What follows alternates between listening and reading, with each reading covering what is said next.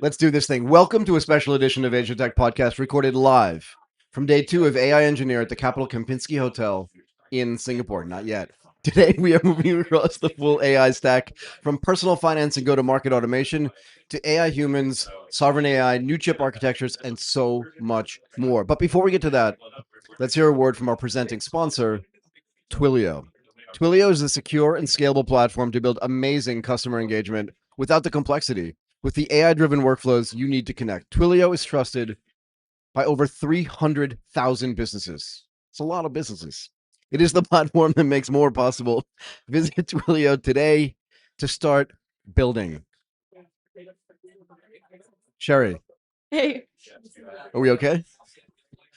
we're doing great. Are you sure? I can't tell if we're caffeinated or something else. Which We're feels doing like great. something ChatGPT Yeah. would say. Yeah. Is this caffeination I'm or is it just like something else? overwhelmed by the energy that I think the only like manifestation that makes sense is just laughing. But I'm I good love now. no, I love it. Don't Yeah, it's just laugh as much. joy. Laugh as much exactly. So I always Right? say, like, sometimes people ask me, like, why are you laughing? And I always say, laughing to me is just an aggressive smile. It is. It is. It's right? like I can't help it. I'm so happy I about know. something. I'm not laughing at you. I'm not even Yeah. laughing with you. I'm Yeah. just laughing out of happiness. Exactly. So Exactly. tell me the genesis of this event and why it makes you so Yeah. happy, please. Well, honestly, I know a lot of people don't know about this, but this conference is actually run by part-time volunteers. Shirts, by the way. The I sub decided to agents one volunteer. or the I decided to volunteer to yeah, be a we- sub agent for 65 Labs. Do I have that right? Yeah. So we actually, me and Rachel Defoe, who's part of the organizing team, we like dreamt up that idea literally at a side event, like Right. 2 days before the conference. Like that'd be just really But the funny to t-shirts do. are beautiful. Thank you. Yeah. That's kind of the spirit of how we do things, right? Like when we see something that we're frustrated with, because I think a lot of the things we do is born out of identifying a problem. We're like, Go ahead. look, I like this. we're builders, right? Like Right. I have my own startup. Yep. All the other guys in 65 Labs have their companies, day jobs. Yep. We felt like there weren't great spaces for builders to come together to have like a no BS conversation around what's really going on in the space. Yep. And I think we felt that for a while. We're like, okay, but where is it? And you're like, screw it. If we don't know where it is, like, why not create it? Like, it doesn't matter. Like, let's just do things, So you know? I taught a class once on innovation. Yeah. And I said to the students, do you ever ask yourself, like, hey, they're like, where does innovation come from? And I said to them, don't you ever, like, in your regular life, look around and go, why doesn't somebody solve this thing? Yeah. Because that's what it reminds me of what Yeah. you're saying. You're like, we looked around and we're like, we want to have these conversations, but no, but where are we having them? Yeah. We're not having them. Yeah. Let's build the place where we have them. Is that fair? No, absolutely. And the thing is, I know what these conversations could be like because I'm from San Francisco, where people Right. kind of take these conversations for granted, right? Because they're just like, okay, it's just in the air, The right? whole ecosystem's Whole doing it. ecosystems around it. Yeah. Similarly, I'm like very aggressively online on Twitter, so No. like very Shocking. much so. Yeah, shocking. And so like I see that world, right? And then I'm in Singapore and then I see people who are very talented who like it's like they have this like inkling of wanting to do something, but then there's not really like that like catalyst or that space that allows them to do it. So I'm like, look, I think there's a gap here of like where Singapore is at and where Singapore can really be. And it's not like one single player No. had really the incentive to step and be like, I want to think beyond just my own company's KPIs, my own KPIs, Right. and do something for the ecosystem the same way the folks in San Francisco Bay Area created that space for others, right? To kind of pay it forward. So that's really the genesis. We're like, let's just do this, right? But why AI and why now? Well, AI has What's it like? Because you're back and Yeah. forth between Singapore and SF, San Francisco, right? Yeah. So what is it like in San Francisco now that AI seems to be like this really, really big thing? How much Yeah. energy is around it? How much innovation is going on around it? What are you seeing? What are you feeling? What are you hearing? Yeah, I mean, there's a tremendous amount. I mean, what it's definitely done is like return San Francisco to like where it was pre-COVID, because there was a period in time where like, Was there a lapse? There was. Go ahead, Like, sorry. I mean, like around the COVID period, right? I think that was happening in a lot of different places. For But sure. you're seeing a lot of like young talent, not actually just from the US, but from overseas, moving to San Francisco, early 20s, super hungry and just want to build things, right? Yeah. Sometimes I joke around and say, hey, if you're under 25, you haven't hit the point where your logical part of your brain is fully developed, so you want to take risks. You want to go? And I think that's great, Go, right? Because go, you're go. training that muscle. Like Exactly. once you're like, a little bit settled in your ways, it's kind of hard. So, that that is like SF is such a mecca right now with it, right? I mean, it comes with its pros and cons. I think the pros is that you pretty much can find somebody to be a conversational partner to brainstorm things on anywhere, right? I think the downside is it can really be like a group think bubble at some points, because you start to like drink your own Kool-Aid about things and you don't actually step outside of it as much, right? And I think one thing that was really, really interesting hearing the minister speak about was actually this minister idea. here, yeah? Minister here, Go ahead. when he was speaking yesterday morning, is this idea of like a forward deployed engineer, forward deployed minister, whatever, right? FDE. But like, it's like now that we have all this frontier tech, like how the hell do we use it for companies, for people to like better whatever we have? And I think that's something that we can see in other countries, other markets really kind of picking up steam there. How do you explain to people in San Francisco that the minister of, what is he the minister of here? For foreign affairs. He's a secretary of state, basically. Right, he's the secretary of state. I was explaining to someone this morning. But how do you explain to somebody outside of Singapore in San Francisco who doesn't really understand what's going on here that the Ministry of Foreign Affairs actually built his own, what is it, Pi? Yeah, Raspberry Pi. And then he also used building his own AI stack. Yeah, his own personal agent. Actually, people in San Francisco loved it. Like, must have been but did it surprise them? It really did. I mean, I think, there's so many factors in this, but I think one of them is being from the US, we don't, typically expect our leaders and politicians to be, sorry, I'm going to just be very honest about it. It's like, the Secretary of State of the United States of America, no matter today or yesterday or 10 years ago, was going to be at the forefront or the bleeding edge of installing their own whatever stack. On a Raspberry Pi? Yeah, you just don't expect it. Ask them, I dare you. Right? I wish, right? But here I kind of do expect it. Sorry. Yeah, no, the thing is, the leaders in Singapore, so many of them have been technical, right? If you think about Lee Hsien Loong and his son, right? They're all engineers, or they're very technical. And Minister Vivian Balakrishnan actually has given tech talks for over a decade, right? This is like not his first rodeo to share all this stuff. Right. And I think there's a certain kind of air about the leaders here in Singapore where they're not only like tolerant of the technology, but they're full on embracing they're participatory. They're participatory, and they're saying like, look, I cannot make decisions about this by only being briefed about it. I need to be building with it. Exactly. I always say, like, you can't learn how to drive a car by reading the manual. Exactly. Get into the car, hit the brakes, you gotta feel hit the gas, it, you gotta feel it. Exactly. You can't intellectualize some of these things. No.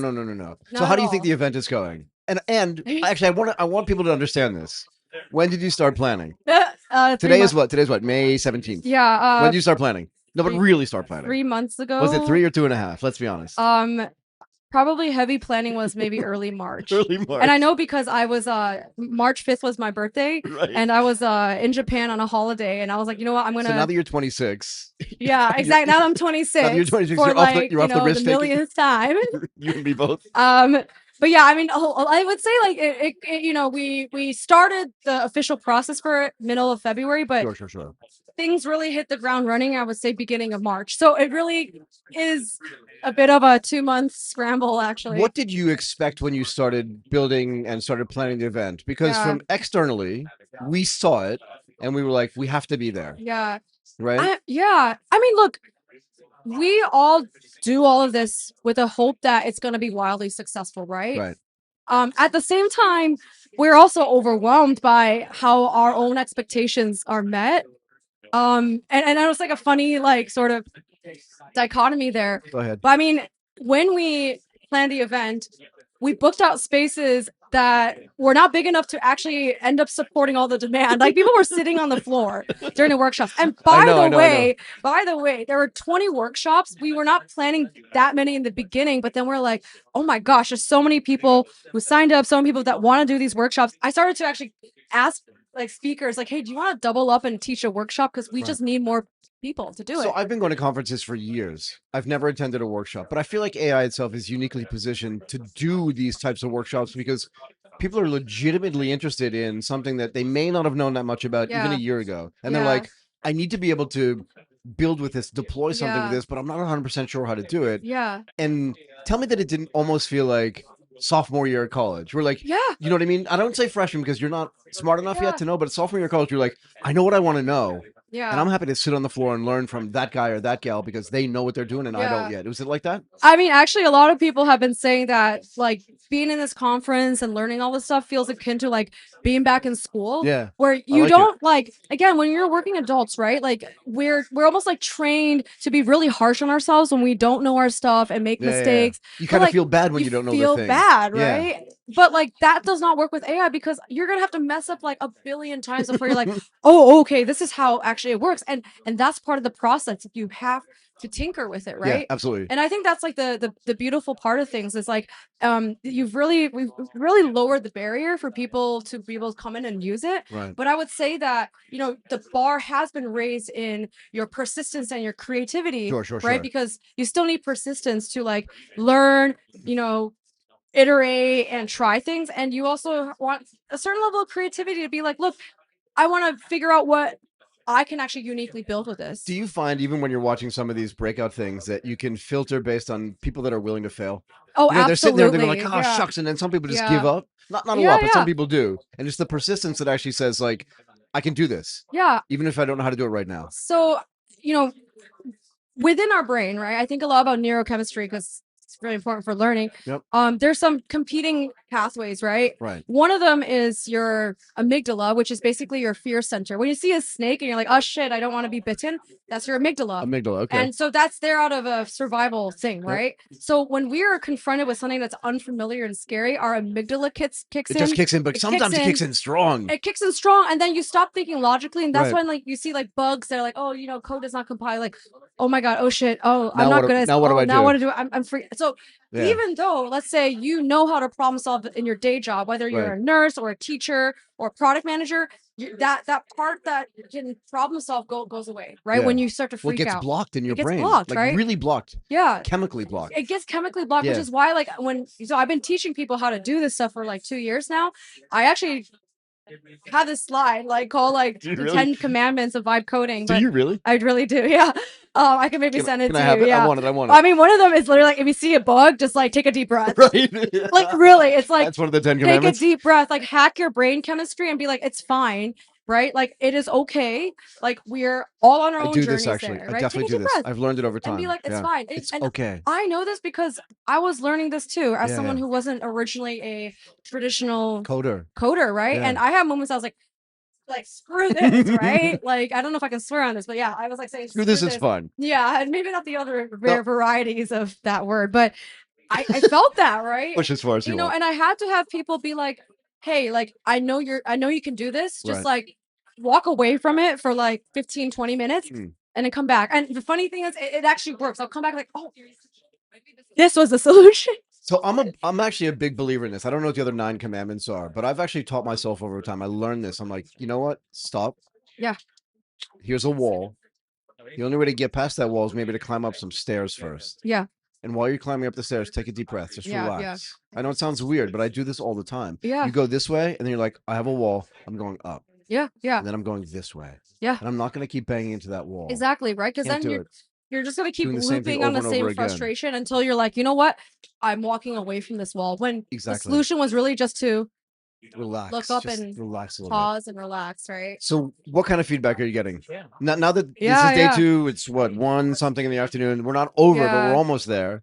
Now that you're cresting into the end, how does it feel? I feel overwhelmed. I mean, that's why I think you were laughing earlier. Yeah, I'm overwhelmed. I mean, besides like being like, oh, you know, conference is great or whatever, maybe I'll share some things that people have been telling me, right? Please. One person was like, oh my gosh, like this stuff, like I think people should really learn. She's actually now bringing her 4-year-old son to go see some of the robotics talks at 2 p.m. because she's like, I think that like I need whatever his learning process to be, not just like, you know, the current school system, but I want him to see what real life is, stuff that's real life really happening, stuff, that's right? real change. Yeah. And robotics, sorry to interrupt you, but Martin and I were talking this a couple of days ago. Like, I think we talk about what's the next big platform. Yeah. And I think robotics is it. In combination with mobility, but some combination of those two things.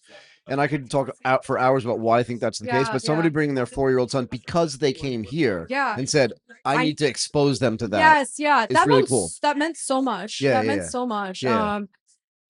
I think like the other feedback I'm hearing is also from the folks who, you know, came in from around the world as sponsors here, right, in the booths here, and they were just like, look, we're just having so many high quality conversations that I never expected, right? And I mean, that was actually something that we purposely designed with this conference. I mean, now that I run a conference, I now know the behind the scenes that happen at other conferences. And I mean, not to mention specific names or anything, but I realized a lot of ones actually give out tons of free tickets to attendees, but then just take sponsorship money from anybody, right?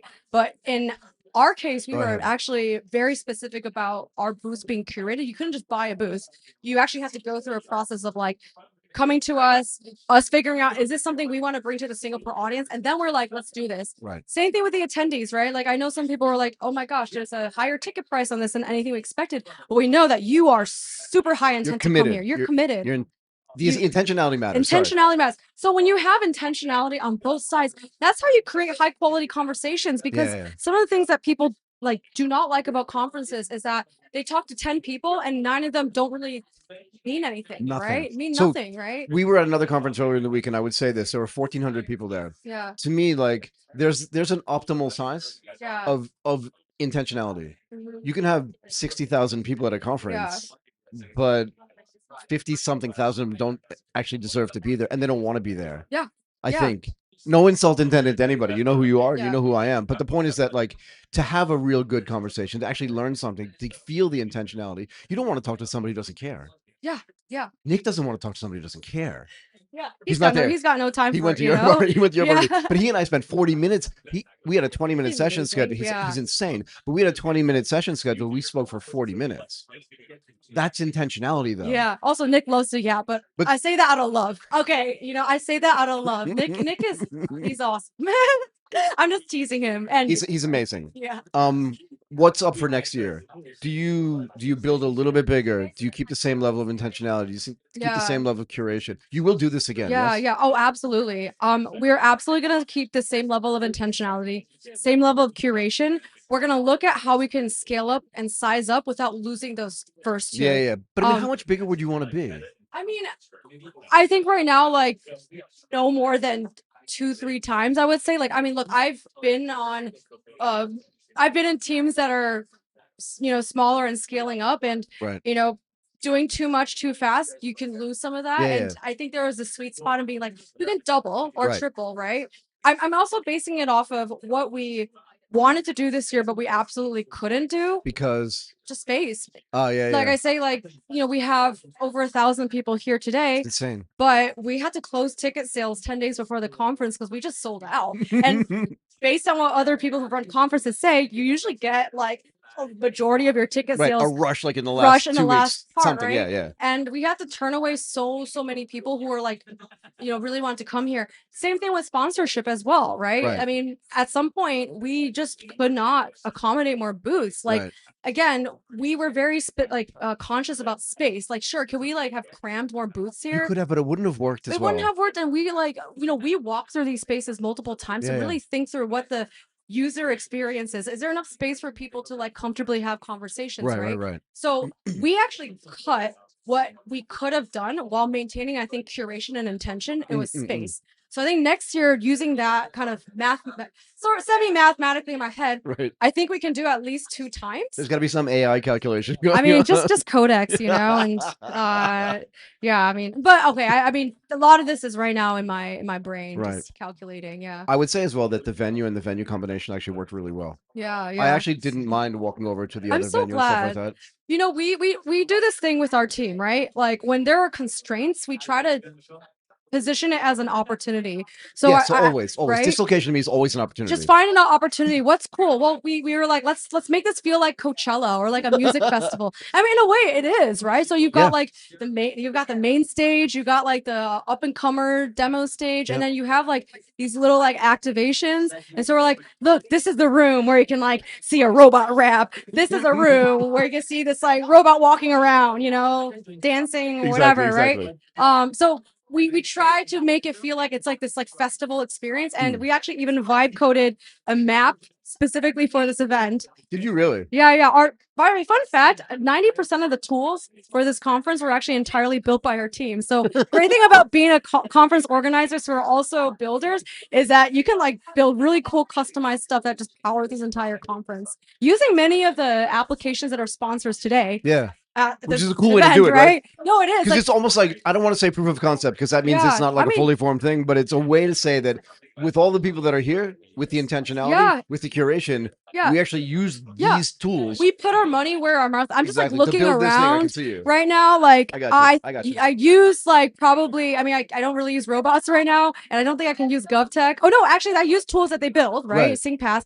I'm using every single tool in this room. Every single tool. Except I don't have the robot yet. You will next year. Yeah, like for example, I mean, I'm just pointing out so people can see, but Exa, great tool. I mean, they're basically trying to reinvent what search is in this AI native world, right? And again, the whole indexing algorithm from my former company Google was something that was created like over 20 years ago, right? Yeah. So again, they're doing something crazy cool. We use it. I love talking to that guy. They're amazing. Yeah. Because remember, I was there when Google was born. You weren't, but I was there when Google was born. All right, don't date yourself, Michael. I'm kidding. No, I love it. But yeah, so I want to start using that as well. Yeah. And we already use a bunch of the tools that are here, right? And I want to do some more work with Coach. Yeah. Look, I'm gonna let you go. Yeah. No. Look, I could spend hours having this conversation, so don't worry about that. And congratulations on an amazing conference. We want to be involved next year. I'm gonna say it publicly. We want to be involved again next year. And we want to be involved as early as possible. Yeah, absolutely. Because we like to work with the greatest people in the world. For sure. You guys are amazing. Thank you. And really amazing. Don't worry, we'll plan this conference more than 3 months. Don't worry about it. We did all of our planning in the last 10 days. Yeah. Because Rachel was also amazing. Yes, she is incredible. I said also amazing. Yes. The whole team's amazing. Anyway, thank you very much. Thank you. Really, you're awesome. You just put it down. You're a star. Thank you. All right. I actually do use everything here. I know. It's okay. She's a yapper too. I still like a yapper. A yapper. Okay. I say that. Okay. Did Martin face me? Try to. I want to. I know it's hard. Nobody really wants to face me, but. Yeah, don't worry. Try not to fall. I'm not trying to spin.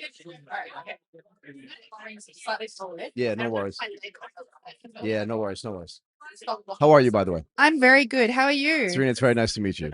Is it recording? Yeah, it's live. It's live. Everything we've been doing is live. Embarrassing. Okay, there we Not go. embarrassing. It's humanizing. Okay, great. You're just human. That's it. And everyone's going to think like she's authentic. Thank you. Serena's authentic. It's very nice to meet you. Thank you. So you are the CEO and founder of Fuzzy AI. I am. Do you want to tell people, before we jump into this stuff, what is Fuzzy AI? So we're building AI that makes salespeople the smartest person in the room.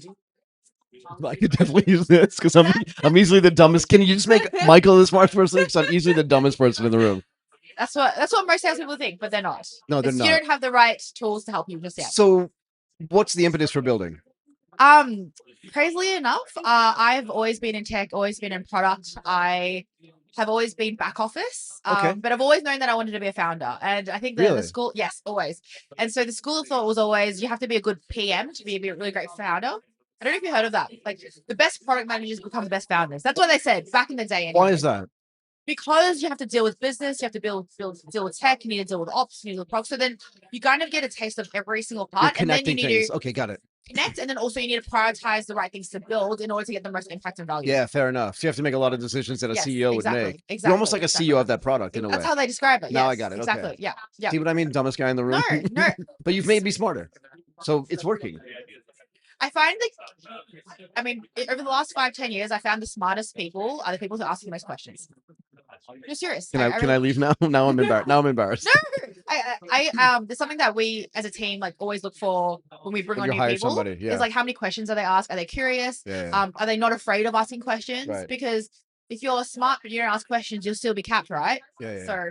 So one of the things that I learned No, I shouldn't say. So one of the things that I learned when I was at Goldman Sachs was it's better not to be the smartest person in the room because you are allowed to ask questions. No one has this expectation of you, and then you can learn so much from other people, and it makes the other people feel like they're super smart. Yeah. And at the end of the day, you get more from them than they get from you. Yep. But they don't know that.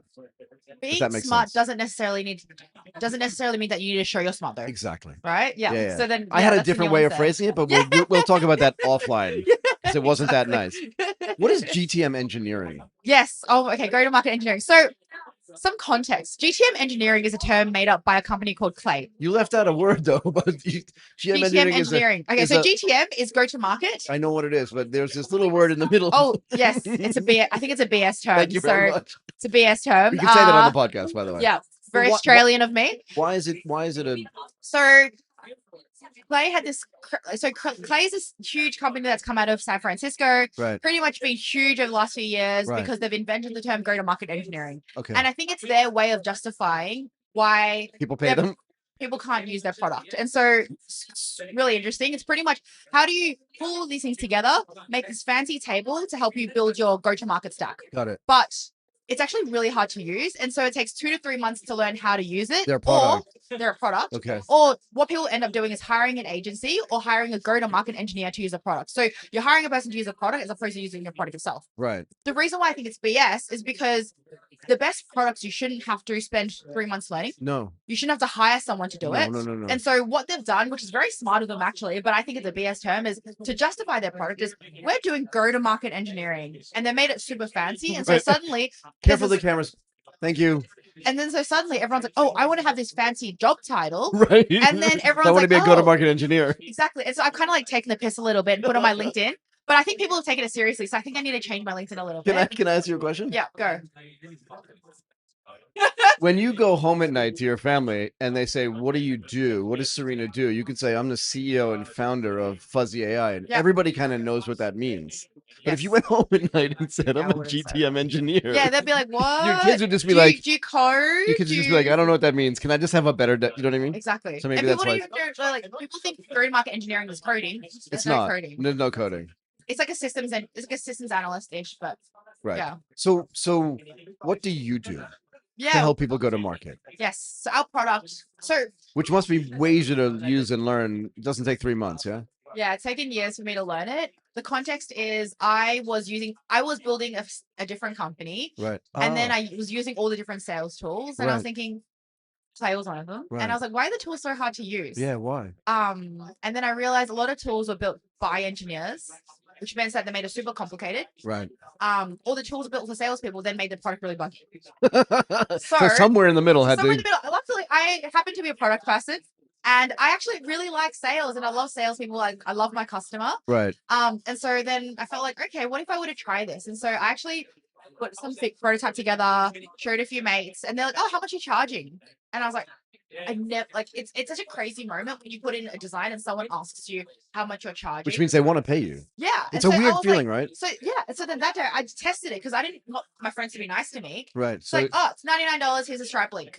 But I said it really casually, but in the back of my mind, I was like, oh, is this it? And they paid for it did they really? on that day. And so I was like, okay, this is something that I need to build. And so I kind of like ditched the whole business and moved everything to this business. But what exactly have you built then? Oh, yes. Very good question. So run through that if you don't mind. So we're building go-to-market agents that essentially help you with your top of funnel. So things AI like- agents. Yes. Keep going. Go-to-market agents. Yeah, So I got it. specifically in the sales context. Mhm. So things like how to figure out who are the best people to reach out to, how to reach out to them based off their context, your context, and how you speak. So 3 different pillars. Yep. And then off the back of that, then once you Agents. know who they are, how do you build your brand? How do they trust you? One of the things right now is people don't trust people because there's so much noise and how to Yeah. build trust at scale. It's so weird because you're internally you feel like I'm really trustworthy, but I'm surrounded by like hundreds and thousands of people that aren't. How do I Exactly. not eliminate, but how do I minimize the noise and signal Exactly. the fact? You know what I mean? Exactly. It's so hard to do. Exactly. Yeah. So one of the things that we're pushing, and it's actually, I think one of the things that we're going to potentially talk about is ahead. go to market in 2026 is very different to go to market in 2025. Go and for so it. one of the things that we think about is what is sales going to look like in the future? Yeah. And how do we build for that salesperson? So I think a lot of products right now are just thinking of the next stage up of like, oh, what's the automation I can build or what's the AI I can build? And it's like slight improvements. But how I kind of think about Fuzzy and how I think about my product is what are the skills that are going to be made redundant in the future? What are the roles that are going to be made redundant? And what does the future salesperson going to look like? And I think the thing that you can't replace is this, like the human relationship. No. This never the goes away. closing, It can't. building trust. Like you can't, No. AI can't do that. No. And so working backwards, what are the tools that we need to build around it and how to make it super easy? So a lot of the tools, going back to like Clay, Pairie, all my competitors, very hard to use. What we've been able to do is a go-to-market agent that you just talk into, and then it'll be like, oh, okay, is this what you're thinking? And understand exactly the way you've spoken to in the past, how that company speaks, and how that person likes to be spoken to, and it'll build that things and campaigns around it. So how do you understand? I think it's I'm talking in relative terms. Okay, but I think it's relatively easy to understand. If I'm a salesperson, I literally speak into the agent. You can. I don't write. At the moment, you type into it, you tell it what to do. Yeah. But next thing that but voice it's on the roadmap. It's not that hard. Yeah, it just has to get built. Yep. Exactly. But let's say I type into the agent what I want to get done. Yep. And I can actually give it a bunch of things that I want to get done. So it kind of knows who I am. It knows my personality. It knows my style. I can actually give it a bunch of stuff that I've already written in the past. Yep. So it knows who Michael is. Yep. It knows my voice. Yep. Very easy. Yep. But then I can tell what I wanted to accomplish. I can tell who my target client is. Yep. Can we stop there for a second? Because sometimes you may find that the people you think are your target clients aren't. Yep. And the people that you don't think are your target clients could be. In the same way that you said to your friends, like, it's $99, here's the link. And they're like, done. You're like, wait, that's kind of surprising. Yeah. Right? So how do you mitigate that stuff using artificial intelligence? Yeah. Because I may say that I want this person to be my client, but they may not be appropriate. Like, how do you test and measure and all that other stuff? Yeah. I think everyone is a test to begin with. I think to say AI can't know to begin with what it is. And it's not even just who your customers are. So I think you talk about the who. I think you need to test the who, but also the how as well. Because how you one of our customers, for example, they're selling ERP, but how they sell ERP to a technology manager will be very different to the finance manager. Right. The messaging that you'd use is different. The pain points that you're solving are different, and how you interact with them are very different as well. And so what we've been able to do is we actually have a set of AI models and playbooks that have learned that over time. So we can implement our playbooks on top of what you have. But then as well as what we think is unique that won't be replaced is you need to train the AI model yourself as well. So what are the insights that you're getting on your offline chats? What are you learning from Bob down the street? Right. And then you put it back into Fuzzy. So you're like, hey, Fuzzy. You heard what she said? What do you learn from Bob down the street? The same guy that we always talk about. We always use Bob. Sorry, just go ahead. Love Bob. I love Bob. Yeah, love Bob. He's smart. He's one of the smartest guys I know. Sorry, go ahead. So then Bob might teach you a piece of knowledge that you might be interested in. Right. How then can you feed that back into your whole go-to-market? Right? So from cameras, dude. Go ahead. From how you're going to market, from things like how do you create content, how you're engaging with your audience. When you're talking to the right customer, are you using the insights from Bob into that so that you're building trust? And then off the back of that, then you do your messaging and everything. So will you as Fuzzy actually go out and build company profiles? We can. Do you know what I mean? So let's say because everyone's going to want to, I'm just going to pick random companies, but let's say everybody wants to deal with Microsoft, Apple, Google, whatever, some big companies, SAP or Oracle or Salesforce, right? At some point, everyone's going to want to sell into those customers. Can you go out and build profiles? And you're in Australia? Yes. Yes. But in between Australia and Singapore. Australia and Singapore. Yeah.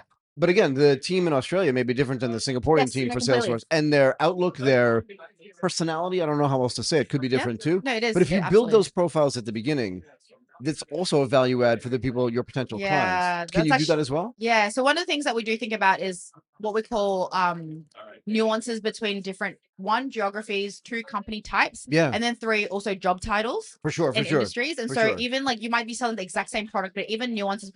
I'll give you an even more random example. Even between Sydney and Melbourne. We don't have enough time for this conversation. Sorry. No. Go. No. I don't mean that. No. I don't. I mean, we have enough time for this. I have so many more questions for you. Well, so that's you got to come back on the show. Okay. No, you have to come back on the show.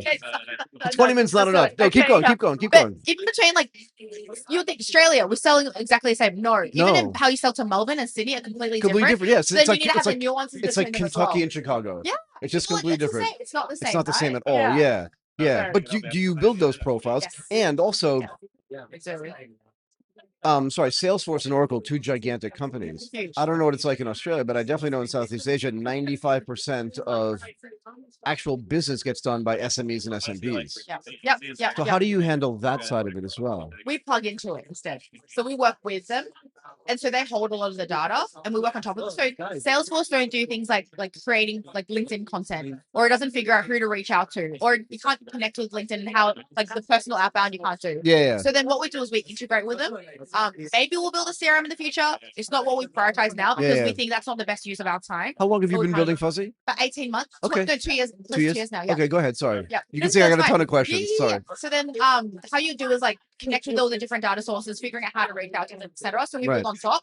And then we'll use your data to then do the next steps. Are you more confident today in what you're building than you were when you first started? Because again, you had that epiphany moment where people are like, I'll pay you for this. But now that you're doing it, you're like, oh no. Do you feel like it's so much bigger than you thought it could be? Yes. Well, actually. And that's good. That's not bad. What's interesting? I had this moment. Oh, so for I was sure. like, I'm building the best thing. Then I talked to a bunch of VCs and they're like, no, like, okay, this is one thing. Now, like, to VCs, right? They're like, oh, if you're not solving one, you're solving too many things. You're like combining everything. You're solving too many problems. You can't do it. I'm gonna look into the camera and make a face. Yeah. So I'm making a face at VCs. So like I think I remember one of the rejections I got was Tell me. You can't do everything. If you're doing everything, you're doing it well. And now suddenly YC's coming out and saying, oh, we're now looking for companies that run the whole vertical. And I was like, I literally said this 2 years ago. Where were you? I literally said this 2 years ago. Right. And then everyone was laughing at me. So what did you learn from that?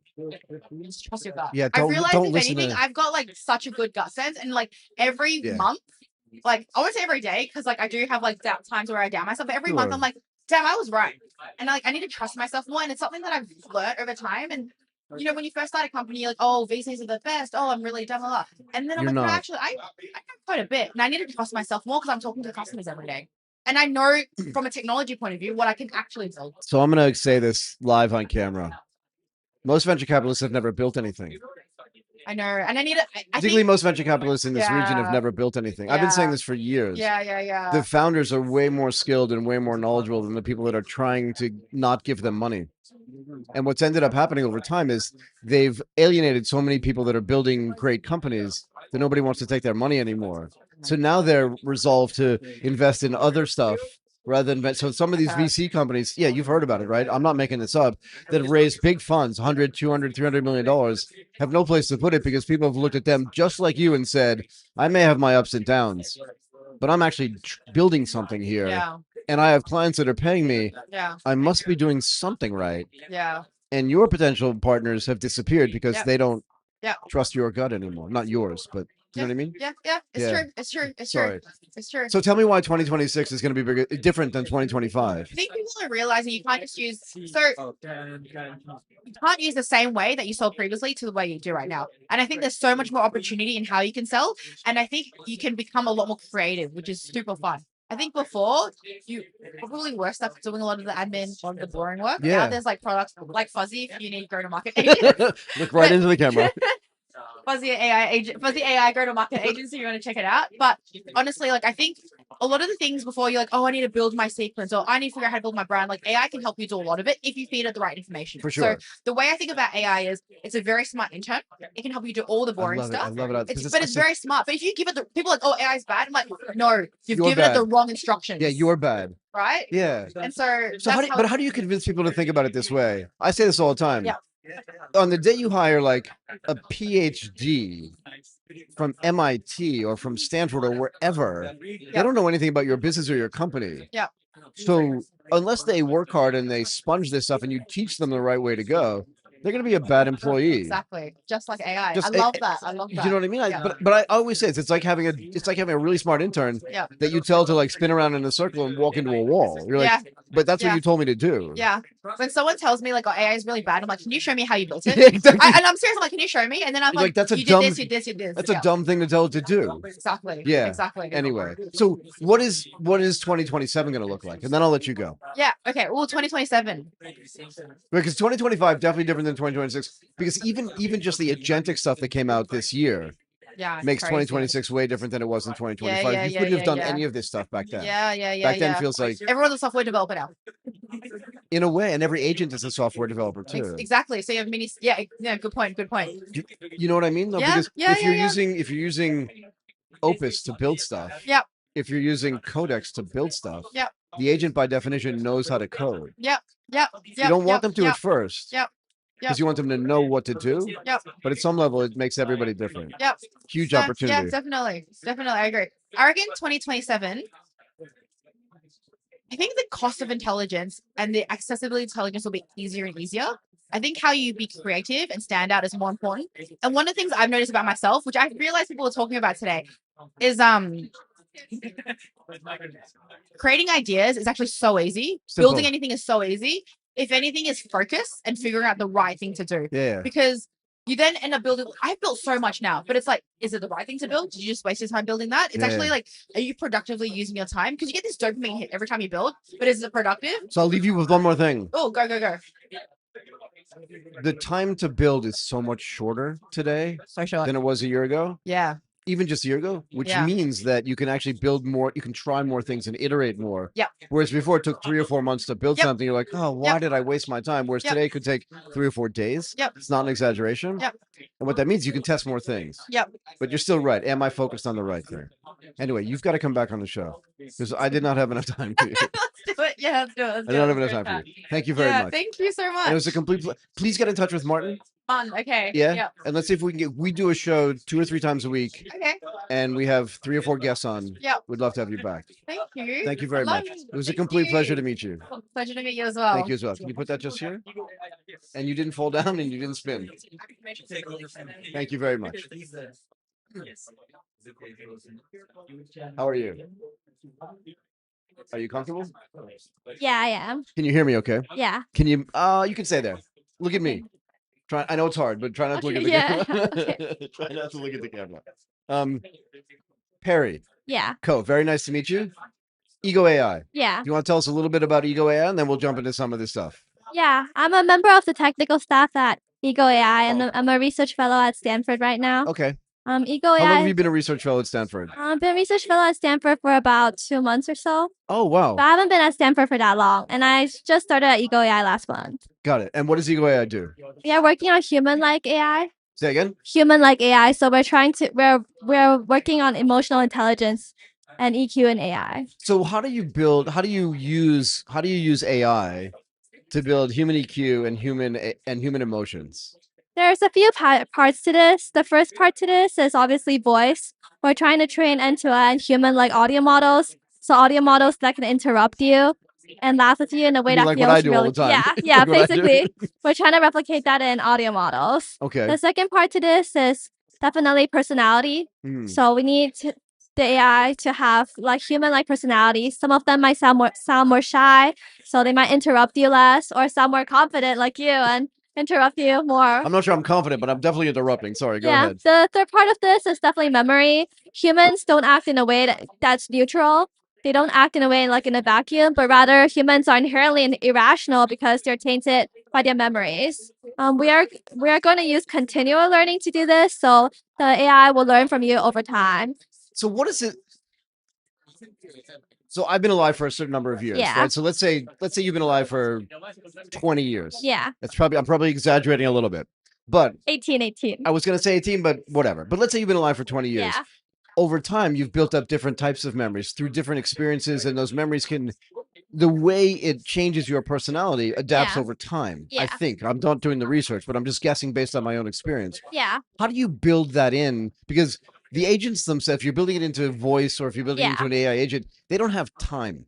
Yeah. So you know what I mean? So based on research, how do you build it in through experience? Yeah, there's 2 parts to this. First is like definitely just like a memory system to be able to record like the different memories and have them decay over time or have them have like different levels of importance. The second part to this is something we're working on, continual learning. So the reason you feel like someone is your friend is because when you spend enough time with them, you pick up some of their quirks and phrases and you basically start to sound more like them. So we put those in through continual learning. So the weights of the model are constantly updated.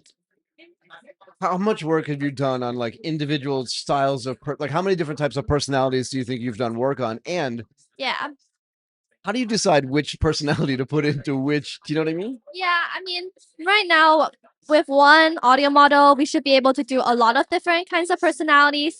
We can train like a personality layer on top of the conversational behavioral model that we're working on, so we can change the weight slightly based on how shy or how confident or just how like aggressive like a model might sound. But yeah, our whole point is that just like humans, AI models have many different personalities. They're kind of quirky and kind of weird. I feel like my personality changes from day to day. Yeah. You know what I mean? Like depending on who I see and who I've interacted with. Yeah. Can you adapt that as well with artificial intelligence? Yeah, definitely. You can just change the weights. I'll change the weights. You can change the weight slightly. Can I ask you this? So if you build all this stuff, what do you use it for? To have fun. We're not chasing like some kind of extremely intelligent models. All the frontier labs right now are chasing AGI and IQ. ATI. AGI, yeah. and IQ and making their models smarter and smarter. But we just want models that are fun. So we're in a race towards EQ instead of intelligence. But if you build it and it's successful, right? Like, because no one solved this yet, have they? Yeah. No, they haven't. Right, because a lot of people, there are plenty of companies out there that do voice. Yeah. And there are plenty of companies out there that do voice and also vision, where they look at you, where their artificial intelligence looks at you and tries to sense, oh, she's shy, or she's confident, or she's aggressive, or she's sad or happy. But I still don't think it's working, right? I can't remember the name of the company, but they said they can do 9 emotions. 11 labs, maybe. Thank you. Yeah. 11 labs. Yes, they do like 9 emotions, if I have this right. And they can cater the responses to whatever they think your emotion is. But I still don't feel like it's solved. Yeah, it just doesn't sound very, very human-like because it doesn't interrupt you in a way that feels good. Right. Nor does it back channel at the correct times. Right. Nor does it take turns properly, which are all the problems that we're working on solving. 11 Labs expressive mode is pretty good, but it just doesn't. There's just something uncanny about it. Yeah, I don't like the uncanniness at all. Yeah. Yeah. But once you do, like, is there a business that's thought about here? Because you say we're just doing it to have fun, but if you're doing research at Stanford, it's not just for fun. You know what I mean? I do research at Stanford for fun. You do, you do. But what do you expect the output to be? Eventually, there will be in the future world we imagine humans will have relationships with AI. Right. So it'll be the most personal AI in the world. The AI will be able to traverse like different worlds with you. It'll be able to watch Netflix with you. It'll be able to play games with you. And basically, the reason like right now why character AI and all of these companion apps are failing is because the AI doesn't have a life outside of you. It can't argue against you. It's basically just an assistant. But we want AI to be something that's personable, something that's extremely personalized, and you can build a relationship with. So I used to be not opposed, but I used to think like humanoid robots weren't really necessary. Yeah. And part of the reason why is because I thought the real use case for humanoid robots were things that humans didn't want to do. Yeah. Right. And we can make, like, hands are very dexterous. They're very hard to build and very hard to replicate. But the things that humans don't want to do, like lift hazardous waste or lift heavy boxes, do all that kind of stuff. You can build a robot that doesn't look like a human to do that in a way that's way more efficient. But my mode on this has changed recently. And I'll tell you why. And I think this is where this comes into play. Yeah. Sorry, go ahead. Were you going to say something? No, go ahead. I think that humans are going to start working together with robots. Yeah, I agree. And to do that, I need to be able to talk to them. Yeah. And I need to be able to feel like they're not uncanny. Yeah, definitely. And if they can speak to me in a way that's more empathetic or more feeling based, which is what I do with you, definitely. I do with anybody who sits in the chair, then I feel comfortable. And it has to look like, that doesn't look enough like a human for me yet. Yeah. But it's not that hard to build, I think. Yeah. But if you combine what you're doing with what they're doing, then you have something important. Yeah, agreed. We can eventually put our brains into these humanoid robots. We've seen the kind of humanoid robots that Menlo Research is working on in Singapore, and it could be a potential future project to put our brains into them. Can you tell me why voice is the best place to start? Do you know what I mean? Yeah, because you could do many other senses, many other ways to employ and deploy AI. Why is voice the best place to get this thing done? Voice is only one part of the roadmap towards EQ, but the reason that we're starting with voice is because voice is a big part of what makes us human. And it's something that most of the frontier labs haven't gotten down yet. Even like 11 labs expressive mode doesn't really sound human-like yet. It's just not able to feel very good. No. And a big part of what makes you human is the way you sound and the way you talk and the way you might laugh with me. Those are a big part. I'm not laughing at you. Yeah. I'm not laughing at you. I'm laughing because I'm thinking about my own voice. Yeah. And it's actually pretty powerful. Yeah, imagine if that could be in like AI, and AI could sound just like you and sound human and Yeah, I don't fun. want to listen to my own voice, but yeah, Maybe someone else's voice. maybe somebody else's voice. Yeah. Yeah. So how far along are you in this research? For the audio models, we've been collecting conversational data. We figure out like an architecture that we're going to use, and we're about to start training the models. So how do you train them now? And like, do you use real human voices to Yeah, train? we do. We are getting like conversational data from like vendors and stuff. Yeah. Do you do you like scrape stuff off the internet and do that as well? There's like a lot of public data sets that are being used to train like existing models that can be used too. Like there's NVIDIA's like Personaplex like 7B, which is trained with a significant amount of like large public data. Right. But the problem with why these aren't currently sounding human-like is because they're trained on things like podcasts and scraping like YouTube instead of conversational data between, like friends and family and. But then how do you disintermediate that, right? Because this conversation, what I try to do when I'm having a podcast. Yeah. So most podcasts I think are bad. Yeah. Why? That's just my opinion. Why? Because I don't think they're natural. I see. I think you have a guy or a gal that has a list of questions. Yeah. They go through that list of questions in a way that they would never like on a date. Yeah. Just for imagine sure. you went on a date, even let's say a movie date with a Yeah. friend of yours, and before like maybe you go to dinner beforehand, and before you sit down to dinner, they say, "Pairie, I've got a few questions for you," and Yeah. they just go, "What's your favorite movie kind? Do Yeah. you think Brad Pitt is cute?" Like all that, you like no one talks like this. Yeah. And I think that's the way most podcasts are. But Yeah, I that's think not so what this too. is. Yeah. So how do you convince people to give you the real conversational data? Or how do you get it? Yeah. You know what I mean? Yeah, for sure. So there's two parts to this. First, we obviously have data vendors that specialize in doing this. So what do? They hire people just to have conversations and record them. Yeah. And you can have them like take personality tests in advance. There's a second kind of data vendor, like a company called Neon, that pays people to record their phone calls with their friends. Oh, okay. Yeah, which is probably the most closest way to get to like realism.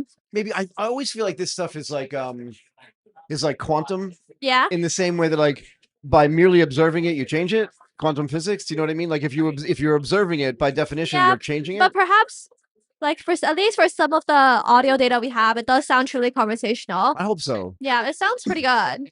When you say you do personality tests, is this like Briggs-Myers personality tests? Yeah. Is it like ENTJ, all that kind of stuff? Yeah, we can have them take it in advance of like recording any of these conversations, which Yeah. really helps since eventually we can train a personality layer on top of like our conversational behavioral model. Have you taken one of these personality tests? No, No. I haven't. Come on, shouldn't you? Oh, I took I think it was like ISTJ maybe. On, Oh, but like, you did take it. Yeah, probably a while ago. but I took it haven't a while ago too. I Yeah, I honestly haven't cannot taken one remember. recently. Yeah. I wish I could. Yeah. I'm afraid to take it again. You should take it again. I should take it again. Yeah, it's really fun. I'm just afraid to take it again. You can figure out like who you're compatible with, No one's compatible with me. This is what I found. I've been alive way too long to not know that no one's compatible Fair with enough, me. fair enough. Oh God, I have stories for you. Continual learning. Yeah. Can you dig a little bit deeper into this and why it's so important and how it actually gets effectuated? Yeah, I don't even think that's a word, but how it gets affected, yeah? continual learning is really important because it's very similar to the way that humans actually learn. Yeah. We don't like only train our minds one time, or we don't only base the way we act based on one interaction. Fair But enough. rather it's something that happens over time. Like how I talked about picking up phrases from your friends and like having more, basically like learning more about their personalities and matching their vibes over time. That's basically what continual learning seeks to do. So the weights would constantly update based on probably like the memory. The problem right now with things like, you've probably seen like SoulMD with like OpenClaw. What is that? A SoulMD is basically you give it all of your like essays, written transcripts, and everything else, and you run like soul.builder on OpenClaw, which creates a soul.md file that has like your worldviews, your opinions. So I could do this for me. Yeah, you could do it right I'd now love to do and this do it for for me. OpenClaw, but it doesn't feel really good because Why? soul.md is fundamentally solving the problem of like human like AI at the level of like a prompt rather than actually updating the model. And even if like you can know like past conversations from the soul.md file as like an AI model, you aren't truly like updating your weights over time. So nothing's like truly changing and you're not being truly affected by any of your memories. Go ahead. I feel like I interrupted you. Oh. If it's constant learning, right? How long do you train the AI and when do you kind of and I don't even know if this is the right question, Yeah. but when do you release them so they learn on their own as opposed to being fed stuff that you want them to know? Do you know what I mean? For the audio model, at least, we're trying to release it by August and have open source. No, but I mean, out. like, let's say you build a new agent. Yeah. And you build a new voice and a new personality. Yeah. You have to kind of get it up to speed before it can do anything. Yeah. But how long does it take to get it up to speed? And when do you say, you know what, this one is okay, we can start retraining another one? Because, you know, like you're 18, but I'm 60. Yeah. So I've learned a lot in between when I was 18 and when I was 60. Once it's continual learning, so it's constantly going to be continuously trained over time. So basically, once it sounds pretty good and you have some fun with it, You have some fun with it. we can release it. Like You can release it. yeah, like we don't have there's no like hard benchmark that we're trying to hit. Besides just that it must be human like. I mean, some humanness is something that's inherently very hard to benchmark. It really is though. Yeah. Like, I was gonna ask you that. Like, how do you know? I want to ask this the right way. I can tell 100% when I'm talking to you, Yeah. even if you were behind a wall, You really think I'm a person? that you're real. I could be a robot. You're not. There's no way. There's no way. Because I can see the change in emotions. I can feel the change in the voice. I can feel all that stuff viscerally, right? Yeah. How do you know, like, what is that trigger point where you feel like this sounds very human to me? We can do like a test for this. So we can have one person, like a person rating both like an AI and also a human and see if we can still tell the difference.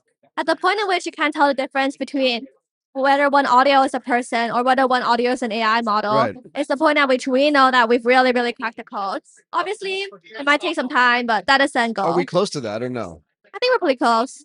You feel like we're close? Yeah, have you heard the new like the audio models out there right now? I have not. Well, there's only like a few. There's really we only need to solve like interruptions, back channels, some personality stuff, and which is why we're training a conversational behavior model. We think that can get close enough too. Is audio the only thing you want to do research on, or let's say no? So that's what I wanted to ask you, because personality is also manifested in mannerisms. Right, like the way your face moves, the way your eyes move, this, like all these things. Yeah. Where does that come into play? Eventually, we can probably move on to like computer vision related stuff too. Computer vision, you think is next? There's a few parts to this. The first part is audio, memory, personality, continual learning, which leads to identity. And part of that could be computer vision, but we're not currently focused on computer vision. When I was in, I did a summer program. Sorry, he's explaining. I did a summer program at Cornell. Yeah. When I was your age. Wow. Okay.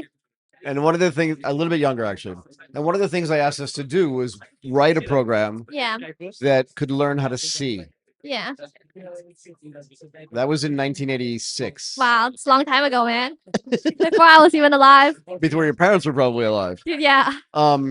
But the point is that like people have been working on this for a long time, right? So 1986, it's like 40 years ago. Yeah.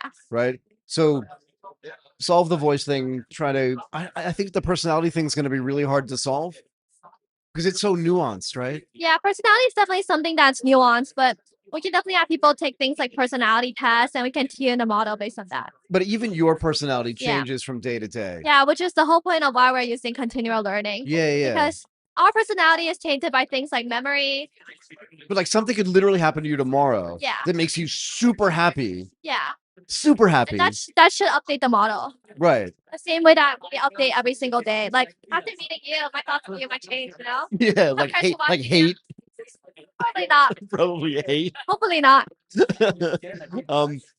But how do you build the learning module into the things that are, do you know what I mean? Into the learning.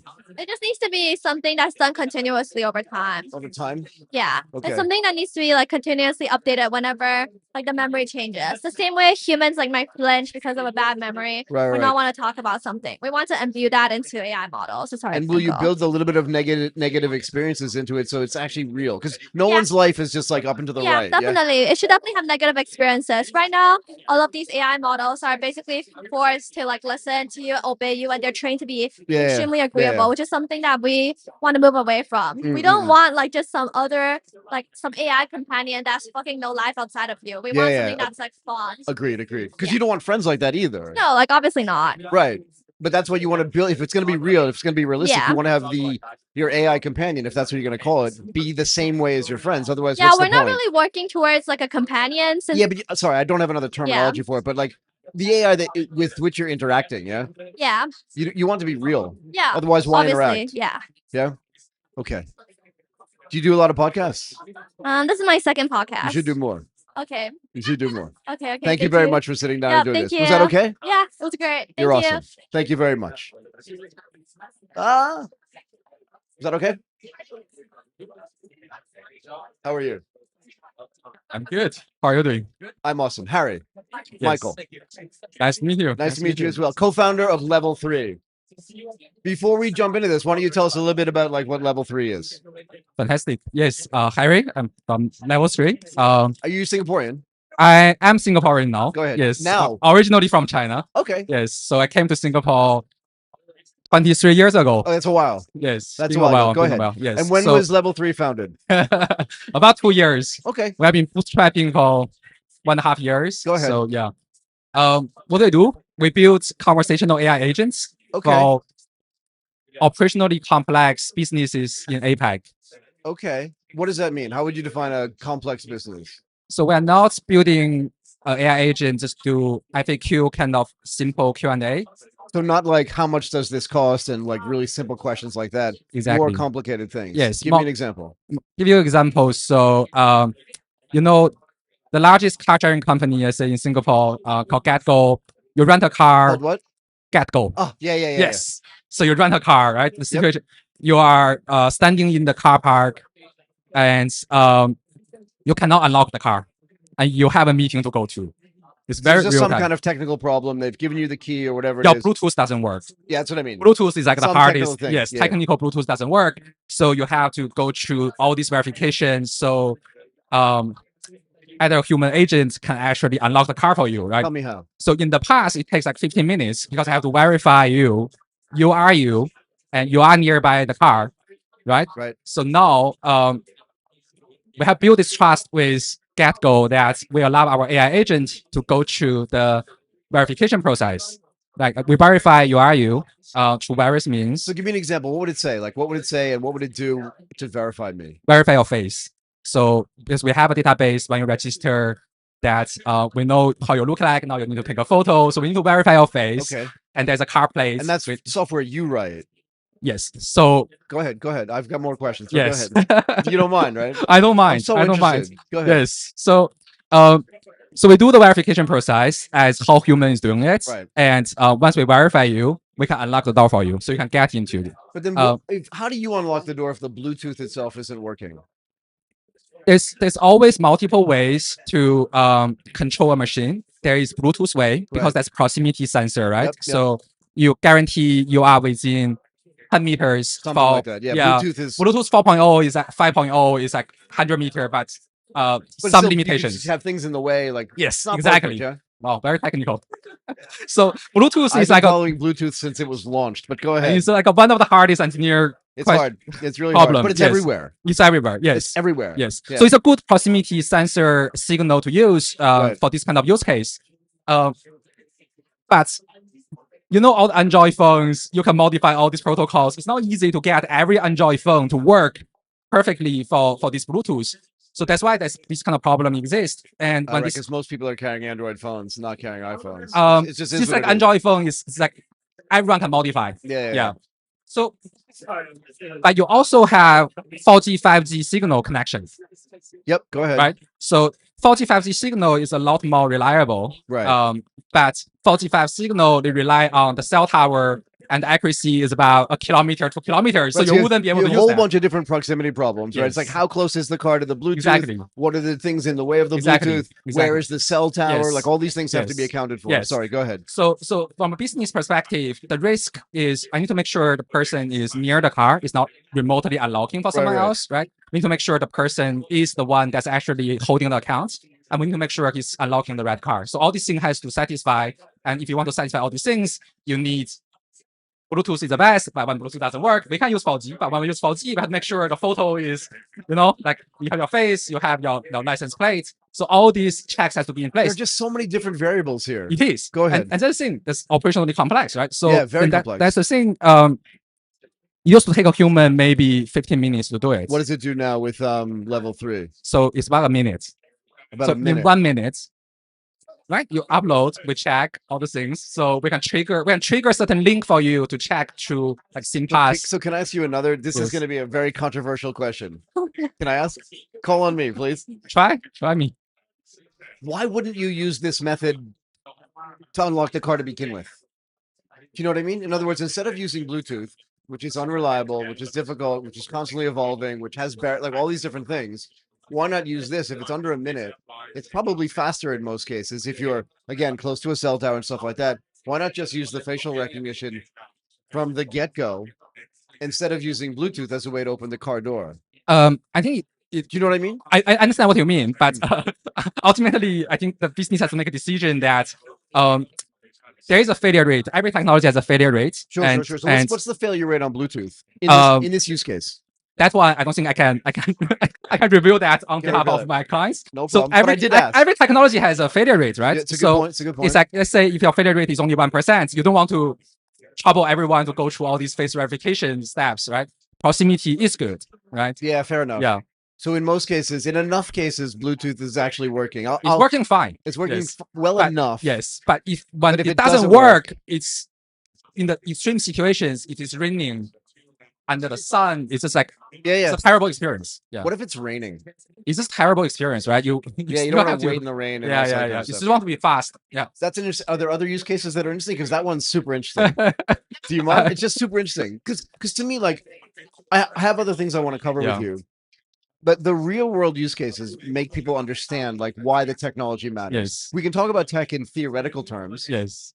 But now that people understand like unlocking a door, having a secondary way to unlock the door, this is something that everybody can identify with, right? I think there are other use cases, say, because in APAC, right, it's very complex operationally. Yes. Sorry, go ahead. So in APAC, we have platforms, and platforms often has multiple parties. You have all these partners, and you have buyers, you have sellers, all these things, right? Right. And a lot of time, because of the payment infrastructure, not everything can be transacted online. Some of them has to be transacted through offline manners. Yeah, and when you transact offline, how the platform actually knows who is kind of at fault when things not working out, right? So the dispute can happen. So when dispute happens, what evidence do you have? So as a platform, most of the time is you will encourage everyone to start like using the platform a bit more. You have all these conversations happening in the platform. Right. The conversations as evidence. But for humans, say, hey, a buyer comes to me, say the seller hasn't sent the thing, but you transact offline, not using my courier. How do I know? Right. How do you know? I can only look at your kind of like a conversation history with the seller. Maybe identify certain phrases like, hey, have you sent, right? So that's all human can do, right? So and it's quite complex. It's almost like a judge whether who is not telling the truth. Yeah, fair enough. Then I think for us, when we go in and say, hey, yes, you know what, we can actually do similar things with our AI agent called Emily. We get Emily to, can you give us the same input as your human agents if you can? Let's see what human agents actually extract all these labels they are extracting from a conversation, right? Have you mentioned 7-Eleven in Taiwan? Because if you want to send things, you have to go through 7-Eleven in Taiwan. That's like most. Yep. Have you? Yep. I can pay bills. Have you sent a photo about a shipping label, right? So these are all the evidences you have to extract from a conversation. Right. And if you extract that, I think AI can do a pretty good job, but the key is you have to be able to extract that first, and that's just hard engineering. It has little to do with to extract the important data. Yes, it's like really a data engineering conversation means. Yeah. Yes. So can I ask you this too? Over time, launching an agent has become very easy, relatively easy. Yeah. Right. Yeah. But maybe the environment in which that agent is operating is changing over time. 3 months, 6 months out. How do you make sure that it's going to still be effective?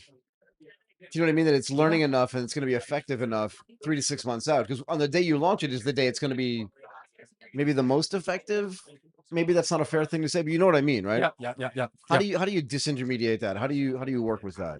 Maybe I take a step back. What is CX? What is this? Like some people call customer support, customer service, customer experience. Yep. What is this function?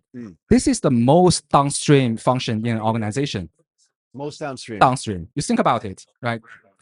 When product change, when marketing campaign change, when trust and safety decide to ban certain type of user. Sure. Right? Yeah. So when operational procedure change, like we instead of shipping within 3 days, now we are changing to 5 days, right? Right. All the things will affect customer. And when customers' expectation was not aligned, they go to customer service team, right?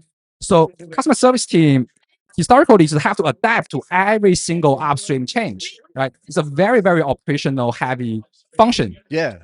Right. So and again, also very complex. It's very complex, exactly. Because CX has to deal with every function in the organization. Right. Then in the AI world, let's say now we have like AI agent Emily happily passing probation, working on the first day. I believe that. Wait, do they put the agents under probation? Yes, we do. Can we back up? Don't lose your thought. But how does probation work? Because I hadn't thought about it, but it's true. We put employees under probation as well. It's our uniqueness. I think I don't know whether other vendor do this. No one's ever said it to me before. We put Emily into a probation. So you put it you put it out into production. You put it into real life. Yes, but A/B testing with your human performance.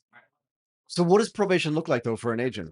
Oh, that's actually we often joke about it. Is the scariest probation of anyone in the organization because the often runs for 4 weeks. So we divert maybe like 10-20% of the traffic to Emily. Then you still have the 80% of your traffic go to your existing tech stack. Unchanged. Yeah. Yes, unchanged. Yep. So everyone will look at how Emily responds every turn of the conversation. Who's monitoring that? Everyone from us to sometime the first day, the CEO. The CEO's like, don't do anything weird over there, Emily. The first day is so scary. Like the CEO, CFO, everyone, head of CS. But the key people, we call it agent operation specialists, agent operation managers. So they will look at how Emily is responding every turn of the conversation. Then of course, the two metrics we have to we guaranteed our partners that if we couldn't perform, we don't pass the probation. But if we do perform, you have to give us a full-time job. Right. And the two is one is efficiency, which we measure in containment. The other one is quality, which we measure in customer satisfaction score, CSAT. So if we satisfy these two targets, you have to give me a job. If I couldn't, then I will refund everything back to you. So is there an onboarding process for Emily? Yes. So before the probation, the onboarding is, we call it the implementation phase. Then we work together with the partner side, the product engineering. You're talking about enterprises legitimately hiring Emily as an employee, onboarding Emily. Does Emily get like an employee number?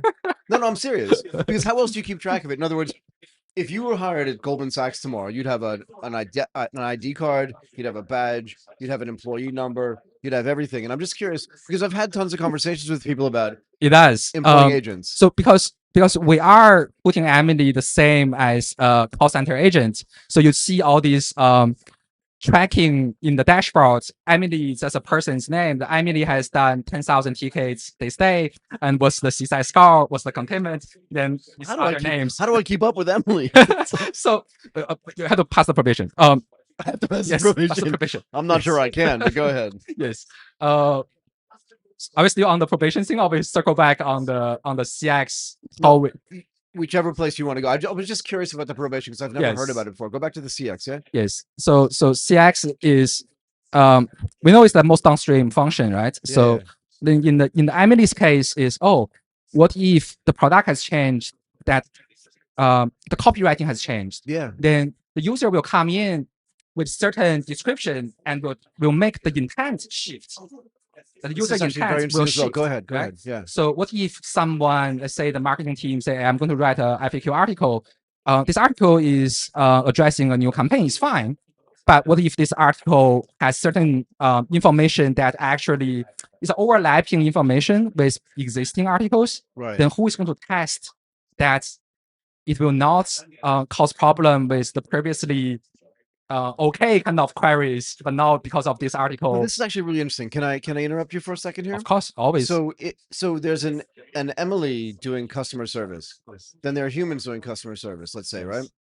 Side by side, whatever that means in the modern world. But if they're going to implement like a new policy, if the product changes a little bit, or if the FAQ is updated, but it's the same, but it has some different stuff in it, the human staff is going to get trained on this. They're going to be taken into a room and say like, things are changing. Yep. But they don't have to go back through probation to do it because they're already doing a good job. What happens to someone like Emily where things change? Does Emily get retrained? Always. And the training is actually much more strict than training a human.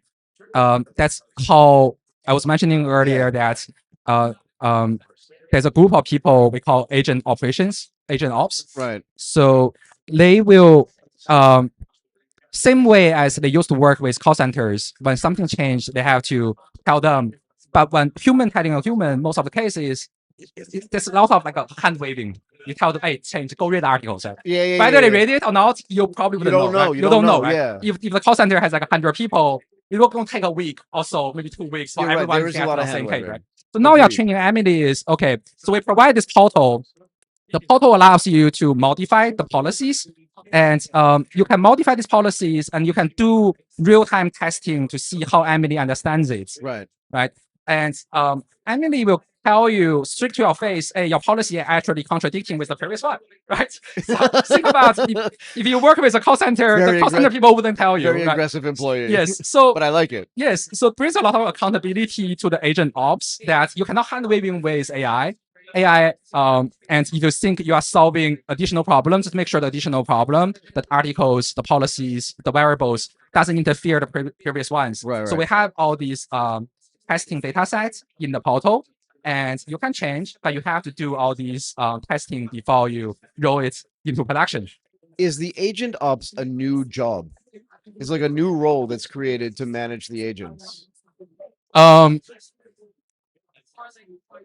I think the term is fairly new, and I think at level 3, we firmly believe that's actually the most critical job to make sure AI agents like Emily continuously to perform in production 6 months, a year down the road. Yeah, for sure. Yes. Slightly different from the DevOps, ML ops. Slightly different is they're not working with code or model. They're more working with behaviors in a conversation. Yeah. And how you make sure the behaviors in your conversation that can gives you the efficiency and quality, the containment, the CSAT. Of course, there are certain unit tests the platform has to provide. Right. There are LLM as a judge we can also provide. Right. But it's just not enough because all these human conversations will get in a turn, like 30 turns, 40 turns. Right. The space is huge. You can't rely on LLM as a judge. There's always human has to do the sampling. And that's the part agent ops has to do. And we have to provide all these tools to make sure, all the observability data is there. It's not just the conversation, it's the data, the API, why API is failing. Maybe the data points. You think the data point can only return 10 values, but somehow someone changed. There's a 11th value that surprised the AI. So there's a lot of this observability analysis. The agent ops people has to go in, day out, and study, analyze. And that's why I say this is probably the most critical function. You mentioned earlier that the hardest day is the first day, even the CEO of a company is watching. When I was hired, nobody considered me that like a bigger risk, and the CEO definitely was not paying attention. I just want to make the dichotomy here, right? When do we get to a point where, as new Emilys get employed in companies, that the CEO doesn't care anymore, where just the agent ops team cares? There's still probation, because I still had probation at Morgan Stanley, and I still had probation at Goldman Sachs. But the CEO definitely wasn't paying attention because they were comfortable that like the hiring team had actually done a good job. When does that change? I think it's a trust building. I think by the time Emily passed probation, I think that trust has been built. There's like 4 weeks. There's like thousands of TKs has been analyzed. Yeah, but I mean, everyone. in a place like right now where there are no Emilys, there are no agents Yeah, doing customer service, the CEO is probably still going to be like, "What are we doing?" But how much time has to pass? Not for that particular company, but for the industry as a whole, where people just believe, you know what, these AI agents are fine. They still go through probation, but what has to change so the CEO is no longer involved, because that's not the CEO's job. Right, but I understand why he or she is scared. Yeah. In other words, what has to change technologically or just psychologically so that doesn't have to happen anymore? I think it's going to take some time. I would say it's going to take some time. If I walk you through a journey, I'll give you an example at GetGo. But when we first launched, we were not even allowed to give coupon. We can't give coupon. I understand. Not alone say open doors, right? I understand. So it's a trust building process that, maybe just do what if you go rogue, right? But I think the way we approach this is we always work with the partner and say, you know what, you don't allow me to give coupon open doors, fine, but I'm going to write a summary when I hand off to a human and say, I think you need to give this amount of coupon. And we can measure later on, like after sometimes, how much the human agent is actually listening to Emily's advice. Right. And when team review the results, is actually, it's just a click a button, right? Then why don't we just get Emily to do it? Right. So there's a trust building process. Got it. And increasingly we can get Emily to do more and more. Got it. Okay. And once you cross to certain, maybe, I don't know, maybe 3-4 actions later, people, we trust. They feel her. safe. Yeah. Okay. Harry, look, you were awesome. And you were very generous with your time and with your thoughts. I want to say thank you. I really appreciate your time. Thank you very much. You should also come back on the show. I will love to. You should definitely come back on the show. I feel you have a lot of questions you haven't asked yet. Tons. Yes. Tons. Yes. Okay. Yes. Thank you very much. Thank you for having me. Thank you. It's my pleasure.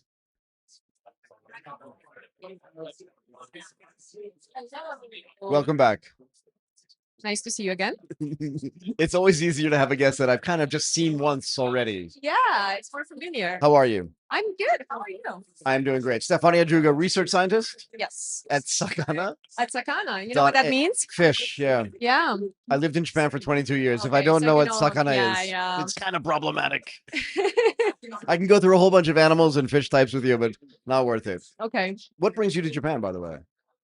I wanted to have an international experience. I'm Romanian originally. Got it. And I had been in US for a while. Yep. So Sorry it about was- that, but anyway, someone has to Exactly. do it. Somebody Yeah. has to do it. So exactly. Okay, let's talk about AI. Let's talk about AI. The way you saw some of the questions that we had, right? But I want to kind of switch it around if you don't mind. Of course. And I want to read this because I want people to understand what I'm doing. The question is phrased as every country wants sovereign AI, Yeah. but almost none can afford to pre-train a frontier model. Can we back up a little bit? Yep. Why do countries want sovereign AI? Fantastic question. So I think that's a better question. Is that okay? We can start there? Of course. Go And for it. this goes back to our initial joke of Yeah. geopolitics. And Yeah. I think we realize what happens when power gets centralized, right? And in particular in AI, which is now being used across all multi aspects of our life, Right. including defense and I don't know, anything Anything, from, really. yeah. Then it becomes a little bit more complicated. Well, it's literally everything from fun to war, right? So, and everything in between. Sorry, and go everything in between, and it becomes a little bit more complicated if all of that power is centralized in the hands of a handful of players. Right. Governments are starting to pay attention, Right. and they want to have a certain level of autonomy and agency, which Right. is important. So what has to happen for a country like Japan, do you mind, to Mhm. build their own frontier models? And what's, like, you know this better than I do. I'm not asking just to ask, but like, what's different or what could be different between a sovereignly built AI model, frontier model, transformer model, LLM in Japan than one that gets built in Romania? Of course, yeah. I need to unpack a little bit the question. Yeah, please. So yesterday, when I start talking about sovereign AI, the first thing I said it's not about building a country model. Yeah, please go ahead. And we have time, so take your time. I really want to get the base there. So I think when we talk about building a country model, we take for granted the fact that transformers are the only architectures. No, they're not. But go ahead. Good point. Really good they're point. here to stay. And then the model. I would make the case they're not, but go ahead. No, Just my opinion. Yeah, no, I know you don't believe that either, but I want to say that, like, yeah, I get it. Sorry, go ahead. So we don't like at Sakana, we want to explore other architecture. So like the first form of sovereign AI is to question the dominant architecture. Yeah, for sure. And to say, can we do something better that doesn't require as much compute, that doesn't require as much data? Right. And what does that look like? So the reason we're called fish is because schools of fish, and because like a lot of our philosophy was inspired by biology, evolutionary biology, nature. And if you look at nature over time, like how did adaptation happen? I'm listening. Now you have me. Sorry, go ahead. Right, like it's extremely sustainable, and it's very much open-ended. Go ahead. Not centralized. So No. so that has been the philosophy for the type of research we do, the type of work we do. When was Sakana founded? I don't remember. Sakana is founded in Tokyo. No, but when? Uh, But 3 years ago. Yeah, I was gonna say it's not like 15 years ago. No, it's 3 years really ago. recently, yeah? Yeah. Okay. I joined a year ago. And what was the philosophy? What was the reason for the founding? And what was the idea around it doesn't have to be a transformer model? It could be other models. It's a great question. Yeah. So our CEO, David Ha, did a lot of research on evolutionary, Go ahead. biology, Yep. and then how does that apply to AI? And Lion Joes, who's our CTO, was actually part of the transformer paper. Where are the Japanese people? The CFO is Japanese, Go ahead. Renito, and that's very interesting actually, because Ren used to be a diplomat. And he also was the CEO of Mercari, which was I know what Mercari is. Yeah, Right. big marketplace. So we have like the diplomat, one of the transformer founders, then the CEO who has like deep roots in evolutionary biology, who started the Google Brain team in Japan. Wow, what is it like at work every day? It's fun. But I wanted to go back to your previous question. Yeah, sorry, go back. So the idea was really like to question that, because many of the founders came from Google, Right. and they really wanted to have the freedom to come up with a new architecture. Right. In terms of your first question about why do countries don't do their own model, Or why do they want to? why do they want to? It's more about breaking down the stack. So you can get sovereignty and agency not necessarily by training your own model, but controlling the parts that matter.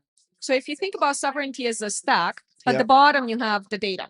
Okay. So what is data that is unique for Japan, unique for Romania, unique for pick any country, right? Yeah, whatever. Cultural references, norms, language, multilingual, all of these things. Yeah, right? sorry, my brain is on fire right now thinking about it. Go ahead. So that's the first layer. It's like unique data and cultural norms. Then you have like which model from the ones that exist, open weights or proprietary, is best suited to be post-trained or fine-tuned or work with that data. Right. Then it's like compute. Then it's infrastructure. It's actually data centers, and where are you building your own data centers? We're not. Japan is there building their own data centers. Sorry, go ahead. But it's more like you decide depending on the workflow where the compute happens. If it happens on premise for very sensitive data, very sensitive workflows. Right. If it's on the cloud, and there's a lot of hybrid solutions, right? Yep. Then you have the routing, depending on the question that people ask, like, okay, I'm going to use this model or this data, or I'm going to audit it. And so it's a stack, and every country decides which layers of the stack they're going to own and how. Right. Yeah. Can we make the case that, because one of the things you said was culture. Yes. So clearly, like where the current large frontier lab models are being built is one very specific culture. Yes. Which is very different than Japanese culture, which should in the real world can impact the answers that it gives. And I don't just mean simple answers like, some things have defined answers. Yeah. But some of the answers are culturally, can be dominated by whatever the culture is. Yeah. I have some specific examples there. Please go. So we just launched our first consumer product, Sakana Chats. And is it in Japanese? It works in Japanese. But it's in English as well. Go ahead, it's available for free in Japan for anyone. Like we have 30,000 active users every day. Okay. Oh, wow. But it supports like all the nuances. So you could talk to it in a normal register, or you could talk to it in Keigo, the polite, or you could talk to it in Osaka dialect. And it integrates with web search too. So because it was using like open weights models that we post-trained, right, we actually were very, very interested in addressing the issue you raised earlier. So if people ask a question that has cultural relevance, right, how do we handle that well? Yeah. So for example, I was gonna say, what would be an example? One example would be what are like policies for internet governance that around the world, right? So or like internet censorship. Yep. So if you ask that from DeepSeek or Llama or a lot of the open weights models, Right. they're just going to refuse to answer because they were like all the safety fine tuning. Basically, like if it's a sensitive question, or they're going to say, "I'm sorry, I can't help you with that," or they're going to give you a very high level general answer. Interesting. And what we had to do was actually come up with our own metrics in terms of factuality, neutrality, self awareness, and make sure that the model does give you an answer with the sources, right? And that it gives you, if it's multifaceted, it Right. gives you all the different points of view. How do foreigners in Japan build this with the Japanese sensibility, or with the Japanese cultural sort of underpinning? Yeah, the team working on this are primarily Japanese. The engineers, you mean? Yes. Yeah, the engineers and the researchers. Yeah. And how do you remove like bias? Yeah.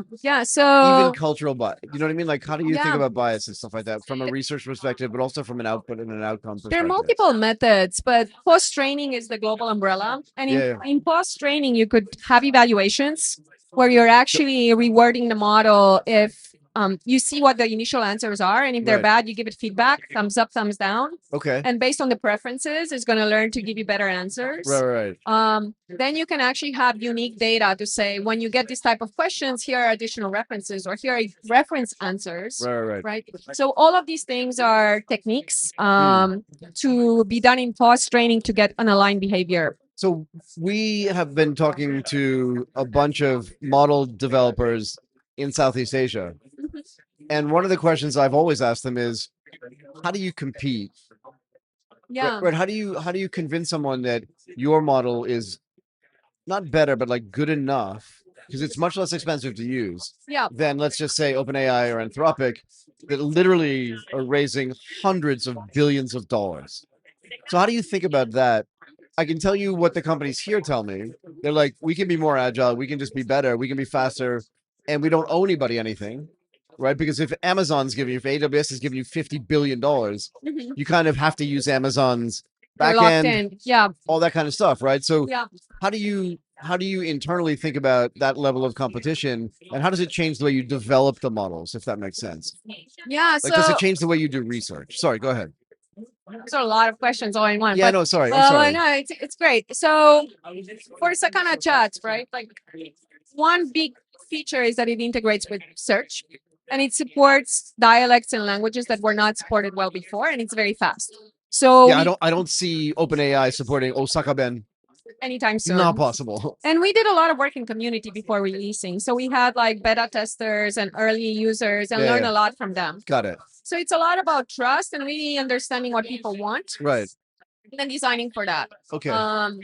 The other aspect is we started with products and solutions for businesses. So this was our first consumer product, but we actually had a lot of solutions for businesses. For Japanese businesses. For Japanese businesses. Go ahead. I have some more questions. The largest banks, like the largest insurance companies, work with the government. So in those situations, a lot of it is about the relationship and the trust. Yeah, fair enough. And they'd much rather work with you than work with. So do you build vertical specific models as well? Or what? Or are you doing, what is it called? MOE? Not right now. Like there's like vertical solutions. So it's more like supporting their workflows and supporting like specific business cases. One example I gave in my talk yesterday was. Say again? Oh, go ahead. Yeah, one example I gave in my talk yesterday was when we work with a bank that has to do credit memos, right? Yep. And then let's say you start with the model, maybe we fine tune the model for their needs, but there's still a lot of tacit knowledge from the analysts and the financial experts. Sure. So there needs to be a pipeline from how do you collect structurally that feedback, feed it back into the model, or feed it back into the tools, so it gets better over time. Right. And that's a process that is transferable from banks to other type of companies. So that process of like eliciting feedback from domain experts and feeding it back into the model, I think it's very scalable and very useful. Is there an agentic aspect to this as well? Yes. And it needs to be recursive. It needs to be recursive. Are Japanese institutions at scale ready to employ agentic AI. And the reason why I ask is because a lot of the companies, to my speak, I was talking to a bank, let's just say in some Southeast Asian country. I don't want to say where it is because it'll be too obvious. And one of the people at the bank told me, we'd love to do agentic AI. We think it's very important. We think it's very effective. We think it's going to make us more efficient. But our back-end systems are 30 or 40 years old. Right. I worked in Japan. I didn't work in a Japanese company. Yeah. The Morgan Stanley and Goldman Sachs stacks were very modern. Yeah. But it's MUFJ, like I don't know. I've never been inside, but are there technology stacks ready to handle agentic? I think there needs to be a translation phase, an adaptation phase. So one big advantage in Japan is that the government right now understands what's at stake, right? And it's supporting AI integration and deployment and research. It sounds like they're really, really getting behind this. They're really getting behind us, and and you can feel it, yeah. Sorry. And there's funding, there's programs, there's like programs for research translation. Right. What that means is that it gives it legitimacy, and that means that for people in this large institution, it's a little bit easier to advocate, like, let's do this experiment or let's try this. And because the government's behind it. Correct. Got it. Go ahead. Sorry, I interrupted you. And it's okay. I'm very good at that. Interrupting. I'm not sure I'm good at anything else. No, we want. So curious though. That's good. Like we want our models to be like that. Yeah, don't you? Don't you?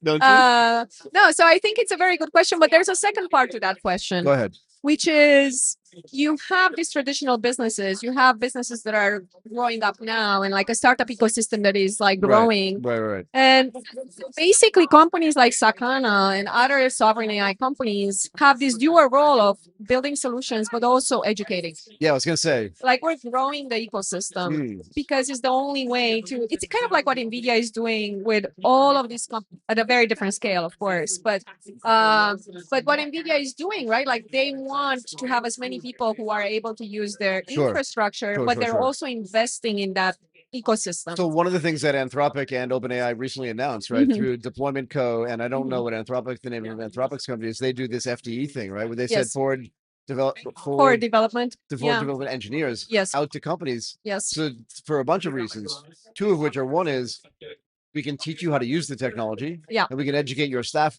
across the board about how to use it. And then also understand more about the needs, right?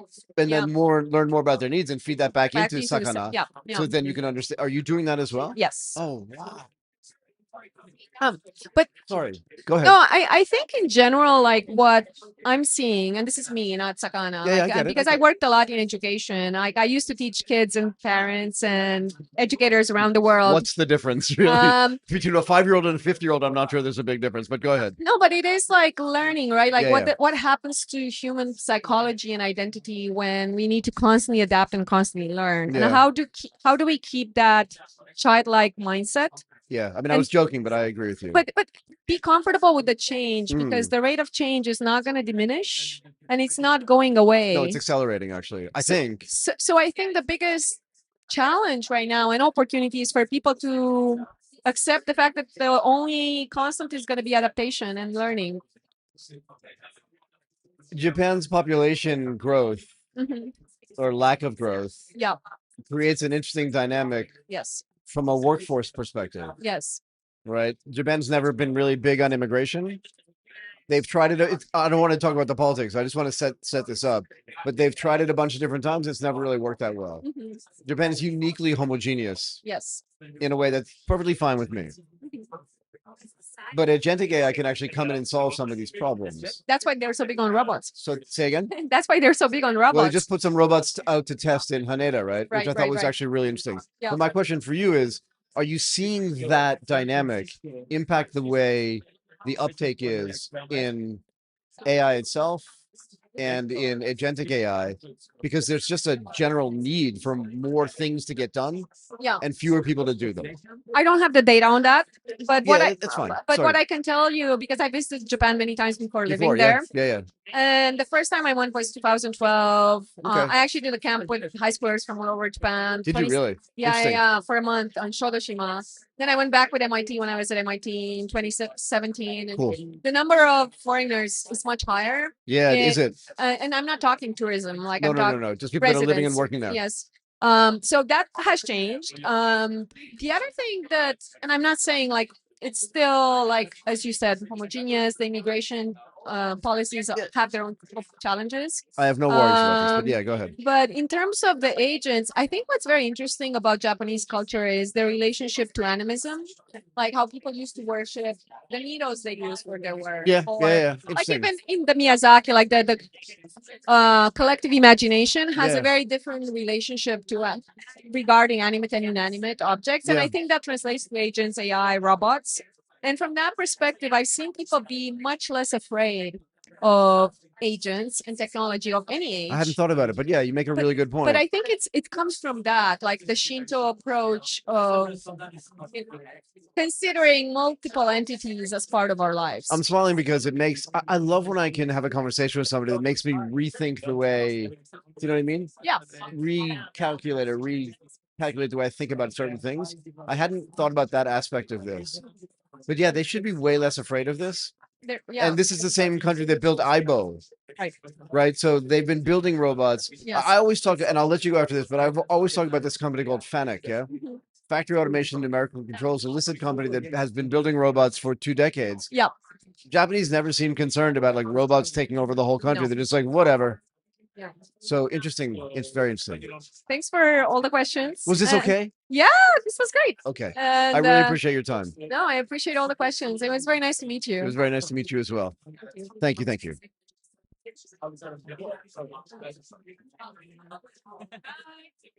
Don't pull. We did. Do I know you? No. But it's nice to meet you. Nice to meet you too. How are you? Daria. Don't worry about it. Luckily, it was empty. Are you okay? Yeah, I'm good. Okay. Daria Soboleva? Yes. Do I have that right? Yep. Head research scientist at Cerebras Systems. Yes. Is the mic working? I cannot hear myself, but If it wasn't working, Martin would say something. okay. Should I face this way or should I face that way? Face me. We're live anyway. We're Okay. already recording. Hi, everyone. I would love it. Do you want some water? Oh, yeah, it'll be great. Can you bring some for her as well? Actually, take this. Sure. Yeah, take this. Seems like you might need more. No. Oh, this is sparkling. This My is mother would nice. not be proud of me if I didn't give it to you first.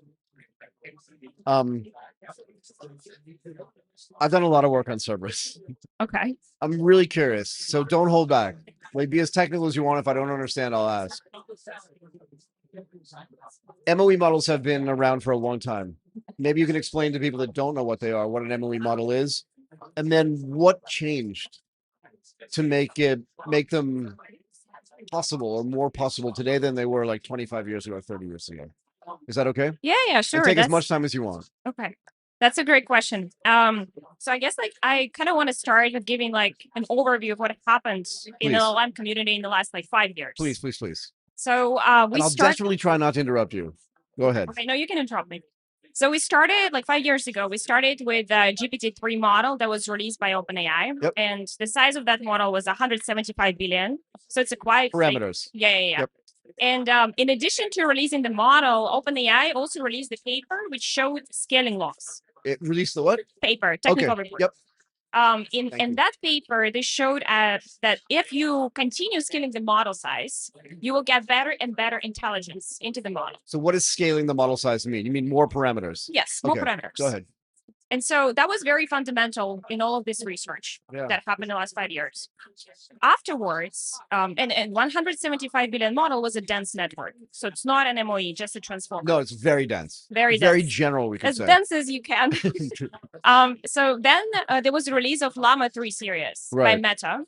And they basically also increased the model size. So now you have, I think Llama 3, the largest model was 400 billion in size. Okay. Also dense. Very dense. But they figured out that in addition to scaling the model, it is more compute efficient to also scale the data.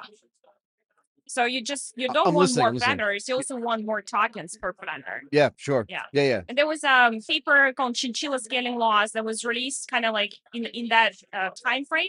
And the idea is that if you want to be compute efficient, you are spending 20 tokens per parameter. Okay. Yeah. However, afterwards, the community realized that we want to go trillion model sizes. We want to go like multiple trillion model sizes, right? If we continue with the same idea, right, it becomes like if you have like 1 trillion model size, you need 20 tokens, 20 trillion tokens per parameter. It's a lot. 20 trillion per parameter. Yes. 20 TPP. So it's like 20 tokens in total. I got it. 20 trillion tokens in total. Okay. And so as you like continue scaling like that, it becomes very, very inefficient and expensive. Yeah. Right. So the next breakthrough is that because there are just so many parameters to sift through, and then so much data to sift through as well? Yeah, so you actually need to like scale your hardware so that it can support the model that size. Because the compute matters and the throughput matters. Yes, yes. And also the data, right? You need to get data from somewhere. So we spend a lot of time like figuring out how you can like deduplicate the data set. So it's like very information rich and stuff like that. So once that was kind of like juiced out, we figured out we need something else. And something else was the development of the MOE architecture, right? And yeah, you're right. Like it was developed in 1991, but we only applied it at scale 2024. And what was the tipping point? In other words, was it just a thought process around it was developed in 1991, but was it easier to build these other models, or was it faster to build the other models, or do you know what I mean? Like what? Yeah. Or so just was the throughput and the? Yeah. What we carry for training is compute efficiency. Yeah. Okay. The lowest loss for a given flop budget. And so what we wanted to do, we wanted to not increase the flop budget as fast as we did with dense. Yep. But we wanted to increase intelligence further, shift the scaling a lot further. Right. So the DeepSeek V3 was released in 2024, and it was the MOE model that had 600 billion parameters in total. I think it's like close to 700 billion. And so you can see the progression: 175, 400B, and 600B, right? But the idea was that you are only activating 40 billion parameters per token. So how do you segregate the parameters? How do you like it? Okay, yeah. But you understand what's the MOE network? Yeah. How do you determine which is in which category? Perfect question. Okay. So can I go home now? Yes. Oh, sorry, go ahead. So if you look at the decoder block of the transformer architecture, look at the like GPT-2 decoder block. I just didn't hear what you said. Decoder block. Yeah. Go ahead. It has conceptually 3 types of layers. Go ahead. Embedding, attention, and the FFN, like feed-forward network. Yep. Right. So what we do with MOEs, we take the feed-forward network and we copy-paste that feed-forward network multiple times. Each FFN will be called an expert. Right, so it's basically like just copy paste FFN. Each of them is going to be called expert. Got it. Now, to figure out which expert to activate for a particular token, you add another network called the router. And you got another network, what? Router. Right. So, but this sits in what, a massive database somewhere? Like, where is all this data stored? And how is it tagged so that it knows where it fits in each one of these categories? That's a great question. So that's basically up to you how to design a router. Right, you can design a router so it like creates experts that are mapped to specific domains. Like in your data, you have math domain, biology, and you can insurance, like whatever it is. Insurance, yeah. And then so you can kind of like label that in advance, and the router will be just following that label. This token comes from this domain, so I'm just going to go to that expert. Can I ask you another question? Yes. Can one parameter sit in multiple expert domains? One parameter? In other words, if you're using this parameter in this MOE, can it also be relevant in another MOE, even if none of the other parameters inside that MOE are relevant? Do you know what I mean? So you have 2 MOE networks. Yeah. Okay. And one of them is just, let's say, specific to, I don't know, baseball, just whatever it is, right? And the other one is specific to math. So completely unrelated. Yeah. We're talking about models, not experts. I'm talking about experts. No, because you say you tag an expert. Yes. And it sits in this domain. Yeah. But can you tag it twice? Yeah, you can have an expert that has 2 overlapping domains. That's what I want to know. Yeah, it's all up to you. Go ahead. But when we talk about compute efficiency, it's a bit different. Like if you think about like minimizing loss to flops, the router that is working out the best is actually a large router. That's a great term. A loss to what? Loss to flops. I got it. I'm with you. I just love the term. Sorry, go ahead. Okay. So basically, yeah, we want the router to determine what experts should specialize in during the training. Right. And can you explain to people why that matters? In the sense that if it's only using this expert, it doesn't have to then use the compute from an efficiency standpoint to use every other parameter that's out there. It just uses the ones that are determined to be in this sort of level of expertise. Yes. And that makes what did you call it? The compute efficiency Yes. Much higher. Yes. Is that yes, fair? Yes. Yeah. Okay, go ahead. So you can think about like a simple way to describe how MOE works is you increase capacity Right. by adding more experts. Mhm. That follows the scaling law from OpenAI, right? Yep. But that you're being smart about it. So you only activate a portion of the network for given tokens because tokens don't have to be routed to all the experts to achieve like transformations. No, they can ignore actually most of them. Yeah. If And you're that's doing how, it right. Yeah, and that's how you like introduce sparsity through MOE. Yeah, I like it. Sorry, is there more? There is it's probably like a good high level explanation, but like I would say, MOEs are also good in terms of like signal extraction. So when you like want to achieve the lowest loss for a given flop budget, you want to be very smart about like how you read your data, how you process your data. And so in some ways you can try to explain it through like optimization process. They're converging to a better optimum faster than a dense network. So again, just humor me on this. I'm not an expert here. GPUs, in my mind, were designed for graphics. Like that's why they're called a GPU, right? But they definitely weren't designed for MOEs. Not specifically at all. Because they weren't even around. Like nobody was using them. So there's no way they could have been designed for that.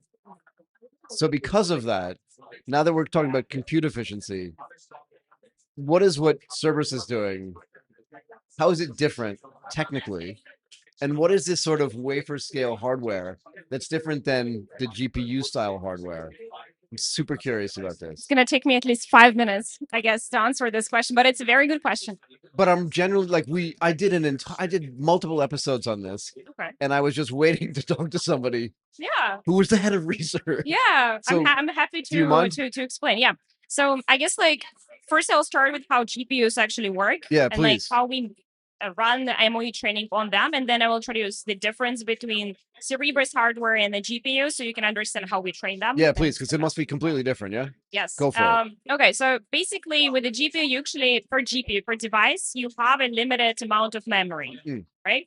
And so when you want to train a very large network that doesn't feed that memory, you have to split it, you have to slice it. Usually, there is some version of model parallel that happens. Yep. Right. When you say split it, you mean split it per GPU. Right. So let's say I'm just going to make something up. Let's say you have 6 things you want to do. Yeah. All of them will not fit on what cannot be processed by one GPU. You split them into 6 pieces. I'm simplifying, obviously. Yeah. And then you need 6 GPUs to do this. Yes. But you could need 11,000 GPUs to do this. You might need it for a very large model. Right. Yes. Just to be clear. Yeah. Sorry, go ahead. And so for MOEs in particular, GPUs use this type of parallelization that's called expert parallelization. Got it. Expert parallel, EP. EP. And then the idea is that you place experts or groups of experts on separate devices. Got it. Okay. You copy paste all other parameters like attention and embedding are replicated, but the groups of experts or singular experts are positioned on different devices. For you to run the training, you need to add 2 all-to-all operations. 2 all-to-all operations. Got it. One before the router and right after the router, additional one. Got it. Okay. The reason for it, because we usually run some model parallel together with data parallel. And so when you have a batch of tokens split between different GPUs, you also don't know like if the batch of tokens they sit on GPU 1 needs to go to the GPU 2 because the experts are there for that token. And the second all-to-all is to combine the outputs from different experts.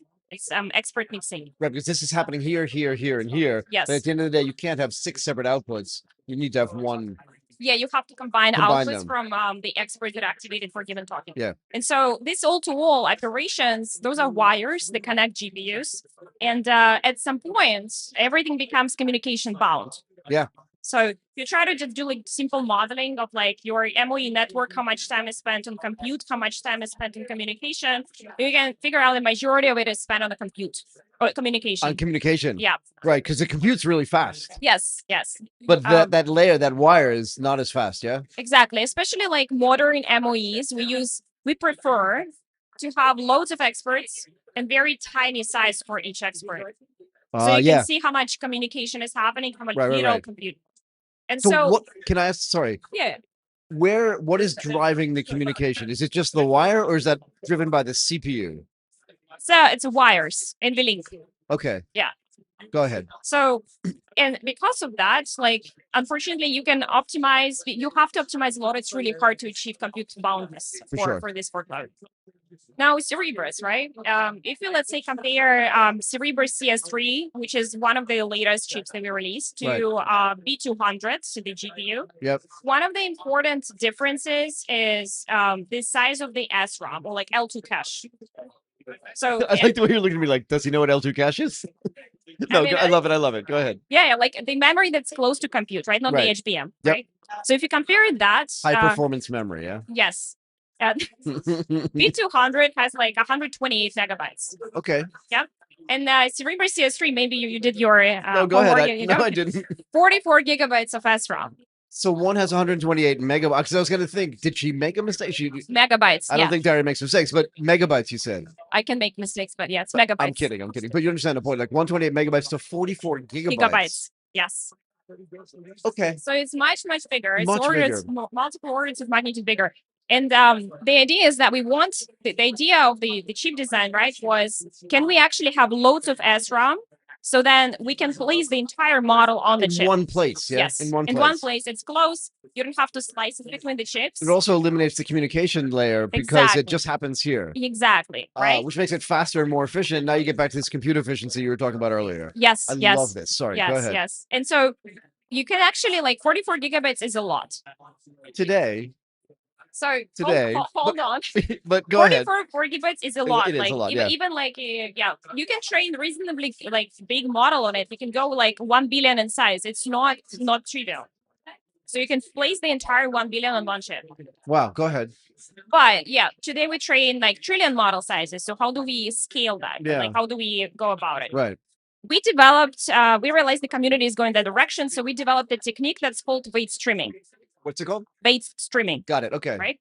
So the idea is that we are going to disaggregate memory and compute, and then use the 44 gigabytes for stuff that really needs to be close to the compute, like activations, right? Yeah. But put everything else that's heavy onto the additional memory X nodes. So you're gonna connect additional storage, right, to the chip directly. Right. And then you're gonna upload all the model weights to that. Interesting. And so for you to do the gradient update, you're going to stream from the memory X node to the chip layer by layer. Got it. You're going to stream the weights, do the gradient completions, and then move the gradients to the memory X node and update the weights. So you see where I'm going with that, I guess? Yeah, completely. You can connect very large storage banks. Yeah, in a way that you couldn't before because, first of all, you were splitting everything. Yes. Almost by definition, you couldn't do it before. No. So I have more questions. Is that okay? Yeah. A bunch of things. First of all, tell me for a moment, there's a close relationship now between OpenAI and Cerberus. Didn't they invest $10 billion? Maybe you don't know. It doesn't matter. How does it change the way the software that is written for the model to do its job? Right, because the way it interacts with, what's the name of this chip? Cerebras, CS3. No, the name of the chip, S3, yeah? CS3, yeah. CS3. So how does it change because the way it interacts with CS3 is very different than the way it interacts with H200. The way it sends information, the way it gets information, the way it consolidates information. What has to happen on the software side, not on the chip side, but on the model side, so they can most efficiently interact with the chip? Because that has to change at some level, no? So this is a very good question, right? I'm trying over here. Yeah. What I was describing to you, is the process of how we train the very large models. Right. Right. But what I feel we can actually connect multiple chips, right? You can go with 1 trillion model size in just one CS3 with weight streaming. Right. You can connect very big memory X nodes, right? But if you want to connect multiple chips, the only thing that we do on the software side is data parallel. Data parallel, right? Okay. So we don't do any model parallel, tensor parallel, or hybrid parallel, whatever, right? We just do data parallel. And because of that, from the user perspective, it's super easy to configure a training run. Oh, right. Because there is no need for you to optimize all of these 3D parallelization techniques that we use on GPUs. Yeah. So you can, from user perspective, one CS3 is the same as thousands.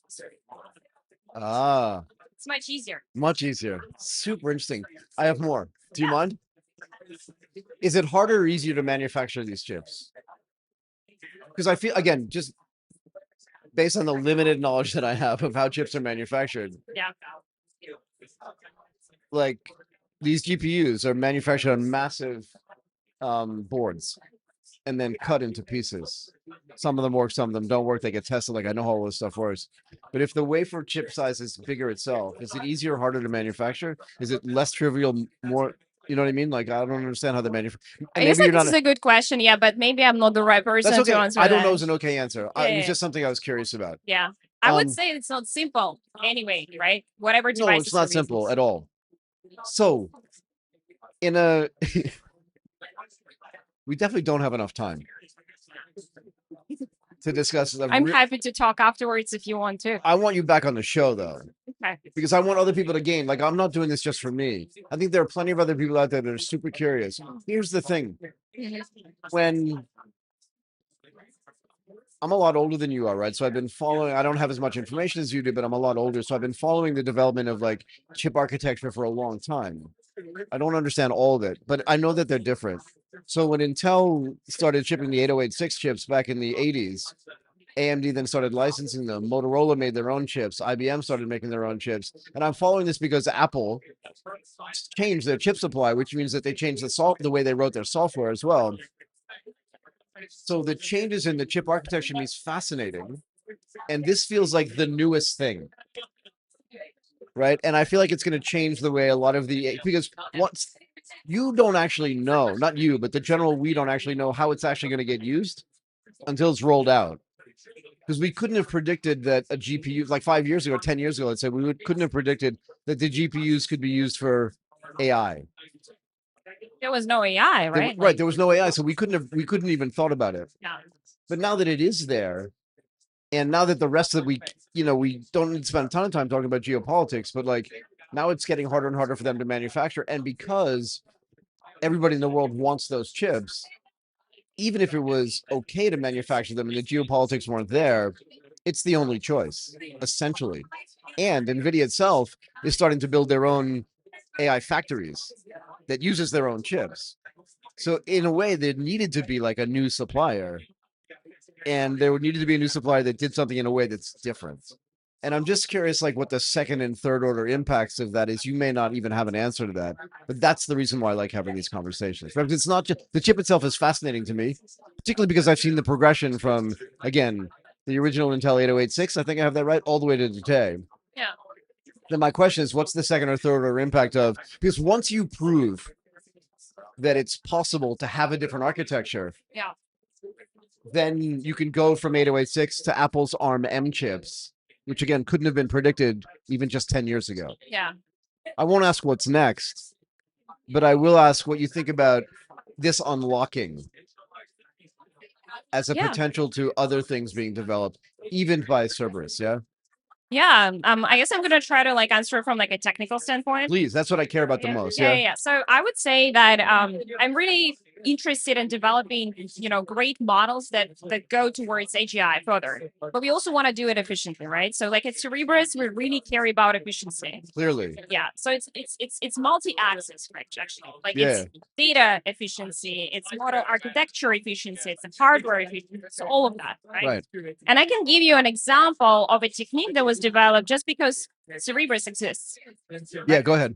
So when we train MOE networks on Cerebras, even though we have this very interesting idea of like splitting the weights in compute with the weight streaming, at some point when you run an MOE, and like the premise of MOE, it's going to run faster than a dense network, right? It should be, right? It should be more compute efficient. So in addition to spending less clocks to achieve a particular loss, you want the whole clock time reductions too. Yep. However, when you try to run an MOE network on a CS3, it's not going to be efficient. It's going to run actually slower than a dense network. Fair enough. But the problem is not with the communication boundiness that we have on the GPU. The problem is with arithmetic intensity. So we have a lot of compute on one chip. And then, as I was saying, like MOEs today, they use loads of experts, and each expert processes a very tiny fraction of the batch. Right. So basically, the rest of the network is dense. So the batch for attention and embedding is the same. And then what happens is that at some point, your MOE layer moves a lot of weights, but don't reuse these weights for the batch processing. So you have to use different experts for different tokens, and you cannot predict in advance which one will be used. Right. And so arithmetic intensity is basically like amount of compute you do per weight movement. Right. And so if you do a lot of weight movement and very little compute, your arithmetic intensity is low. Yeah. and so the throughput. Yeah. And that's why it runs very slow. Got it. But we realized that this is a problem, and we developed a technique called batch tiling on attention. What's it called? Batch tiling on attention. Okay. So idea is that, like, how this. do we increase the arithmetic intensity for MOE layer? Right. The easiest way is to increase the amount of compute it does per weight, right? So you can increase the batch size. Yeah, almost by definition. Yes. Yeah. However, other layers start suffering. Because if we look at the attention... Why? Because they're taking compute power away from them. So basically, usually the way you configure it, you have one batch for the entire network. Yeah. And so if you uniformly increase the batch to improve the arithmetic intensity for MOE, attention will also have an increased batch size. Yeah. And attention, if you try to like model it, it's actually activation memory bound. So increasing the batch size forces us to evict some of the activations onto the memory X nodes. We don't want to do that. We want to keep activations on the chip. Right, as much as possible. As much as possible, yeah. And so the idea is that it's very simple. Like, maybe we should just decouple the batch size requirements. Attention will have its own batch, and the rest of the network. MOE will have its own batch. And so how we actually implement it, if you basically take a small batch for attention, like the standard batch that you have, and iterate multiple times and collect, like, let's say, GX outputs, right? G as your tiling factor. And so you're going to throw a GX bigger batch at each MOE layer. Right? And so depending on the G, you can actually configure it in a way that it restores the arithmetic intensity of the dense network. And it completely restores the throughput as well. So we run MOEs this way. But this technique is very specific to our hardware. Right. And it wouldn't be existent if we went with the GPUs. Okay, I'm gonna let you go because I could keep you here forever. We've already gone way over time. I enjoyed it as well. I hope it was good for you. Yeah, thank you for inviting me. Please keep in touch because I'd love to have you back on and have like a much longer conversation if that's okay. Because there's so many other things I want to follow up on. Sure. Is that cool? Yes, totally. Okay, it was a complete pleasure. Me too. Thank you. Thank you. Okay, just put it down. No worries. Be careful. Thank you. Hi, how's it going? I'm doing great. You are Conor. Michael. Very nice to meet you as well. Let's talk about Hyperspell. We are live. They couldn't hear you, but now they can. Let's talk about it. Ah, yep. You know how to use the mic, yeah? Yeah. Perfect. Okay. Founder and CEO. That's right. Very great to meet you. Where is Hyperspell based? Hyperspell is based in San Francisco. Isn't everybody? Yep. Is there enough room for everybody? There are many people in SF that aren't working in tech or founders. Are there? It's not many. It's a very small city, I've been there, but not in a while. Yeah, San Francisco is 800,000 people and Singapore 6 million. So very, very small, concentrated place. Yeah, fair enough. Yeah. Which part of the city do you live in? I live in Dogpatch, and so our company's based in the Mission. So we took a 17-hour flight to get here, but yeah. This conference has been well worth it. Oh, 100%. And well worth it. That's the thing that have impressed me so much. I was telling this to Sherry. Go ahead. It's hard getting founders to go from San Francisco to Palo Alto. Yeah, right? Exactly. Which is like an hour away. Like there's why people am I that make driving? that trip. What am I doing? And here, I'm seeing half of San Francisco is here. So how impressed are you that like so many people actually got on the plane and came here? Unbelievable. That's unbelievable. Right? I think it's very rare that you would see people travel this far. So I was very impressed as well. Did not know what to expect. I've known Sherry for a while. Yep. And I knew that if she was involved, it was going to be really high quality. Yeah. Oh, that I know. Fantastic. For sure. Yeah. It's really, I think, having an impact on Singapore and putting it on the map. You can already see the discourse on Would you Twitter. come back next year? Oh, absolutely. So absolutely. Can you tell me, what does Hyperspell do? So Hyperspell builds company brains. So if you want one single source of truth in your company that agents can read from, that humans can read from across all your emails and Slack and Notion, we build that for you. So, but what does that mean? What does that mean functionally? Yeah. So is it a data thing, or is it a combination of data? Because I would submit to you that most companies' data is a mess. It is. That's exactly why you need this. So but how hard? But can I also ask you this? Sorry, go ahead. Go ahead. So the problem is almost every company's data is a mess. And the thing is, unstructured data is even worse than structured data. For sure. Right? You write a document, you're like, oh, this is our strategy, this is our ICT, and nobody updates it, nobody changes it. I mean, remember the last time you onboarded onto a company and you read a doc, you're like, oh, this is the way we do things, right? And your boss is like, no, that was written by somebody who's no longer here. I need to go update that. Yeah. So we ask people instead. And now you have agents that will read those documents and they don't know the nuance. And they think it's all true. Right? Keep the mic here. Yep. Sorry. Sounds good. Move this hand. Yeah, absolutely. Sorry, go ahead. So now you're having agents will read from documents. They don't know what to trust and what not to trust. And so they read documents. So this is actually kind of interesting. Yeah. I know, like, when I join, let's say, Goldman Sachs. Right. Yep. I get a document from somebody and I'm like, is Bob still here? And they're like, no, that's old. But I can ask the guy right next to me or the gal next to me and they're like, we stopped using that. Exactly. And I can know it immediately. But who does an agent ask? Well, that's the thing, right? Agents don't ask anyone. No, right they don't. now. They just keep going. You give them the connector. They're like, oh, great. I found the document, Right. you know, that Bob wrote and great. And then they give you an answer that's totally wrong. And the problem is, you know, think about agents are doing a lot of coding now. Think about all the bugs that are creating just with code. Now you have agents creating documents and slide decks and marketing comms, and all that is based on stale data. So let's back up then to the data thing. I talked to tons of people. So everybody in the AI space, but even before that, right? There was all this 5 years ago, 7 years ago, big data was the big thing. Yeah.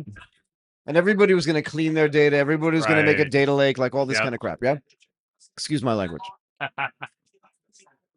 But the problem with data, not the only problem, but one of the biggest problems is it doesn't stop. No, it doesn't. Do you know what I mean? Like, we're creating data right now in real time. Right. It's voice data that gets turned into text data. Exactly. And it's, I feel like it's almost like flying an F-15. Yep.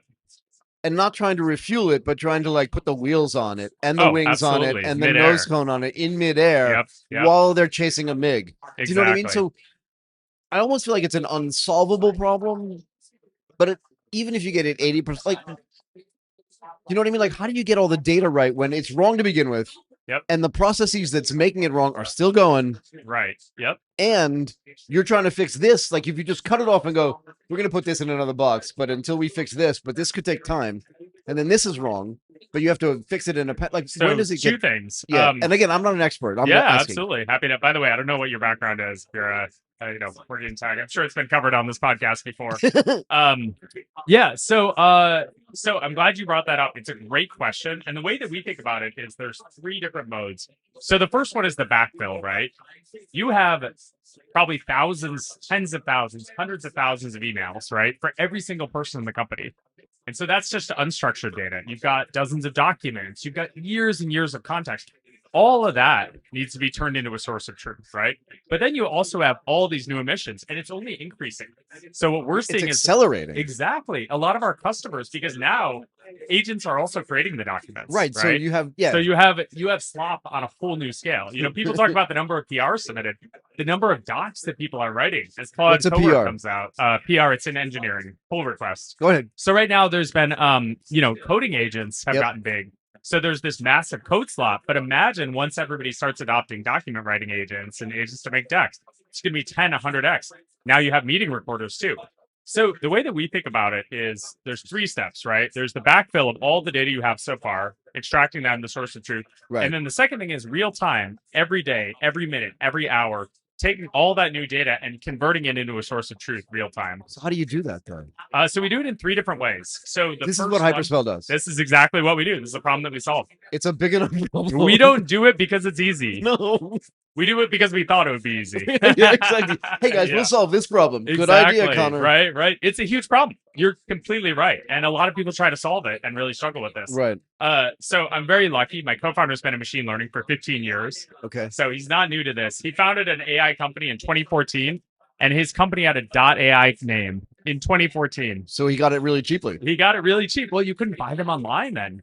Yeah, he had to send a fax message to the government of the island of Anguilla to get it. It's crazy. It's a great story. I told him he should have bought like 1,000 of them. We wouldn't need to raise money now. And then he sold that company to Airbnb, built the first knowledge graph internally. So he's not new to this. Yeah. And so what we do is a few things. So the first thing is we ingest all of that data. And for every single document, we figure out, okay, who wrote it? When was it created? What were the other relevant pieces of context, right? You have the email, and then you have the meeting transcript, and then you have the Slack thread. You connect them all back to each other. And then you look at, okay, was this written by the intern? Was it written by the head of the department? Right. How much can you trust it? We calculate a trust score for every single piece of context that was created.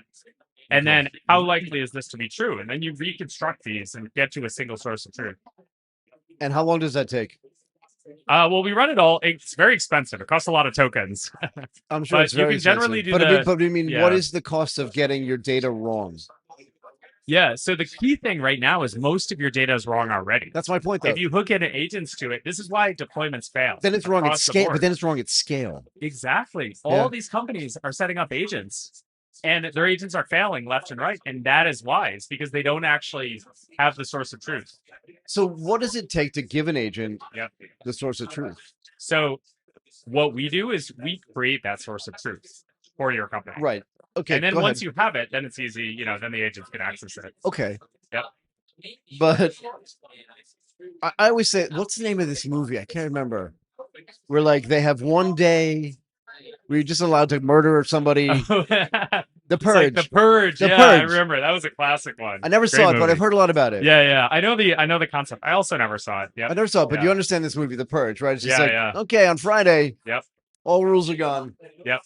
Purge whatever you want.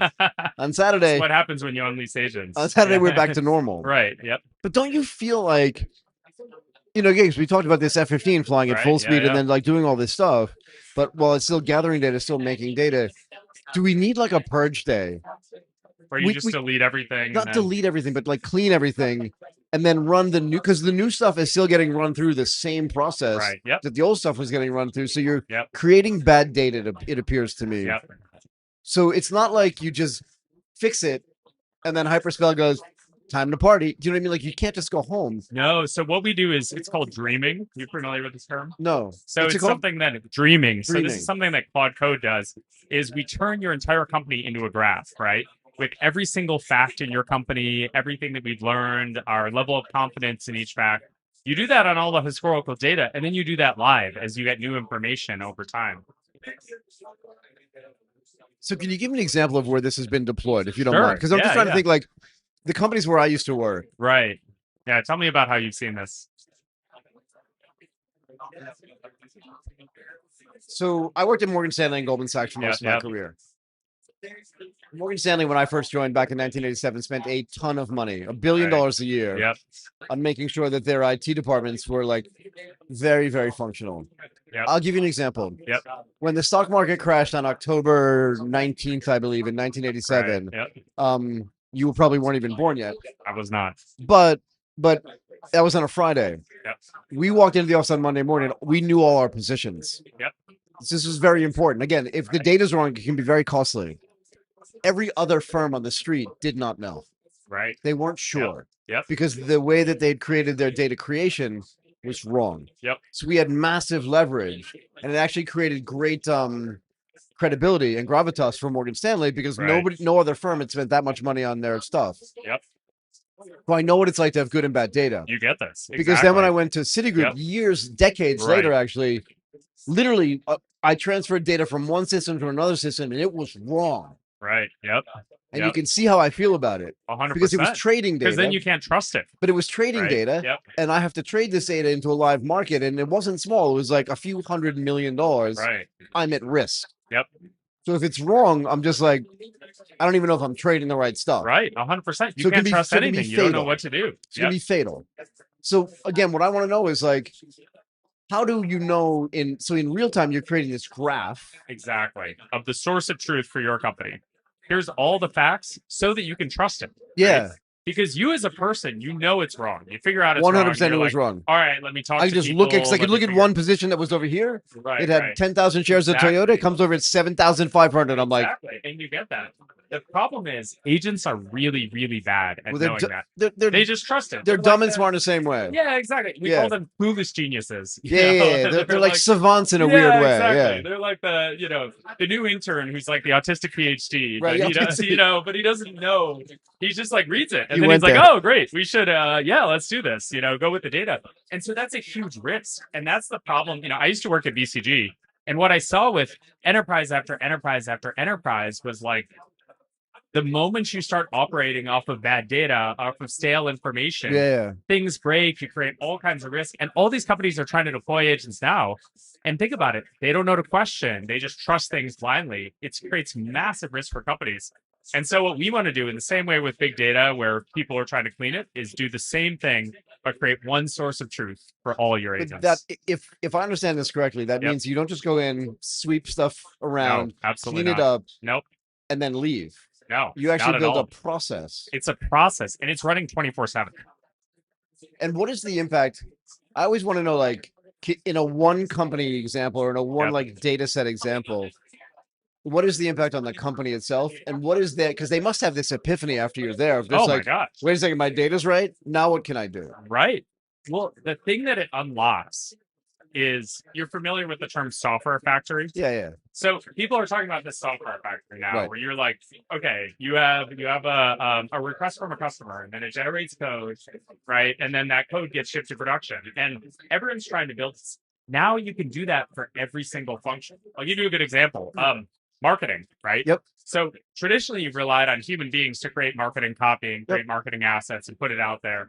And you can't trust the agents to do that right now. Because again, as we talked about, your data is bad, your docs are out of date, it's stale. So you need a person like hand-holding this, autistic savant intern to try to get it to create the right thing. I can't believe you do that. But yeah, it's so good. I think it's. I love it. I love it. Yeah, being autistic is a good thing in San Francisco. I love it. It's sometimes I wish I was more autistic. Yeah. Don't we all? Don't we all? Exactly.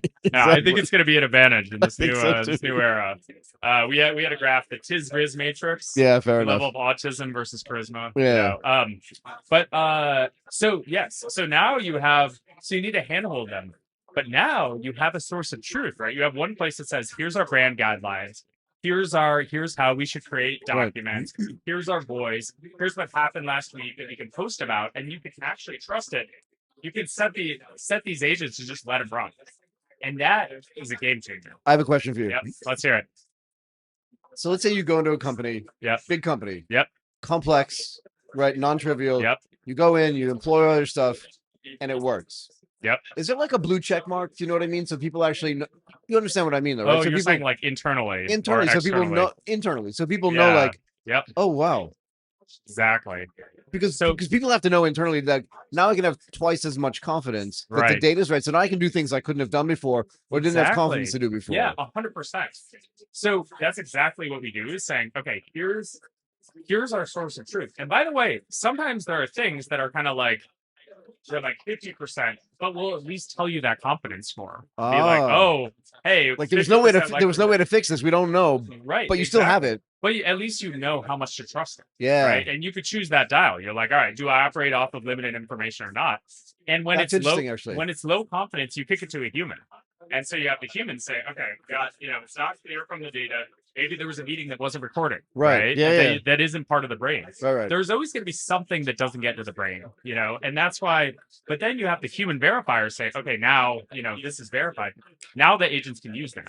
Right. So you have that's actually really interesting. That's what I was going to ask you next. It's like, it's never going to be perfect. It's never going to be perfect. But you have to at least know where the imperfections are. Exactly. It's like when you're walking on a road and you see a crack in the road, like, maybe I should be more careful. Right. Watch driving out. there. Here's the level of risk. And that's what agents are missing right now. Yeah, they don't know. Because they read the doc and they're like, oh yeah, this is true. I'm just going to. But then do you send digital signals to the agents that says you do? Yes. Yeah. How does that work? You know what I mean? When the agent goes, I got it. Do they get a warning that says we're only 47% confident in this? Exactly. So we have a file system with all the facts that we know, and the agents can see all the facts that we know, and then it's clear. Like, all right, the data says X. For this thing, maybe ask your human, right? Prompt them and ask it for guidance beforehand. Right. You give an agent a sense of, so they don't just go blundering in, a sense of the relative risk, and make sure that you're checking back in with the human in the loop before you move ahead. What type of infrastructure has to be deployed to do this? Because I feel like there's a data center that needs to get built internally to be able to run this. And the longer you do it, obviously the more data there is, the more the more usage it has to be. No, exactly, and it just increases over time. Because if you think about, let's say you have 100,000 Google Docs right now. Well, now everybody's running agents 24/7. Now that number is getting bigger and bigger every year. And so, AWS bill is like through the roof. Yeah, but hopefully your margins are big enough to be able to take care of that. Well, and the thing is, like, and at some point you'll probably build your own data centers. 100%. I would We're gonna think. run our own GPUs, build our own data centers, Yeah, all this. But the thing is, like, this has to happen. Well, because otherwise it's a mess. Exactly. You can't deploy AI without this, right? So every organization needs to do this. And so the question is, are you going to try to do this internally? Impossible. And, it's impossible. Exactly. Because there's also no. First of all, there's no expertise to do it internally. Right. But second of all, there's an incentive. But there is a data team. Yes. Internally, and that data team is like, it's fine. Yeah, because if it's not fine, then what have you guys been doing? Right. You know what I mean? Yep. Exactly. What do you do when? So there are two parts. Let's just handle one at a time. Yep. What do you do when a company acquires like a small business? Yep. That has nothing to do with Hyperspell, has not been run through the ringer for what you guys do, and the process starts all over again. If you plug it in, does it automatically start working again, or do you have to do some initial sense of cleaning? Yeah. And you know what I mean, analysis and cleaning, and then plug it into the whole it's system. It's a great question, and this is the fascinating thing, right? It's like you have normally when you do M&A, as you know, most M&A actually destroys value, doesn't create it. Because there's all this tacit knowledge in people's heads that isn't written down. Yeah, I don't want to go there, but for sure. But for like sure, today, that doesn't work very well. No. And so the thing that we're really excited, we haven't encountered that exact scenario yet. Yeah. But the way we would operate there is we say, okay, let's treat them as two separate entities, build a brain for each one first. Build a brain for that new entity, and then be like, okay, how do we translate this into the world of the acquiring company? And our hope is that now you can finally have M&A that like creates more value because you're bringing in that tacit knowledge and not losing it. Do you see this as being could potentially be part of a due diligence process? Oh, absolutely. Do you know what I mean? Absolutely. We're like, I'm thinking about taking over company B. Right. And I say to Hyperspell, what is the status of their data? Right. Yep. Because if it's a complete cluster mess, yeah. I would have to ask you to fix it first. 100%. Or maybe change the price that I'm willing to pay for you, because I'm going to have to have all these additional costs that are associated with fixing that data. Because you can't just deploy AI within that new company if it's a mess, which it probably is. And how much harder is it to do this on companies where their infrastructure itself is like 30 or 40 years old? Yeah, it's a great question. So, you know, there's different regions. It's obviously easiest when you have like using Gmail and Slack and Notion and Granola and all these tools. The more it's proprietary systems, the more it's, you know, some of these tools don't even have APIs. I was going to ask that next, but on-prem proprietary system. It is more challenging. It's more expensive. We do a forward deployed engineer model to set that up. But those are the companies that will benefit the most. Oh, for sure. Right? Like those, if you think your data is bad in Notion and Slack and Google Drive, like what do you think it's like? Oh my God, imagine what it's like. Like an old IBM mainframe. That you built in the 80s that runs on COBOL. You know, like that's where the real money is. People have been taking the piss out of COBOL a lot recently. I don't know why. Maybe people are running into it a lot more. Oh my gosh, like crazy. Like guys like you that have never used it and never seen you, like, what is this? Even my grandfather didn't use this crap. What are we doing? It's crazy, and all the guys who know how to use it are like dead. in their 80s. No, they're dead. They're mostly dead. In the nursing home. How about mobile? Because a lot of data now gets captured on mobile. Yeah.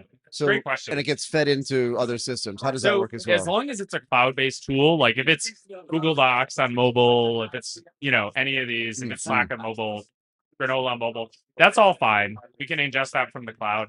I think it's up to you as a company if you want people's iMessages as part of this context graph. And most right now, you know, the norms are changing on privacy, but right now, most people don't want like an iMessage history to be in the company brain. But that's private. It's not related to the company. Right. But like some companies do issue phones. They do. Back in the day, my company issued me a BlackBerry. Right. You've heard of a BlackBerry, right? Yeah, we had one at BCG. I remember BlackBerry. I never had one. I saw one. It was over there. It was over there. Yeah. I saw it in a museum once. You know, it's in a documentary. My dad's friend was using it. I'm not really sure what it was for.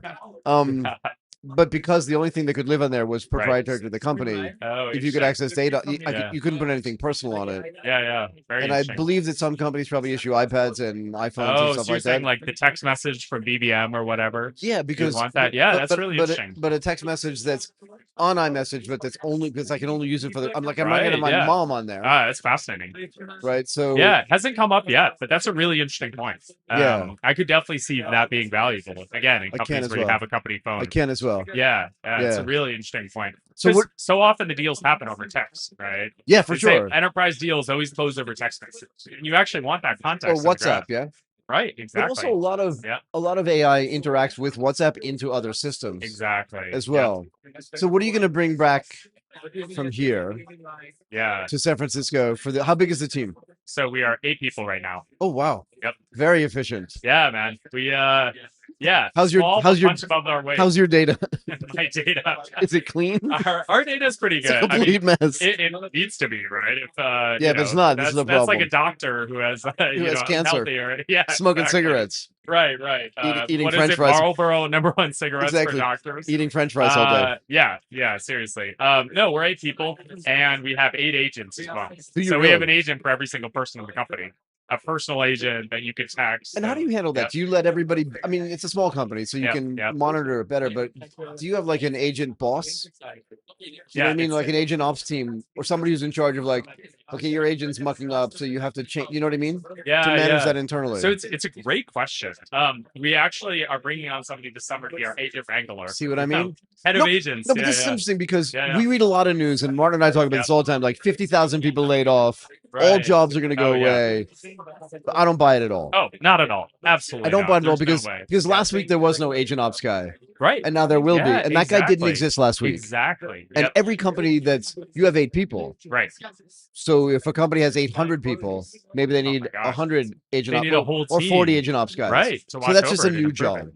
Yeah, absolutely. Anyway. Absolutely. I don't think the whole tech employment apocalypse. It's not going to happen. And the other I wrote thing a lot is- about this and I spoke a lot about this Yeah, already. yeah. I don't believe it at all. Yeah, there's no way. There's no way. And again, you're probably too young to know this, but the news media is out there to scare you because it makes you Yes. pay closer attention. Yeah. Have you ever heard a story of Microsoft just about to hire 60,000 people? I could never hear this. It's not. It does. Right. Exactly. Nobody You cares. never It's hear like that. good for my Nobody neighbor talks has a about job. it. Like, Right. but if he gets laid off, now you're paying attention. Exactly. I The don't other know. interesting thing here, I'm sure you've heard that here, is that a lot of the big model companies are incentivized for you to be scared, right? Because Yeah, they go yeah, to yeah. VCs, they're like, Yeah, yeah. "Oh my God, this is too Yeah, yeah. powerful. Please give us another $10 billion." Yeah. I mean, You know, Mythos. Right? Exactly. Did yeah. you know that when Dario Amade Yeah. was at OpenAI, Yeah. I think it was back in 2019, Yep. said GPT 2.3 is way too dangerous to release. So I'm not go back and look. I don't know the exact Crazy, date. right? It may have been in Crazy. 2022. I don't remember. Yeah. It's not the first time he's done this. We've heard this one before, and we will continue to hear it. We will. Right, 3 they're years all from now, it's going to be incentivized. like Agros is like way too whatever it is. It's going to be way too dangerous. People could die. Really? Right. Yeah, Did anybody too die the last powerful. time? Yeah. Has Not anyone really. died yet? Has anyone lost a job yet? No. People talked about coders. There's more coding jobs than ever, right? All these companies are hiring tons of people. So Nvidia says the same thing. We're Yeah. hiring. We can't hire enough people to write code, even if that Exactly. code is written by Opus Right. or by right, Codex. Right. Anyway, okay, Yeah. Conor, thank you so much for Awesome. doing this. I Yeah, could keep great going, but I conversation. want to let you stand up and walk around. I really appreciate it. I hope it was okay for you. Yeah. No, this is great. Really Keep- enjoyed the keep in conversation. touch. It's good getting those context from what you've seen in the past with different If you don't things, and, mind. yeah. Thank you very much. Yeah, appreciate it. Okay, you can just put it We'll down. all watch out for the Yeah, No be worries. careful with this. Thank you. All right, see you later. Good one. Have a safe trip home, man. We have another guest if you want. You can jump in. Can do. You know the next one. You want Can that? do. Okay. But the next guy is coming or not? Yeah, it's coming. It's coming. But in 10 minutes. But we already went over this time. Yeah, but next is coming. So Swyx is coming, Yes. but Parikshit's not Yes. coming. So who's going to take his place? So give me 2 minutes. Okay. You can. Can you put it on? Sorry. Can you put it on pause? I wasn't buzzing. If it's 2 minutes, yeah. I'd like to stand up. Yeah. Yes. Okay.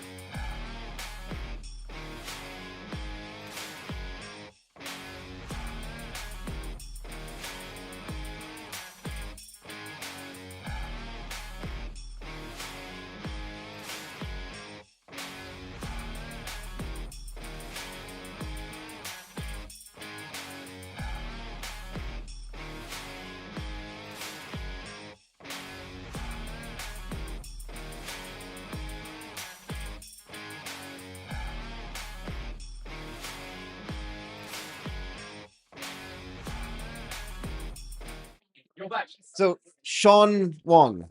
It's great. Swyx. But I want to get to Swyx in a second. Yeah. Where does Swyx come from? It's in Singapore we have English and Chinese names. I got it. And my initials happen to spell Swyx. So I've had it my entire life. So what is your Chinese name? Wang Yuexian. Xian. Okay. So Shawn Wang Yuexian, SWYX. Yeah. I like it. Yeah. It's pronounceable. I got the domain handle. The domain. Yeah. You have Swyx.com. Swyx.io. So how long have people been calling you Swyx?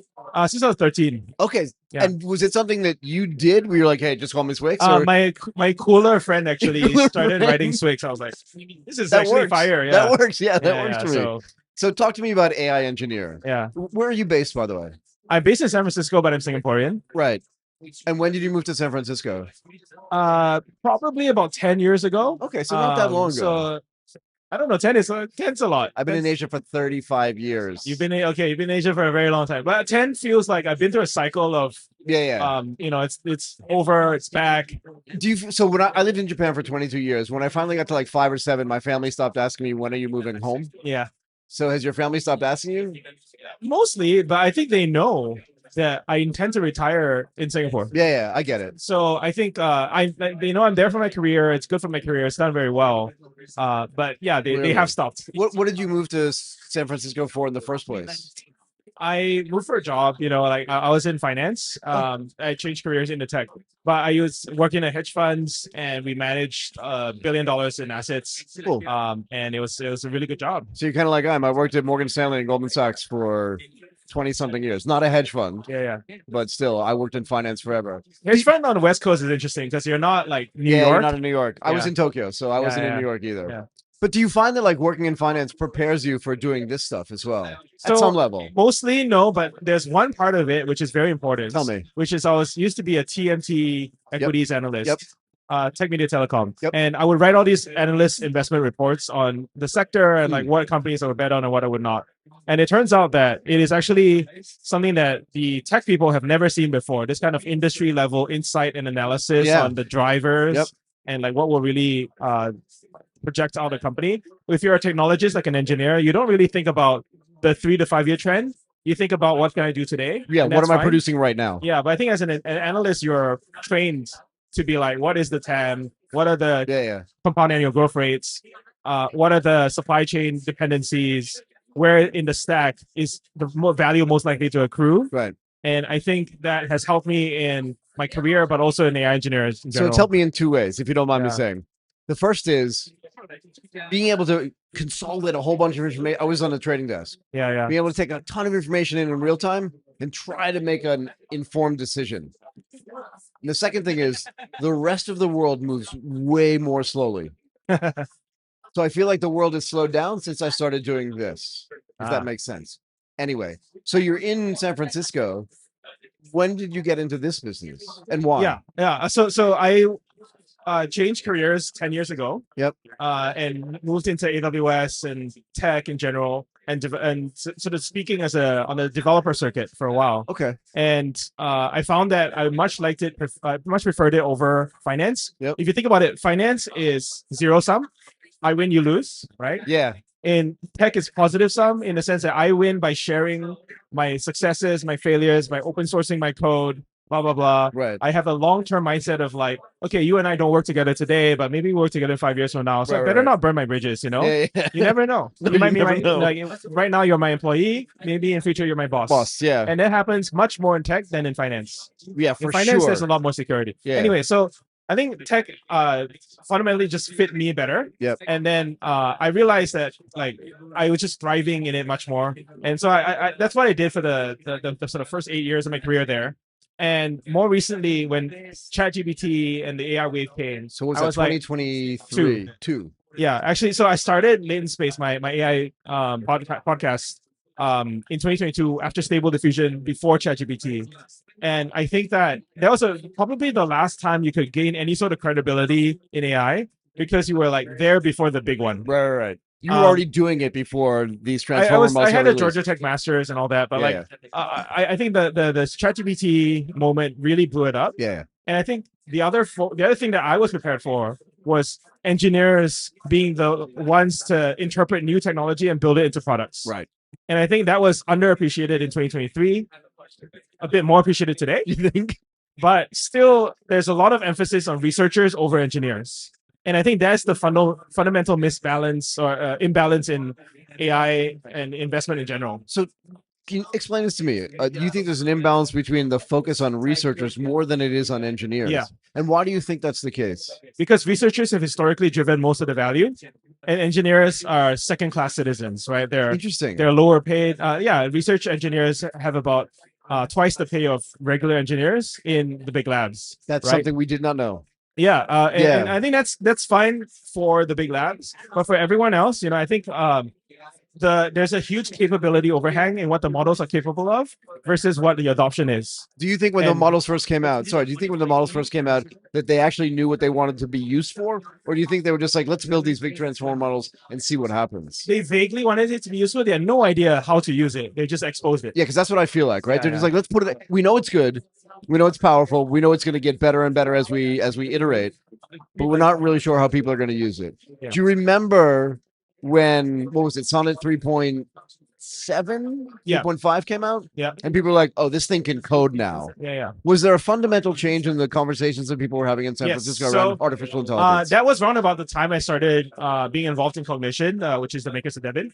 And you could really see the delta between what people were saying agents could do at the time versus what agents can do today. Please. And it's been less than a year since that 3.7 moment. Right. And I think again, project out what that's going to do in the future. But I think that internally, because I can see the reports that I see within Cognition, it's gone from let's say 10% of PRs done by AI to 80 something. And I think 80. Yes. And these are some of the best engineers in the world with IUI gold medals and all these things. Right. So I think that's a really good sign of what AI does to you when it starts to approach and even exceed human level. So there's all this Sturm and Drang out there about how artificial intelligence is going to cause massive job losses. Yeah. What's your view? It will.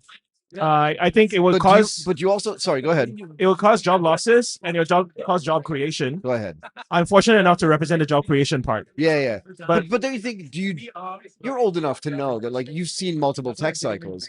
Every single time there's a new tech cycle, I've seen this is going to kill, I'm going all the way back to the late 80s, early 90s. I'm older than you are, but it gives me a little bit different perspective. And that is, when spreadsheets came out, when I saw that, they were like, accountants are going to die.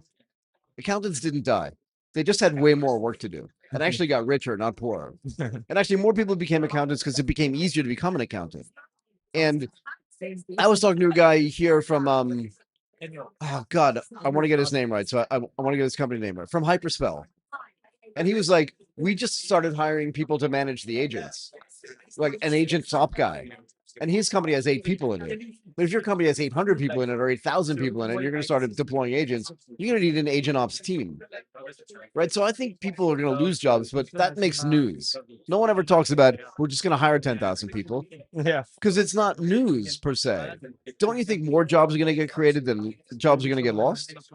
I don't know that for a fact. I think that efficiency gains with agents are unlike any other technology that we've had in the past. Fair enough. And we've never had serverless intelligence on tap that we can just deploy and solve. And I'd much rather hire that than a full-time worker, for sure. Right? So I do think there's some amount of replacement. I think there's never enough of the right kind of humans. But, that's for sure. And so one of the statistics that I found, which is very interesting, is roughly Singapore has roughly 4.5% of job vacancies are all in AI engineering. But only 1-point-something% of the job pool is AI engineers. So there's a 3x gap in the demand. We need to hire 3x more engineers than exist. So we need to retool a lot of the current workforce into that. Not all of them are going to make it. So they're going to have to figure out something else to do. But I do think that people are going to lay off. We see regular layoffs of 10, 15, 20%. Cloudflare over there laid off 15% the other day. And that's a huge company. Yeah, Cloudflare. So I think this is going to happen, and you're just gonna have to deal with it because companies have to adapt to this new age. They're not going to wait for you. I think the pace of change is accelerating, from 30 years ago. For sure, it's faster than I've ever seen it. Yeah. That's something I will never argue about. Yeah. The pace of change is just accelerated in a way that I've never seen before. Yeah. Before it was like this, and now it's like this. Yeah. And I don't think that's going to slow down. That's why traders will win. you're Always. You're used to looking at the ticker tape and going. Always. Yeah. But again, I think that's one of the skills that I got is that I can do all this extrapolation. Yes. It's. I think the thing I've had to shift from finance to tech is that you extrapolate and yes you bet, but you do not trade. No. In finance, you invest. Yeah. You really buy for the long term. Yeah. And as a trader, that's something that you're very anxious about, right? You're like, what if I change my mind tomorrow? Yeah. Well, do the work first. But I've essentially moved my ability to like make day-to-day trading decisions into making longer-term decisions. Which is healthier anyway. Way better for me. But I think this 1 to 3 that you talked about, or 3.5 that you talked about, the gap in the number of AI engineers that there are and the AI engineer jobs that there are, is I think playing out in this room. Yeah. Were you surprised by how great this event turned out? Because I was. It was better than I feared. So I comment this. So I started AI engineer 3 years ago in San Francisco. And what was it like the first year? It's very small. It's like 500 people, half the size of this one. Yeah.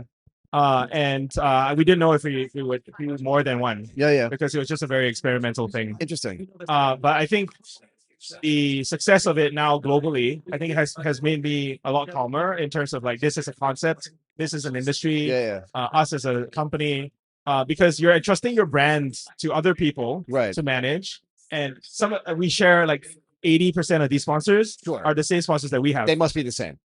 But the money doesn't go to us; it goes to the organizers of the local thing. Yeah. And I'm just like, well, what if they fuck up? And like, are we gonna be blamed? I don't know if I can swear. By the way, you could say that. You've already done it. It's live. It's live. What are we gonna do? Okay, so yeah, you're entrusting your brand, right? So we vet our partners, but something along the way is going to go wrong, and we are going to have to live with it. So there's the other question I wanted to ask you, separate from like the event itself. How do you decide whether you can trust somebody or not? Yeah, because it is brand related. In other words, we think all the time about like, how do we expand what we do? Because again, the first time we do it, it's good. The second time we do it, it's great. The third time we do it, it's pretty amazing. But we want to do more. But how do you build a partnership model halfway around the world? Right, because you could do it in San Francisco and then do another thing in LA. Yeah. It's still hard. I mean, the simple answer is I cheat because I'm Singaporean. Yeah, but still, it's still on the other side of the world. Yeah. Right. So aligned goals, right? Neither of us is purely in it for money. I am probably, I use it. I pay my staff. Right, I have staff. Yeah, I have 9 full-time staff. They do not. This is a volunteer team. Yeah. They're not like but we both have a superlative overarching goal that we want Singapore to survive the AI transition. Yeah. And we want my home country to do well. So obviously, like, I'm looking for people who are aligned in that. Right. And also aligns in terms of a common enemy. We have a shared enemy in Super AI. Super AI is the other big AI conference in This is in a month Singapore. or so. It's in a month or so. It is run by ex-crypto people. And you can smell the crypto. Right. Go ahead. I'm not necessarily anti-crypto. I think that it is just subservient to the goals and the needs of those guys, and I think not really for engineers. Sorry, I'm just excited. Can I say something? Go ahead. One of the reasons why the artificial intelligence community as a whole excites me. So first of all, I don't know how old you are, but my first time in Singapore was 1990. Wow. Yeah. Okay, so I remember when Singapore was actually a manufacturing hub. Yeah. Right. You remember the company called Creative? Yes. They made soundboards. Yes. You can't make this Sound up. Blaster. Sound Blaster. You can't make this up. Yeah. They had the first MP3 player. They did have the first before MP3 Apple. player. Yeah. Yeah, it was branded. It was Creative branded. Yeah. But Singapore has been very, very good about looking out into the future and saying what's coming and where should we focus. And they went into financial services. They went into the knowledge economy. They made a decision about 10 years ago to go into fintech. SFF is one of the biggest events in the whole world and definitely one of the biggest fintech events in the world. I'm very impressed. And it hasn't really, at least in I don't live here, so I don't know for a fact, but it hasn't degraded over time per se. Not in the way that some other countries have. That's 60 years, of really high performance. Yeah, built by Lee Kuan Yew and his team. He's not here anymore, but the team is still around. So they've now made a decision. GIC is a big investor into into Anthropic, excuse me. Yeah. Right. A big $30 investor. billion. They led the $30 billion round. So they are trying to transition. And for you guys to come in and say part of our part of our modus operandi is to be part of that transition is kind of interesting for me. And you're right. Here's the thing. Of the three big things that have happened over the last 7 years, I'm going to say, right? The metaverse, please. Web3. Are we kidding? Like, sorry, right into the camera. Are we kidding? And AI. The only one that seems sustainable to me is the artificial intelligence stuff, because real companies are really using it for real things, and they're just starting. So this is probably why it's important to you, I'm guessing. Is that fair? Yeah. Nothing to add. It's co-sign everything. But now that I understand like why you're doing it, it makes more sense to me. You said you have one other partnership though. Actually, we have 4 partners this year. Where are they? So Miami, Paris, Melbourne, Singapore, and then we're spinning up one in Shanghai. So Singapore makes sense to me. Again, you're Singaporean. What's the Miami thing? We're just friends with the Miami organizers. Okay. And so but they thought it was a good idea. Is it LATAM related? Actually, yes. How do you know? Yes. Smarter than I look. No. Sorry, go ahead. I mean, no, I know this because we do a lot of work with Chubb. Yeah. And we went to InsurTech. We went to, I believe it was InsurTech Connect with them. Yeah. And no, ITC. Yeah. InsurTech Connect. And they did their LATAM event in Miami. So a lot of the companies do because they don't AIE want Miami came out of Emerge Americas. Exactly. Which is a That's LATAM event. So it's not LATAM branded or anything like that. But all I know is like I want to work with the best conference organizers in the world. Yeah. And I know that they are one of the best. So when they asked, I said yes. Okay. That's really it. Like I am been purely inbound so far. And I think being selective about our partners has served us really well. Yeah. So we are similar in the sense that inbound is always better than outbound. Yes, because you can tell their interest level, except for speakers. So yeah. Part of why AI Engineer does well is that we get the speakers that no one else would get because we try. Yeah. But how does your reputation precede you in the sense that you can get the best? Because like Nick, he's not here anymore. From Cursor, sat with us. He was our first recording yesterday. Dude was amazing. It's fantastic. But I mean, amazing. But not just knowledgeable, but a really good speaker. Yeah, that's great. Right? He inspired me. I think the cause is important, right? Yeah, go ahead. We're the only ones dumb enough to put engineer in our name. We will never serve the VC. We'll never serve the politician. Yeah. We'll only serve engineers. Was that a conscious effort, a conscious decision you made? I spent a lot of money on the AI.engineer domain. Did you? Is that a domain? It's a TL. I mean, you see the website for this. Yeah. This thing, AI.engineer. I think you put engineer in the name, you will never stray from the fact that it should be technical. It should be the builders first. Right. The policymakers can take a back seat. I don't care about them. Right. Because who's actually going to do the work in the end? Yeah. This is something that's really important to you, actually. Yeah. I can feel it. I think a lot of people have wishful thinking about the future, about AI. Yeah. And their opinions do not matter because they're not going to build it. No. So they can write long essays all they want. But who's going to write the code? Yeah. Exactly. Can I ask you one more thing before I let you go? Were you impressed with the Ministry of Foreign Affairs guy? Yeah, actually. Having his own, using these Raspberry Pi. Yeah. And building his own AI stack. How old is he? I don't know. He's got to be in his 50s. He's been an industry legend for a long time. He has, right? But building his own AI stack is actually kind of cool. Yeah, I think basically Singapore does not have a Minister of Tech. Interesting. Right? Should it? It's interesting that it doesn't. I hadn't thought about it. We have a Minister of Digital Development. Screw that. We need a Minister of Tech. Like maybe that should be you. I have thought about it. I think that I can do more in the private sector than I can in the public sector. Fair enough. And I think also when you run for office, people tend to prioritize their current welfare. I got it. More than the long-term welfare. I got it. Anyway. So I think he actually should probably be Minister of Tech. Right. Obviously, you also want smart people in foreign affairs. Right. I just think that there's probably nothing more critical than figuring out our economy and tech strategy right now. Like we're fine. Like we're at peace with everyone. What are you doing as a diplomat? Nobody like you travel all over the exactly. What do you do? Like nobody when you travel all around the world, no one's like Singapore. People are just like, you'll wow. probably do better diplomacy by espousing Singapore's leadership in tech. Yeah. As opposed to being like to hosting fancy dinners at a villa and talking about like wars that neither of you are involved in. I was gonna say, and most people into foreign affairs, like I hate to say this, aren't at his level. Like, yeah, I don't know. But like, and that's something that Singapore's always been good at is recruiting the best and smartest people into public service. Yeah. Which I really strongly identify and I'll defend to the death. But I do think that we don't prioritize the tech sector as a country yet. Like this is not what it looks like when it's serious. When it's very serious, you have a ministry that like really is focused on this, and it's very dialed in that we will not succeed in research, we'll succeed in deployment. But is there a country in the world that does it better?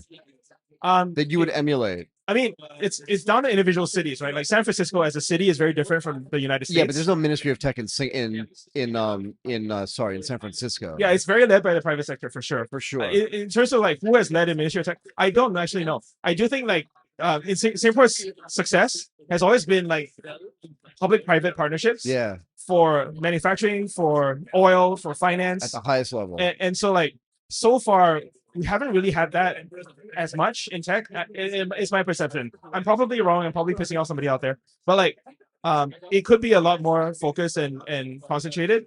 Instead, we're pulling a lot of different strings all over the country. And I do think that someone who is very dialed in, like Minister Balakrishnan, will probably get it. So I think he's listening.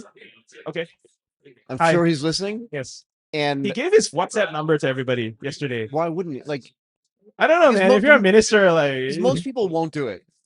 He's making a bet on the margin that you would do it, and that I would do it. Yeah, I texted him. Yeah, right, but most people won't. I think he gets that. Like my intentions are very pure. Like I want to retire to Singapore with a functional tech sector. Yeah. And like right now, it is stops and starts with small wins, but like they are the exception to the rule. Yeah. And so how do we make the entire country involved in tech, right? Rather than just the 800 people here. Yeah, I mean, I could spend hours with you talking about how the venture capital market here has developed over the last 15 years and hasn't developed. Yeah, and what I have friends that fundraise here and in Silicon Valley, and oh my god, right? And what their interests were, and what they actually invested in, and what they should like. I can spend hours talking about this. Forget it. There's no startup scene here because everyone good is going to leave. Yeah, I mean, a lot of the startups that actually came from here actually went to San Francisco. Yes, like Carousel's a perfect example of this. Yeah. And there are tons more. Yeah. Anyway, so I think I think we can fix it. I think it's I think if any country can do it, Singapore can. Yeah. And if Singapore cannot, no other country can do it. Not in this region, no way.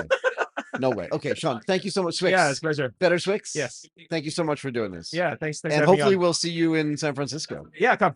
We'd love to come. Yeah. Okay. Thank you again. Complete pleasure. Yeah, nice to meet you as well. Nice to meet you too. You can just put it down. All right. Thank you. Nice. We're gonna do Dhruv. Okay. The tight schedule. No worries. That was your last one. No. We have 2 or 3 more. How are you? Good. How about you? Microphone. Did Martin tell you how to use it? You want to keep it here. Don't move it around. You can move it with you. Yes. I'll try to be stable. No, please. I'm anything but stable. So it was good to run into you yesterday. Yes. And I'm glad that we started talking about robots and robotics. Yes. Why don't you tell us about what GetSolo does? Right. Before we jump into like more specific stuff, because I have questions. Yeah. Yes. Go ahead. So I'm founder of Solo Tech, and we are in specialized physical AI. Okay. So the idea is that, well, it's great to have AGI and general intelligence, but for robots, what we want is to have specialized tasks which actually automate the dull, dirty, and dangerous. So give me an example of dull, dirty, and dangerous. Maybe one of each. So, you know, dull is what? Like taking packets off of a conveyor belt and putting them on repetitive work, right? Yep. You know, doing things like pipetting chemicals, you know. Research work, which is experimentation. Right. So that's dull side. Dirty is obviously, you know, cleaning stuff, resetting the environment, cleaning your room, cleaning a lab environment, cleaning an automotive store. No one is incentivized to do these jobs. Yeah. But when you do it, it actually makes your production environment so much more useful. Sure. And dangerous is obviously, you know, chemicals, handling chemicals, bomb disposal, and things. So where does AI fit in? Because I think when most people think about robotics, they're thinking about electronics, thinking about dexterity. I keep doing this because I can't stop. Yes. This is the most interesting part to me. But like, where does AI fit in here? Yes. So AI is the reason why robotics and physical AI is getting all this attention now. And the reason is, so previously when you have to make a robot do something, you have to program it step by step to move a certain motion, close its claw, and do all of those things, right? Can I interrupt you for a second? Yes. So when you first started doing this, was there an AI component to it? Like, did you see the AI and think, now we can attach this to robotics, or were you working on robotics anyway? My background is in computer vision, so I was deploying a bunch of vision models onto robots anyway. And it naturally translated to physical AI action models. Got it. And that's where we are. Sorry, go ahead. I interrupted you. So, the main idea is previously to train a robot or to make a robot do anything, you have to program it. You have to program every step. Right. And in that programming, even if you're holding a cup, if you're off by a few millimeters, it's falling. It just drops. But I can show you. Like, Right. What AI allows you to do is to attack the fuzziness of the real world with the fuzziness of these models. So because AI allows you to train data into these robots. So what does that mean? So now you can show a robot how to pick up a cup. But show means literally visually show them using AI vision. Yes. And show them. So a human trains it and says, you do this thing. Yes. And you don't crush it. Yes. Don't grab it too hard. Don't grab it too softly. Grab it here. Right. If it's hot, maybe you grab it here. Oh, hot they don't care about because they're not going to get burned. But then rubber may melt. Yeah. Right. This is interesting. Sorry, go ahead. Right. So that paradigm of being able to train actions from data, from imitation learning, that's what the paradigm is called, allows you to do tasks in a human way without coding. Without coding? Yeah.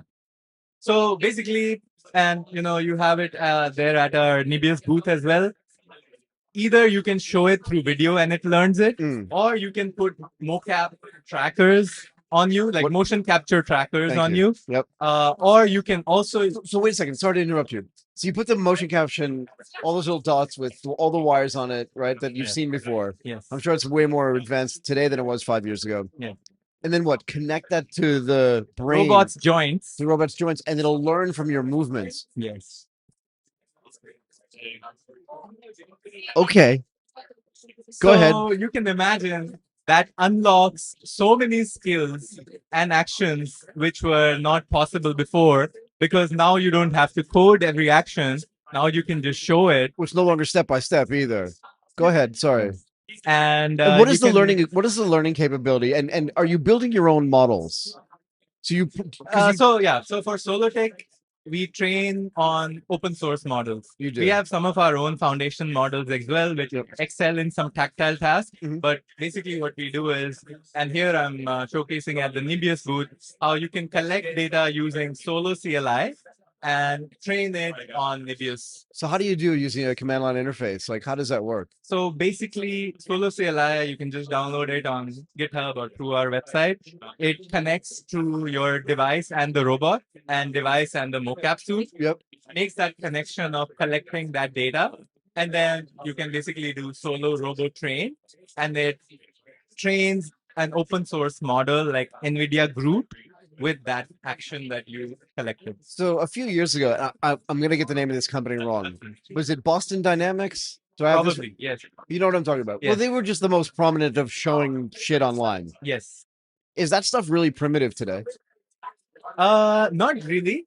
So I would say Boston Dynamics is still leading it because they've been leading it from the hardware perspective. Well, they've been working on this for 20 years. Yeah. So they're the OGs. Yeah. But the thing is, but they're not doing the same kind of training you're doing, right? Not At the all. same. They're using some parts of this. Right. Most of their training was called reinforcement learning. Yeah, just over and over and over and over again, right? And that's why their robots, when you show them, it's like, oh, it does those parkour moves and it does dances. Yes. And then they have to train that reinforcement learning model for that specific task. Right. But this upcoming wave of physical AI and world action models unlocks all kinds of abilities never seen before. I know it's a silly question at some level, but like, some things are easier than other things to train. Yes. What's the hardest thing to do? Great question. You know what I mean? You're just like, we'll get that tomorrow. Do you know what I mean? We're just like, Yes. it's so hard. Right. So thing is, still a lot of. Okay, so first of all, interaction is hard. Interaction of objects. Like you can do, you see robots do all these dances and run marathons. Yeah. All of that is fine because you're not interacting with anything. No. When you start holding things and you have to do that with precision, right, dexterity, that's the hard part. I feel like it. And then the next level is how to make that safe with a human being or a child. I want to get to that in a or second. pet. Yeah, go ahead. Or a pet, yeah. You know, but so, more like a yeah. So where do we stand?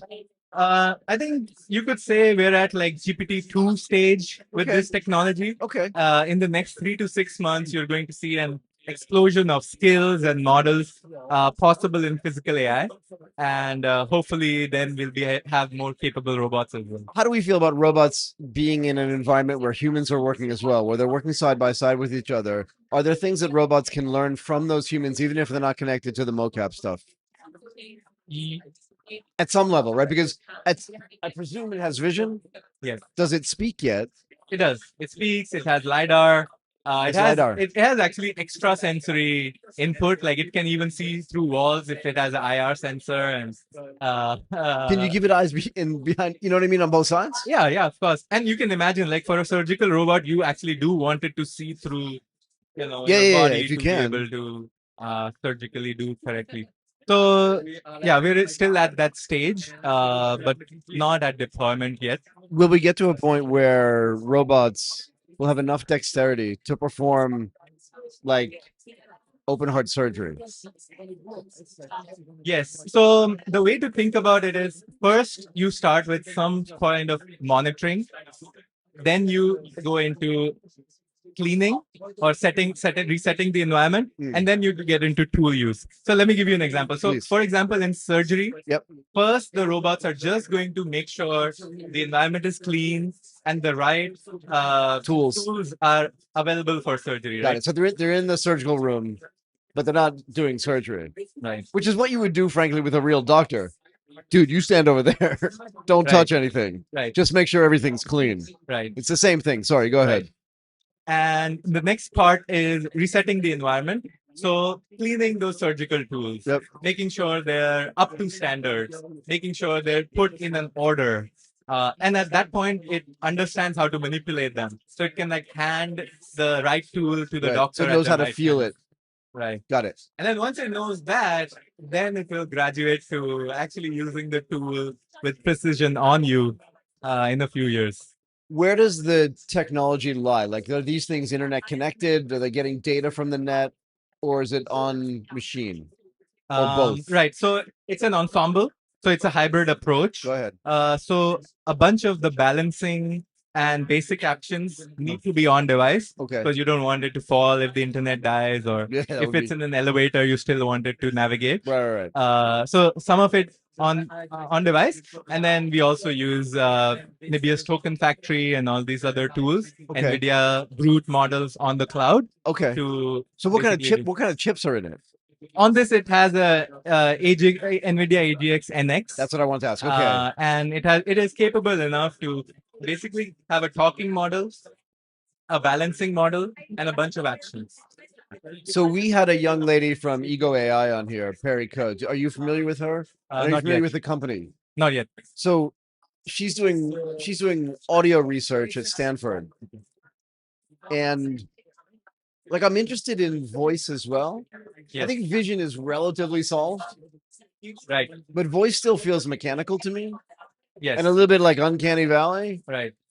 Are you working on that as well, or do you work on that with partners? So that would be a partnership. So we try to focus on specialized skills, specialized physical AI. So doing the tasks that are actually useful. I think there's a whole domain of persona training.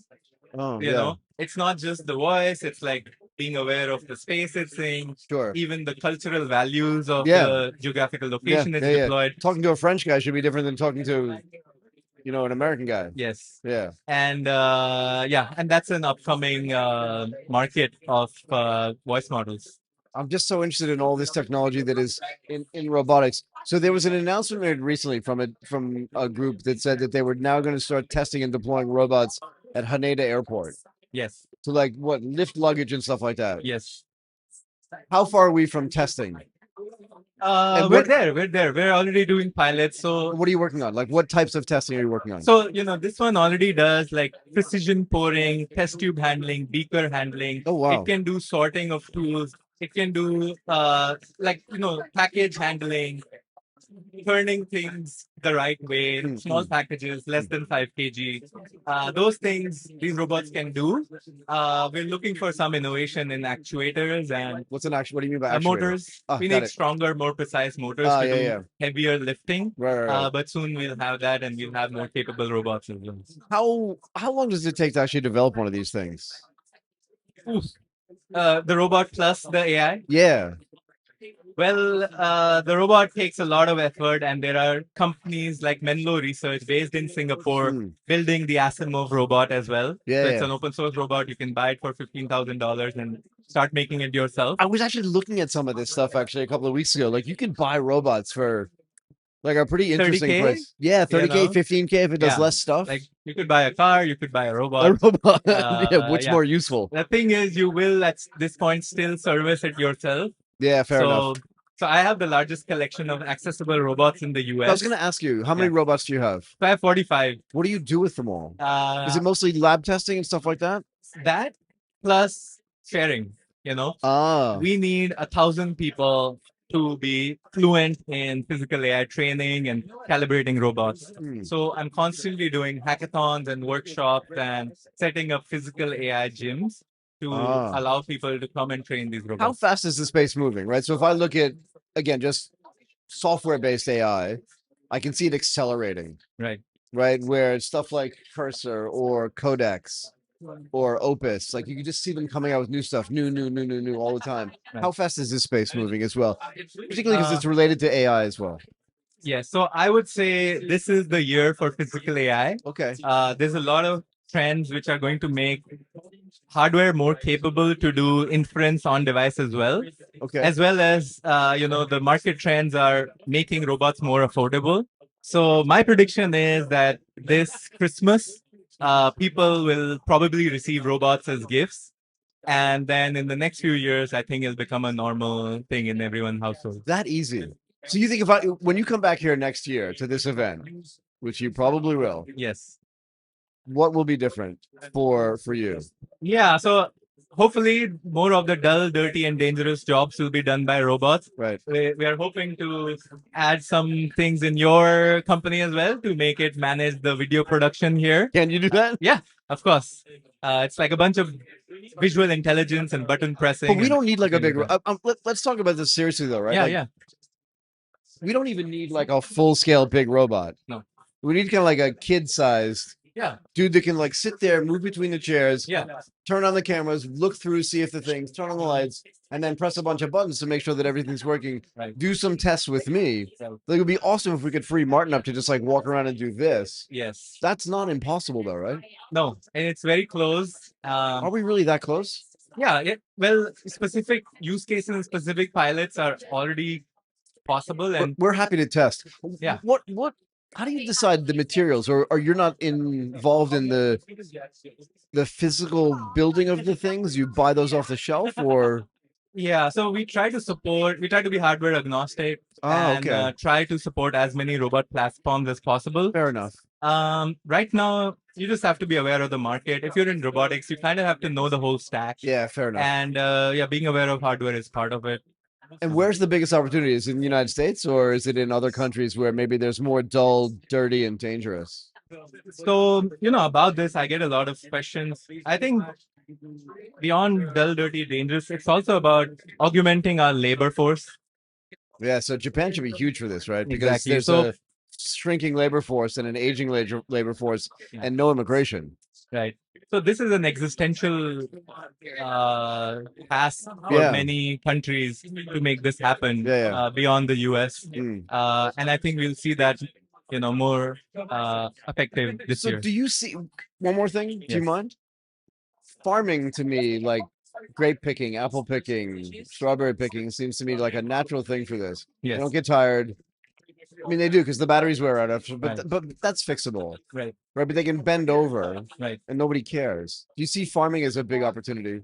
Yes. So, I have an example, and we work with companies like Autogen Bot in the US to do orchard watering, So interesting. orchard spraying, right? So, we're not training any more farmers.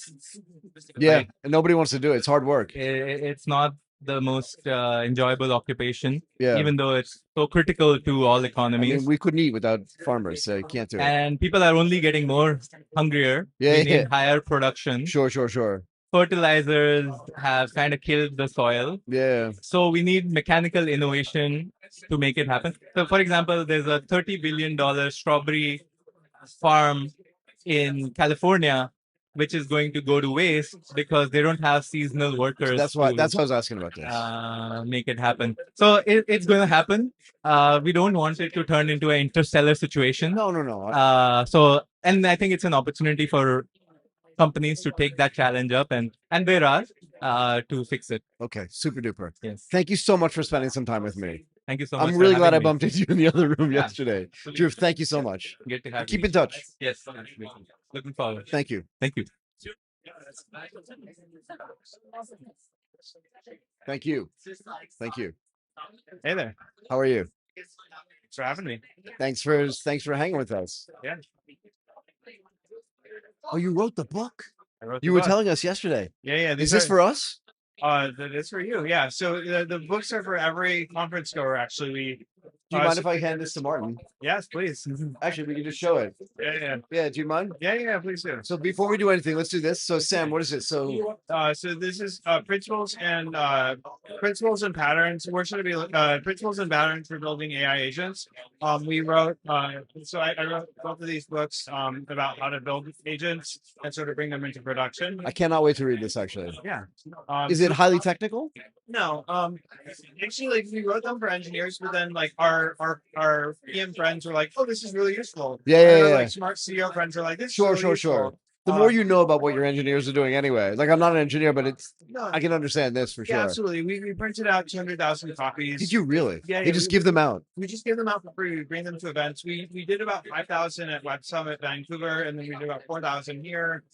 So we did about 1,500 disasters. It's like 10,000 this week. I'm gonna read this. Yeah. I'm gonna read both of these actually. Yeah. There's a lot to learn in here. Yeah. Since everybody's talking about it, and I talk about this almost every day, Exactly. I should probably have a little bit more information. Like, it's great. I mean, like we wrote these books basically because we were in YC and we were doing these whiteboarding sessions with other people in our batch. That weren't AI related, yeah. No, we were doing these whiteboarding sessions about like how do you build your AI agent? Right, Because right. like Mastra is a framework to build agents with. Tell me. And so we figured we just do some whiteboarding sessions, help people learn.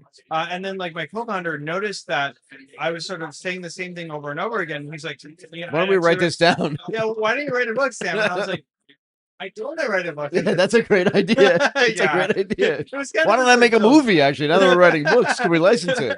It was kind of this practical joke that turned out to be really useful, right? Maybe It sounds like something my grandmother would say to me. Are you writing a book? Actually, I am. Here it is. Yeah. So let's talk a little bit. Sorry, way off the rails. Let's talk a little bit about Mastra. Yeah, sure. So how long has Mastra been around? So we've been building Mastra for about 18 months. Okay. The backstory is that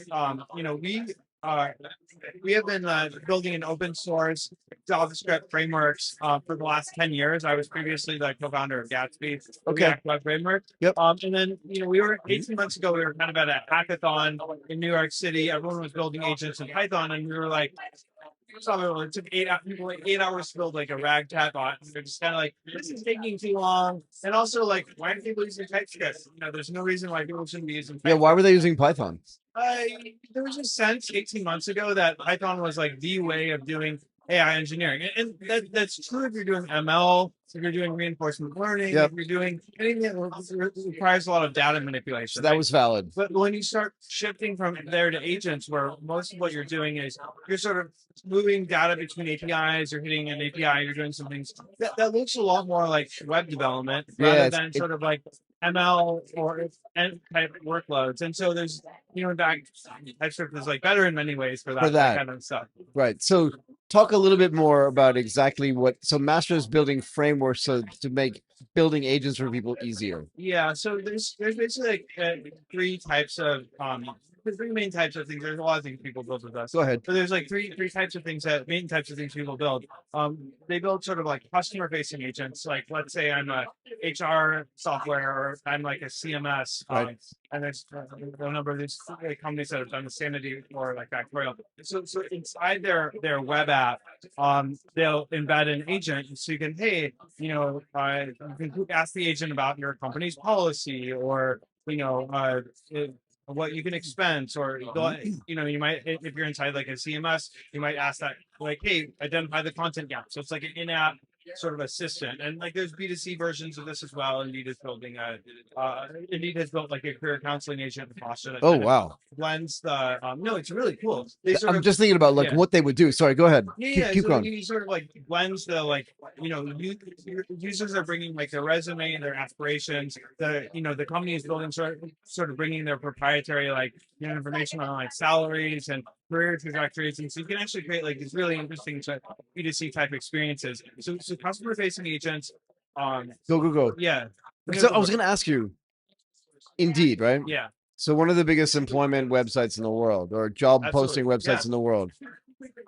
So let's establish the fact that they must have a ton of data about who's hiring, who's not hiring, what salaries are, which jobs are rising, which jobs are all this kind of stuff. Yeah. But they also know who's applying for jobs. Like they have all this data. Yeah. But it's kind of locked down, or at least it has been up until now. Absolutely. And it would have been pretty cool if you're going to send your resume into Indeed and you're like, what would be the optimal way to write my resume so that I can get the most attention for this thing? But there was no one to talk to. Exactly. And they couldn't do it at scale because, first of all, they're operating in 100 and something countries in multiple different languages. Yeah. But how does this, what is this? How does it manifest itself? I mean, this is the power of agents, is you can deliver these very highly personalized sets of recommendations in a way that would be, impossible. You couldn't hire enough people to do it. But did they come up with that? I don't want to focus on Indeed per se, but it's just such an interesting deployment of this. Did they come up with this themselves? Yeah. They did. So somebody at the company was just going like, hey, we have all this information. Exactly. How can we affect it to other people? And I think this is one of the things that I was sharing in my talk is that wherever, if you're an engineer working inside a company, start thinking about what are the interesting types of experiences we can create with the data that we have, especially if you're in a company with a lot of user facing surface area. Right?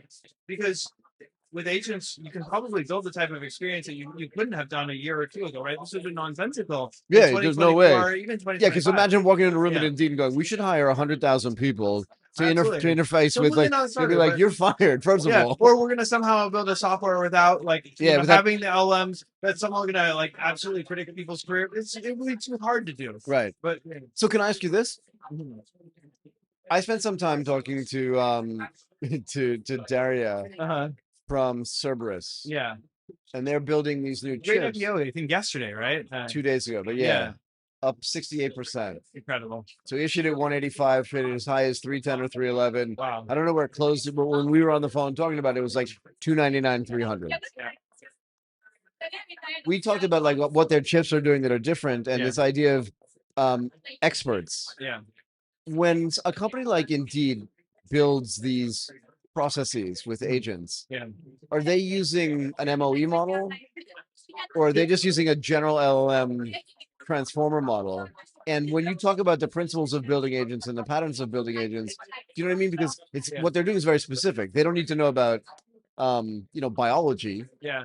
Well, what we typically recommend folks start with is you just start with an OpenAI or an Anthropic model, because start as broad as possible. Yeah, start with a frontier model, because the path of software usually goes through three phases. There's the make it work, then there's the make it right, and then there's the make it fast, make it cheap, right. Optimize it. And so you usually want to start by with making it work. You want to use a frontier model. You want to use a hosted model, so you don't have to worry about your and then as you make it work and make it right, then you start thinking about, hey, how should I, maybe I'm going to fine tune or quantize the model. Maybe I use a open source model. Maybe I want to use like maybe some of my workloads can be I can save some money on doing it at business scale. In fact, when teams go into production, a lot of what we see them do these kind of like staged rollouts where they'll roll it out to some percentage of their user base because they might find that a specific customer is costing them $1,000 a month. Right. And that ends up being the optimization phase. So this is actually interesting as well. So if indeed, and I'm just using them as a proxy, right? But if they roll out something that's B2C focused, not B2B, because B2B usage, I mean, it could be bigger, but there are more customers than there are businesses for sure. But maybe customers. Sorry, go ahead. And the model costs become even more important when you're doing B2C applications. So that's the question I was going to ask you is like, how do they control the token usage when I presume they're not maybe they are charging people for this service? I mean, it's sort of like there's certainly a value of it that they can measure against like engagement on their platform. But I mean, typically like what you see is there's different ways of tweaking it. So for example, if you have an agent loop, you could sort of put max steps on your agent loop. You could control the model. You could sort of you can start thinking about which tools you're providing, your system prompts and instructions. Usually what you can do is that like if you increase your accuracy, you're just tweaking your harness, and then you want to say possible. You don't want to like degrade your accuracy, right? But if you improve your accuracy, then maybe you can like step back a couple of generations on your model, and then like get the same accuracy but at a lower cost, right? How do you talk in the book? Maybe you talk about it, maybe you don't. But how do you talk in the book about how to understand like how you're using your tokens? Yeah. I mean, this is what observability is for. In general, like when people think about observability as how do I see what my agent is doing, and like an accuracy control. Sure, that's important as well. But also, what is it costing me? But what is it costing me? And you know, for example, like I mean, this is a very real problem. Like you know, there is a week recently where you know, one friend of mine discovered that his usage of his agent that he was building was costing like thousands of dollars, and then they were trying to like scale it up. And then another friend of mine realized that he'd spent, you know, $900,000 of his like $5 million seed round on Anthropic. On Anthropic tokens when his, you know, like the agent went viral. Right? Like, this is a common problem. Like, or at least it's a problem in San Francisco, and it's about to be a problem for everyone. It's a problem for everyone. Yeah. So there's a part of me that feels like the token is kind of like funny money. Yeah. So it's interesting because the reason I think that's true, and the reason it's true is because people aren't sure how to do accounting with it right now. But also they're not sure like what activities are going to be, because at the end of the day, the token is just a representation of how much compute I'm using. Yeah. I'm simplifying. Yeah. But how much compute I'm using. But how do you measure how much compute I'm using?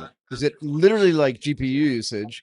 And what happens when the chips change to like the CS3, the service is building? How do you, it's going to be a different measurement. So how do you actually charge for it? Not you per se, but like there's a debate on that. So, you know, I've been at dinners where people are debating, for example, you can pass the usage along, just sort of like, or you could have like, for example, like a per seat charge, or you could have like a credit system. And there's pros and cons of each one. So like if you just pass a token cost along, you know, it's clear, it's transparent. If you have like a credit system, and credits are a little bit opaque, but you know, you might be able to later like start with Anthropic tokens, but like later switch to like Plan or Minimax tokens, and then take some margin on that. But they're not even fungible. They're not fungible, are they? I can't use a Minimax token on Anthropic. No, but like you could change your harness and like that I understand. And so you'll have like evals on your harness, and then you'll like. So you start by making it work, and then like 3 months down the road, you find that you can just get just good results cheaper. I presume you are going around at some level and talking to companies about how to actually do this in a way, like not just taking the book and giving it to them, but saying like this is new because it is relatively new. And I know from the experimentation that Martin's doing on using OpenClaw or using harnesses and trying to figure out how many tokens we're using and how much it's costing us and which plan to sign up for. Spends a lot of time trying to figure that out. One of the things we did that like people really liked, one of the things that sort of made Mastra stand out is we shipped like a local studio that includes observability. So a lot of the frameworks before Mastra, like you know, you can sign up for another service, but like Mastra and actually the observability to be able to see that stuff comes baked in. And does it allow you, because we were talking about this too, like I want to know before I do something. like think about this. You would never walk into a restaurant, or you could, but you hate it when you walk into a restaurant and they're like market price. You know what I mean? Though it's like, can I have the main lobster? How much is it? It says right there, market price. You're like, I know, but like when I pull out my wallet and I put down my credit card, what's the price going to be? It's not going to be. I'm not signing for market price, but I'd like to know before I use a certain number of tokens, like what it's actually going to cost. And I don't care. It can be expensive. Yeah, but you want to know. But I just want to know. Yeah, I think like the best way of doing that is like you sort of run it. This is why teams tend to like run something internally before they sort of ship it to production. Yeah, fair enough. In terms of it's just. You still end up paying a little bit, but it's more like I'll order one market price entree before I order catering for my whole wedding. My wedding, because I'm only here for the wedding. I'm only here to figure out what. You'll take the hit on the dinner in exchange for knowing what it costs for the wedding. But in business, right? Yeah. Like we use a piece of software where it tells me I give it a task to do, and it says this is 47 credits. Yeah. And since I know what I paid for each credit, I know what it's going to cost me. It's not intuitive to me, like why it's 47 credits, but at least I know what it is. One more thing before I let you go, or it could be more, but one more thing. You say every harness will become a claw. Yeah. What does that mean? So, and I really mean what, because I'm not sure what it means. Yeah. So, I mean, you've used open claw. Yeah. What do you like about open claw? Well, I don't use it. He uses it. Well, what I like about it is, first of all, it allows me access to. I can be model agnostic. Yeah. First of all, I'm agnostic anyway. Yeah. Second of all, it allows me to orchestrate things that I could never do on my own. Yeah. So it gives me a level of efficiency that I could never do if I had to program every individual agent to do certain things, because doing one at a time is going to be hard. Mm-hmm. And it allows me to monitor stuff on an ongoing basis. That's three things that I like about it. Absolutely. And so, the monitoring thing is really interesting, right? Yep. When we sort of moved from like, when we sort of Quad Code took off and we all started using harnesses. Yep. We're like, wow, this is incredible. It can kind of do these like long running tasks. Like, and agents moving from like doing these short defined things to harnesses now to like long running tasks to now they're moving to claws, and like they have access to browsers, they have access to file systems, to sandboxes, to web use. You can run a heartbeat. They can subscribe to feeds. It can wake up and tell you, hey, like you just got an email from so and so that's urgent. You need to respond now. Like this is it's part of agents becoming more powerful, but I think there's actually a more almost like a evolutionary argument here, which is that why do you guys like open call? I'm presuming because you almost feel like it talks to you a lot, right? It gives me feedback for sure. It gives you feedback. It's interactive, and we only have so much room in our lives for like people or agents to interact with. Maybe we have room in our lives for 2 or 3 like agents, maybe. Yeah. And so the agents that are going to fill those slots are going to be highly responsive, highly always on, because if they're not, they're going to fall out of the contention because the other agents are going to more chatty and they'll take up. It's weird. There is going to be this sort of agentic competition between the ones that are interacting with me in the way that I want. Yeah. It's just like a human, like you're a good dude. I could talk to you forever, but maybe the last guy, you know what I mean? Yeah. If you have a friend, you have 2 friends, and one of them you see like once a year when your like college friends get together. The other one texts you on your birthday and like gets together with you for coffee. Yeah, all the time. Which one are you going to be closer to over the coffee guy? Yeah, the coffee guy. Yeah. Please text me on my birthday. Yeah. Not the other guy. Come on, dude. You know my birthday. See, maybe your roommates from back in the day, but like, man, what's he up to these days? Like, oh no. Yeah. Okay. Yeah. We are probably going to be in San Francisco. Yeah. That's awesome. In a bit. Yeah, I'd love to actually follow up. Yeah. I want to thank you for doing this as well. And thanks for doing it like off the cuff. Yeah. And this is awesome. This is a great show. I'm glad you came here to sort of share. The mood in this conference is just amazing. It's been really good, yeah. There's so much energy in this room, and you guys are sort of taking that and bringing that to the whole Trying. audience. Yeah. Thank you very much. And thanks for sitting with us. And thanks for the books. I will definitely read them. The next time you see me, I will have read through these books. Just tell me what you think. Okay. Thanks, Sam. Pleasure. Thank you again.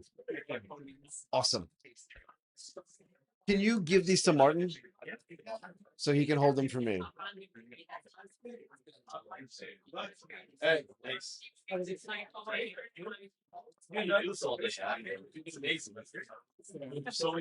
Think about what I get to learn, and think about the type of people to whom I get to speak. Like, I'm honored, actually. I don't mean that in a sort of obsequious way. I'm completely honored. Because think about this: if I walked up to you on the street and I'm like, "Are you Vish Hari?" Oh yeah, can you hold that like this? Totally. If I walked up to you on the street and I'm like, "Are you Vish Hari? Are you the CEO and co-founder of Ego AI?" You'd be like, "Please get away from me." Dude, please. Like, please.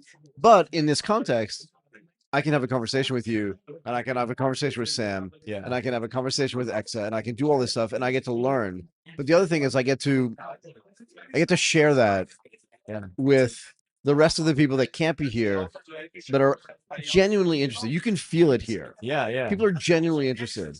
This is not some BS conference. Yeah. At least not to me. No, AI engineers are incredible. It is pretty incredible. We actually want to go to the one in San Francisco in a month or so. Yeah. Because it's going to be a different vibe. Oh yes, totally. And the people that are there are going to be different, but it just means more stuff for us to learn, and then more stuff for us to share with the people that are there, with the people that can't be there. Right. Is that fair? Yeah, I and, love how that motivates you. It's incredible. and can I give you one more thing? Yeah. There are two types of people at scale. One is an introvert, one's an extrovert. Yeah. I don't think most people understand the definition. Right. An introvert is somebody who gets energy from themselves. Yeah. That person doesn't need to be shy. Yeah. I'm actually kind of shy. Really, you're shy? But I'm kind of in different situations. But I'm an extrovert, and being extroverted means I get energy from you.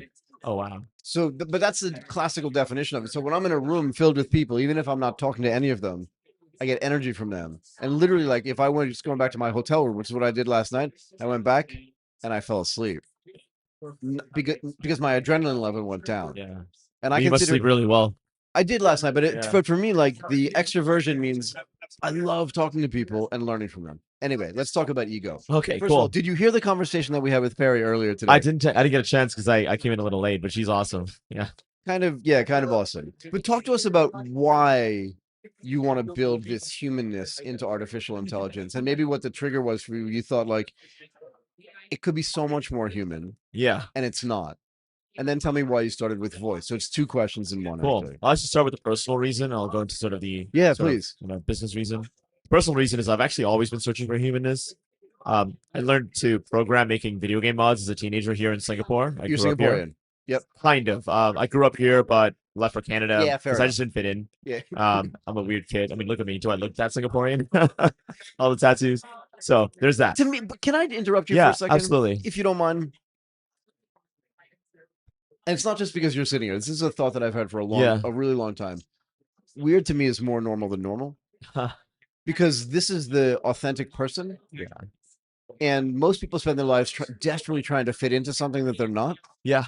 And the people that are actually authentic are the people that are just like, I don't care. I'm not doing this for you to impress you or for anything else. And that weirdness is actually normal humanity. Yeah. But we're forced into non-normalness. That's right. To Society pushes us in. So just to be fair. Anyway, so that's a great point. It actually leads to my second point is that I had a really hard time making friends as a kid in Singapore because I was too weird for most people. I made most of my friends want to online. Fit in, but yeah, go ahead. Yeah, I didn't want to fit the mold, and I made a lot of my friends online. We played video games together, right? And I'd always wanted all my friends in every game, which I couldn't do in a game like Grand Theft Auto San Andreas. So I made a mod to have these NPCs that walk around, feel like they had a full life, that I could talk to them on the street. Interesting. That was very hard in 2006. Yeah. The next search for humanness came in university. I just chill thinking about it. Sorry, go ahead. Yeah, so started a little too early, but eventually moved to university where I was doing research in astrophysics. Where'd you go to school? Find Toronto, to find humans and other planets. Like, would a different type of me not exist? Going on here. People told me I was an alien, so I was like, maybe I should just go hunt for them. And like, I'm not from where, right. So I started looking for exoplanets, and around that time, the Hinton Lab in Toronto was giving a lot of lectures on deep learning models. So I trained my own model. At that time, it was a single layer perceptron and a multi-layer perceptron. Right. So it's very early stage of AI in 2013. And I was like, this is the future. Right. Because it was the most successful thing at finding those potential planet signals. Yeah. And in talking to the people in the Hinton Lab, I started to believe we could get to AGI. But again, my instinct was, but what if it was more human-like? What if it wasn't the infinite intelligence machine? But it is kind of bothersome because I think most people take for granted like how complex humans are. Oh yeah. Right. This is one of the things that she and I were talking about earlier. It's like I'm really interested in dexterity. Like I'm not an engineer. Yeah. But I'm also interested in like personality. Yeah. And the way your expressions change, evoke personality. The way your voice changes when you're talking to someone you're in love with, or you're talking to somebody that you don't care about. You can hear it. You can see but you can feel it though. Exactly. Go ahead. Sorry. And AI cannot do that. Not That's yet. my problem. Not yet. But how do you get it there? Oh, we can go into the technical details of that, but let me start at the very high level. Yeah. You think about what makes a human human, right? Go in for a it. conversation like this. Yeah, Like yeah. We're talking, we have bidirectionality, we can interrupt one another. Yep. We can build on top of one another, we can change the topic, Yep. right? That you cannot do with an AI in real time today at all. None of the voice models can do that. But Let's also start you there. can't look, but I mean, think about this. This conversation is really different if I'm doing it like this. Yeah. Just subtly different though. You're like, is he really listening? Is he really paying attention? Does he really care? But this is really different. That's right. So that's embodiment. That's the second thing. Yeah, go So ahead. it has to feel like it's alive. I didn't know what it was called, And you but can okay, see go it. ahead. You can see it, right? Mm-hmm. So in video games, when I play with my friends, I know they're there because I can see them piloting the character. Yeah, yeah, fair They enough. don't need to turn and look at me. I can hear them, Yeah, but I yeah. can also see them and they're doing actions. That's behavior. And that's when we publish our paper, Behavior is All You Need, right? Which is that in both the voice and the actions you take and the way you express yourself, that's what projects humanness onto another human, which is completely missing in AI today. So why is it missing? In other words, not why is it missing, meaning from a technical standpoint, but why hasn't anybody else thought about building this into it? Because the stuff that's out there is kind of Yeah, the reason's because every research lab is focused on the path to AGI. They want the machine god who is your slave. That has been the stated intention of every lab since the founding of AI, right? Since even Steven Spielberg made the movie AI. But do you think we're going to get to a place where there's AGI? Do we want to be? Because here's the thing. And I know that like Opus writes code that writes code. Right. Like, I'm not that stupid. Right. But at some level, the people that write Opus to write code are still human. Correct. Those guys still get tired. They still get mad at their dog for peeing on the couch. Yeah. Do you know what I mean? And that's what we like about humans, by the way. Yeah, exactly. But that's also never going to go away. Yeah. So at some level, getting to AGI, like, I don't know. Like, I'm not convinced. So if we do get to AGI, it will be fantastic for business and everything we do in like economics. It'll be fantastic for the people that have the money, right? Yeah, maybe. Oh, this is an infinite intelligence machine. But it's a different kind of intelligence because it thinks in math. It thinks in code. Right. It's not a stateful level of intelligence that we have in our brains. This is not the friend you're searching for. Exactly. At all. And that's why in consumer AI, that is the most important thing. And it's a completely uncontested space, the way I see it. Yeah, well, if nobody else has built it, it has to be completely uncontested. Yeah, or I'm completely wrong. Both are possible. Yeah. Both are possible. But again, I asked Pairie, but I want to ask you as well. Yeah. Why start with voice? Because in our tests in video games, when we saw that it could be it could happen with the action taking in your testing, when I talked to it, it dropped because when I call the voice models, it's 11 labs or whatever, even though they could express themselves, it wasn't passing my Turing test, dude. It was keeping the conversation so in line back to me. It was reverting to the mean. Every time it was reverting to the mean. I could hear the same patterns in every person. Every AI character I was talking to, so every even though they're person behaving sounded the differently, same. they all sounded similar. Like Enough. Yeah. Sorry. Like we have different intonations. We have different ways to talk. Completely. I'll interrupt you at points where you would never interrupt me. Exactly. It's just different. It's different, and that's what I found where the mask slipped was in voice. How do you build? There are just so many questions here about voice, right? But how do you build this knowledge of when to interrupt? Oh, that's the beauty of it. So you know what I mean? You can't codify that. You can't though, because codify even I know what I do. Yeah. But I don't know why I do it. Like sometimes I'm listening, I'm like, let him finish. And not just you, but I'm like, let them finish. I have things I want to say, but I'm not going to do it. And other times I'm just like, I have to stop here. Yeah. But I don't know why. So what you're projecting onto me is your entire lived experience in one little bite-sized decision. Yeah, it's how annoying you've lived, though, right? How you've grown up, how your family experiences were, and who interrupts who, whatever. All of that feeds into how you decide to behave in this context, right? And how I decide to behave in any context, right? But again, so how do you codify this? How do you program it? Because again, your upbringing and your lived experience very different than mine. Even if we. Like, even if let's say you went to UWC and I went to private school in Boston, which I did not do, but I'm just saying, and we just went, and then you ended up at Harvard and which I did not, but like, you know what I mean? Yeah. Toronto's way better than where I went to school. But let's just say that like we all did the same thing. Still, at the end of the day, you went home to a different house than I did. That's right. Which means that the way we speak and the way we intone, the way we emote is going to be different. Yeah. How do you program all that shit? Westworld. We build Westworld. We build a place where the AI can live fully, which is not going to be a physical space for now, but it's going to be the internet. Remember I told you about how I met my friends online? Yeah. They still lived a full life outside, but I could see them like tell me, hey, watch this anime, and they send me a link, and we talk about it after. So that's actually really interesting. So you're literally thinking about not just understanding how voice works and not just building voice in a way that is very human. Yeah. But literally building an environment. Yes. That's not a cage. Where people no, I said an environment, not a cage, yeah? Exactly. Where people can actually live. Yeah. These AI models can live, which is traversing multiple different online contexts. Like, I'll give you an example, right? Please. Your AI is never going to call you because it's having a panic attack because it just watched Severance. But imagine if it did. I wish somebody would call me when they had a panic attack. I'm kidding. That's why you're going to be Eagles first. That's why you're going to be first or last. Yeah. But this is the thing that I couldn't understand before is what is the business, or like, is there a business around it? What does the customer look like? What's the reason why people would use it, and where does it get used? Yeah. Do you know what I mean? So because you're doing it at some level there has to be some, not end game, but some reason why. Yeah. So there's a couple ways to answer this. I'll give the VC answer. Hey, VCs, it's going to be the greatest substrate for ads ever because your friends truly know you. And if this thing truly knows you, hey, you can serve the best ads. Can I interrupt you? Yeah. You don't want VC money. No, I don't. You definitely don't. I'm going to say right into the camera, you don't want VC money.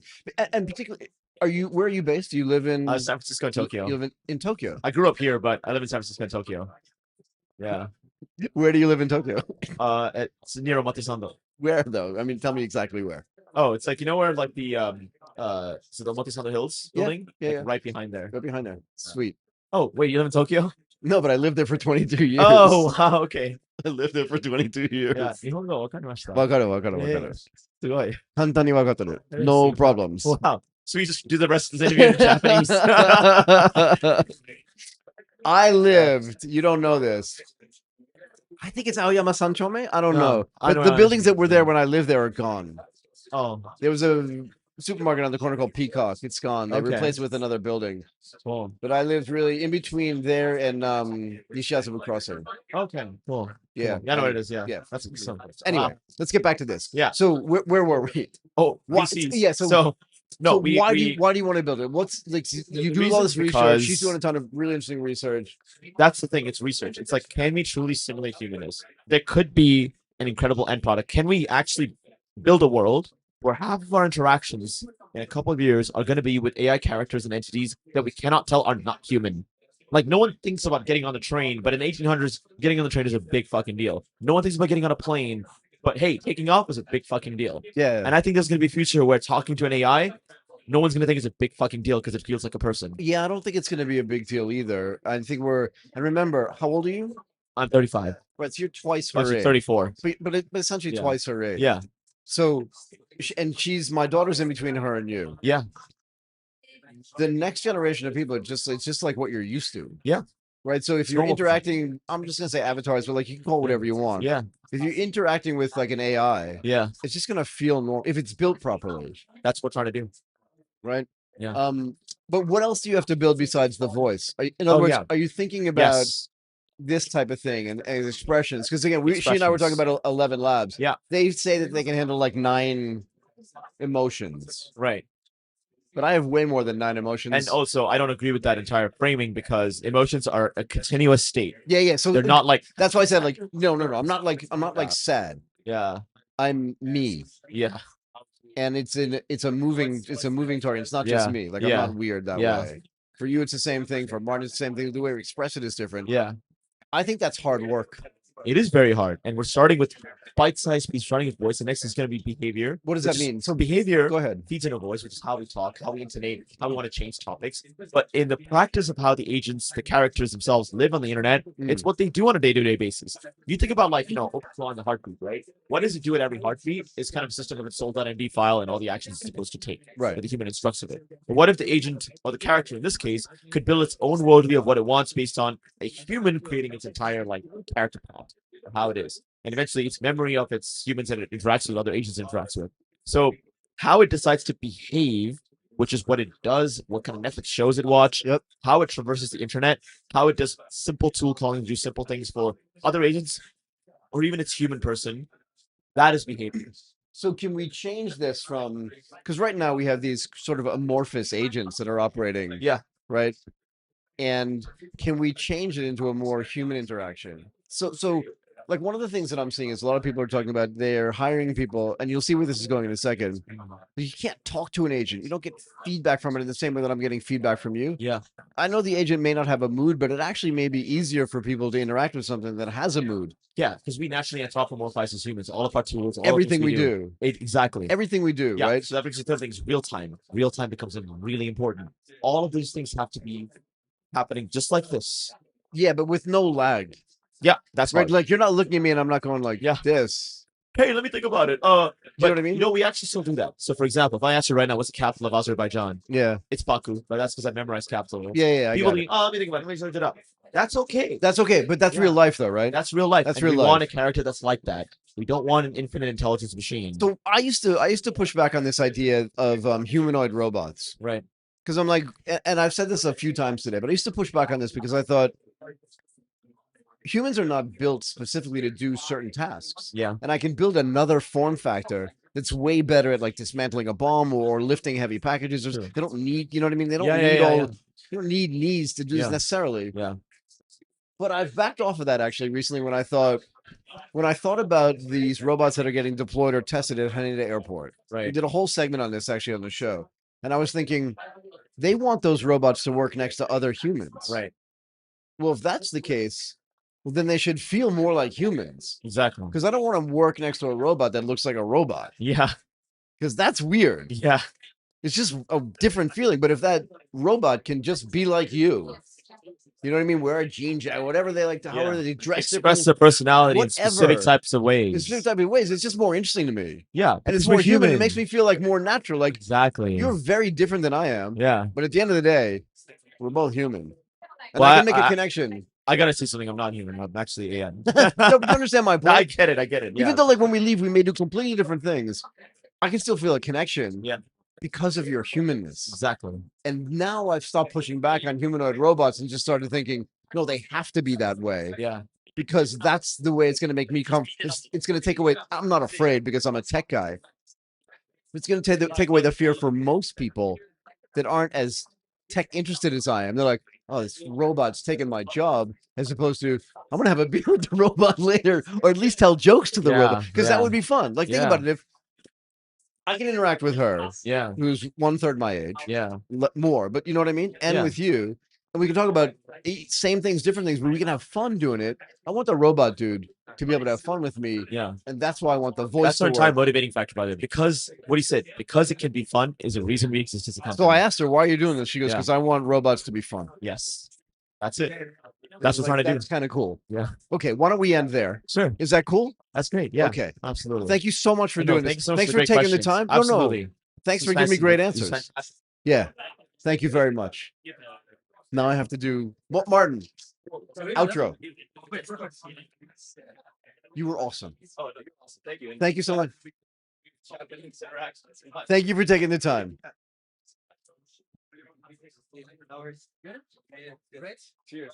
Was that okay? Was that okay?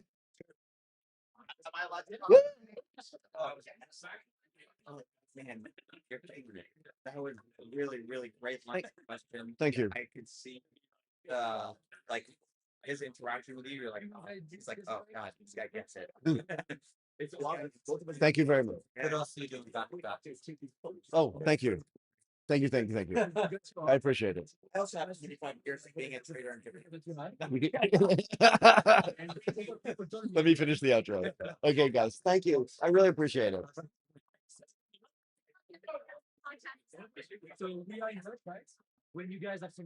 Okay, I just want to thank everybody for coming and doing this today. This was day 2 of AI Engineer.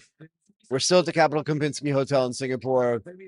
I feel like over a 2-day period of time, I mean, today we talked about, you saw it, go-to-market automation, AI humans, sovereign AI, new chip architectures with somebody from Service was so amazing. Thank you.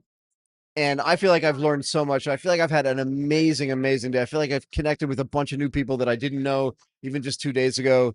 AI engineer team sat with us. We had Sherry today come. We've known Sherry for a while. Sherry's amazing. The whole team here at 65 Labs, it's amazing. We're going to sign off in a moment. I also want to thank Martin Runford, who none of this would happen without Martin. This is insane. I could not appreciate this more. Today was amazing. Yesterday was amazing. The whole week was amazing, to be fair. Let's do more of this. My name is Michael Waits. Bye for now.